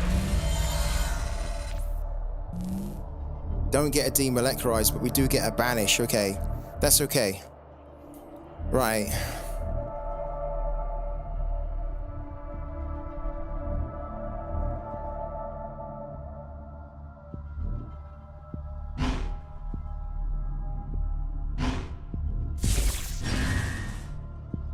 God, we need to really get this on the board.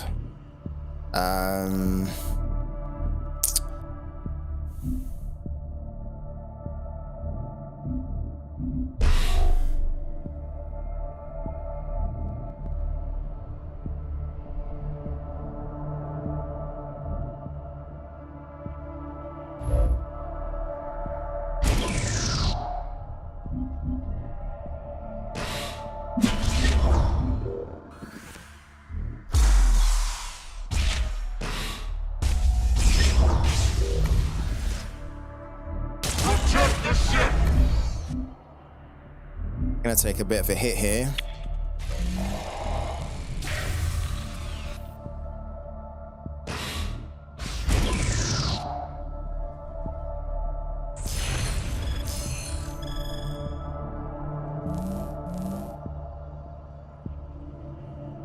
The new dawn rises. We need to remember that when we're going up against Shroud, we need to try and search for crewmen. As many crewmen in as we can. Because he's just stolen a load of our A cards. vigil eternal. And I don't even think we've got our Singularity, our Demolecularize anymore. He might have stolen it. I hate that. Dawn interloper. Every time you want to access their Singularity, if they're making a move, it always switches to that. We need a Demolecularize here. We don't have it. We don't have it at all. We will take one of those though. There's our Demolecularize. Oh my god, I was wondering where that was. Okay, we can turn this around. We so needed that. We so needed that. Alright, so we're going to bank this unit here because we don't need it anymore. So we're basically going to grab all of those in a second. Do that.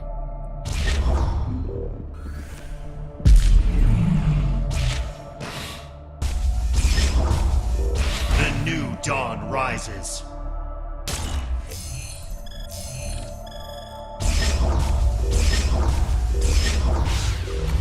Perfect.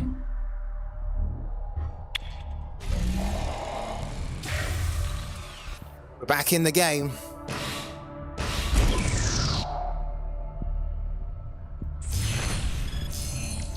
He is knocking us down, but we've got a load of good cards in our Singularity now. But I'll try and have a little bit of a fight back here. A vigil Yeah, eternal. that's okay.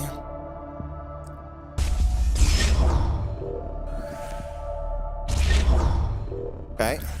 The void provides. What has he got? He's got, what's he gone for? Okay.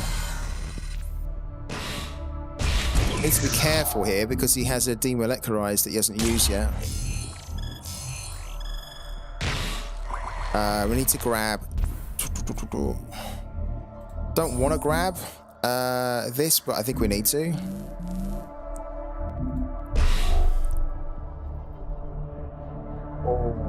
That's good. Is it though? It's not. It is actually if we bank a unit here.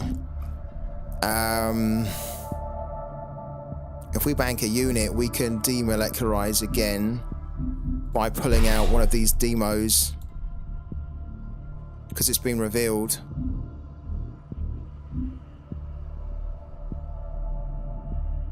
How many does he have? He's got 2 demolecularizers in there. Damn. No, we can't do it. We could do it, but we won't do it. What we will do instead is we'll put that down. I stand watch. We will put that down. A vigil eternal.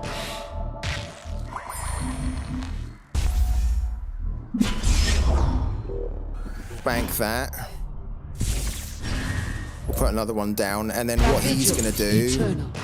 is he's going to demo on the next turn. Yeah. So we're basically going to force him to demo. But it then gives us one turn where we can start to pull out the cards that we need. So what he should do here is he should go in and pull out one of his demolecularizers if he doesn't have it in his hand. There's 2 in there. I think he just went and got one. Yeah, he did. Look, he pulled one out. So he's going to use it now.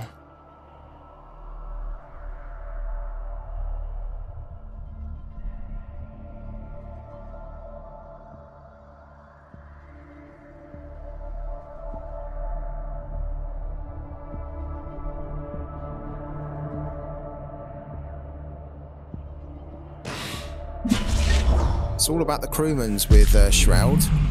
We just haven't had enough crewmans, have we? A vigil eternal.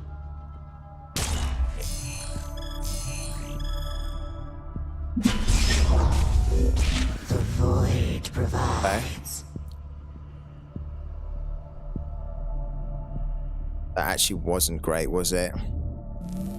We kind of made a mistake there. Because we gave him an opportunity to go and dig into his singularity. We made a mistake there. Yeah, I think we've lost it now. What I should have done was I should have demoed. So that didn't come back again. Yeah.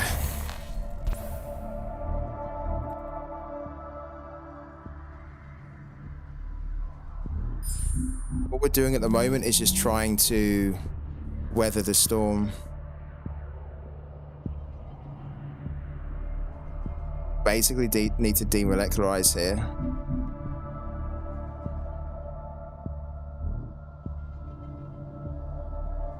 Can't afford to take 7 damage, unfortunately. So if we throw that back in, then do that.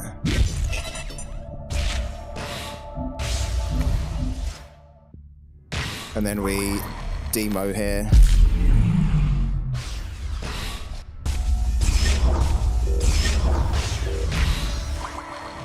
Target invalid. Well, we can bank something. Can we bank something for 1? What's our 1 unit in here? We don't have a 1 unit, but we do have that. We might as well take it out. Or we'll take that out, actually. It doesn't look like he's at all running with a relic, so we can probably get rid of that now. And then what we can do is we can now pick out a 1 effect, which would be this one here. Oh, we have to play it. We can't put it out. That's a shame. Yeah, we actually have to play it. There's nothing to play it against. Yeah, okay. Fair enough. I quite like the use of that card, though. That's coming in handy. The smuggled supplies.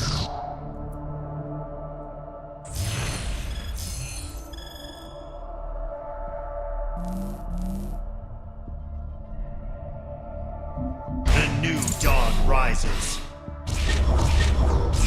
Alert, he's just used so many of those crewmans. Those crewmans have hurt us. Look, that was our one. He deserves to win this. He's done quite well. He's crewmaned about 5 or 6 times. Look at his singularity. It's got everything in it. I really need to remember that we need to crewman as much as we can.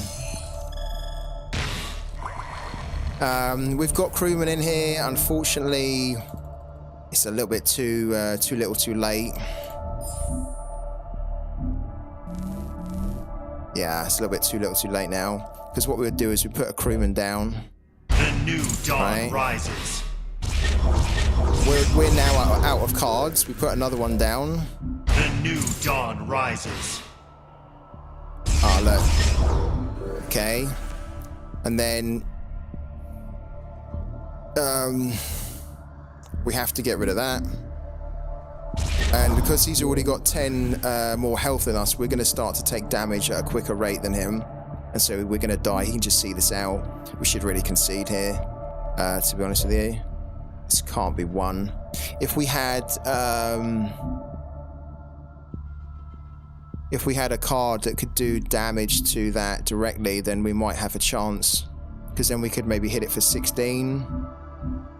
And then just try and find the 9. And that's a card I actually want to get. Maybe we get that after this game if we can afford it. It's called, I think it's called The Void Unleashed or The Void Untouched. Yeah, there's nothing we can really do. We might as well put this down. Might as well hit him for 1. But yeah, we're going to lose this. Quickly.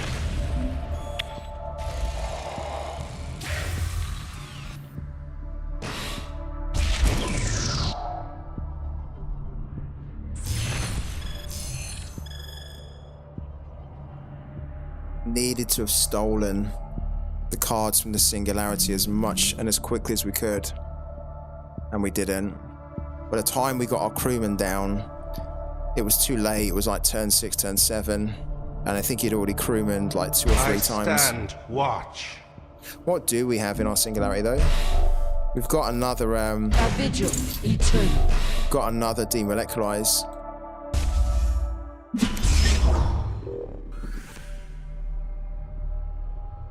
So is he. That's really annoying. I want them to change that. Where when there's an action that happens, it takes you off the screen that you're looking at.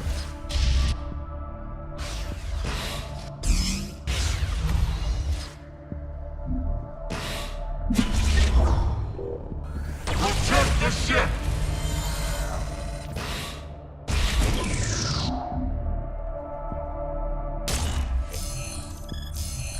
Where is everyone? The chat is non-existent at the moment. I think I will concede this, actually. We can't win it.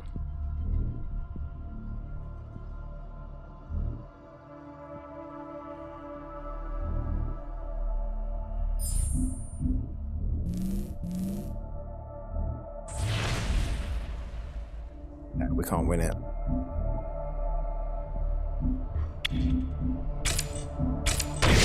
Emergency training.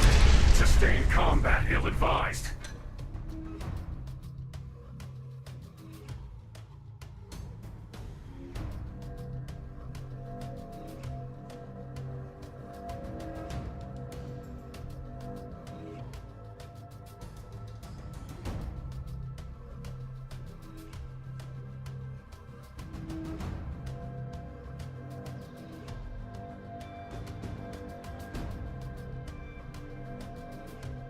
I think the game is stalling again.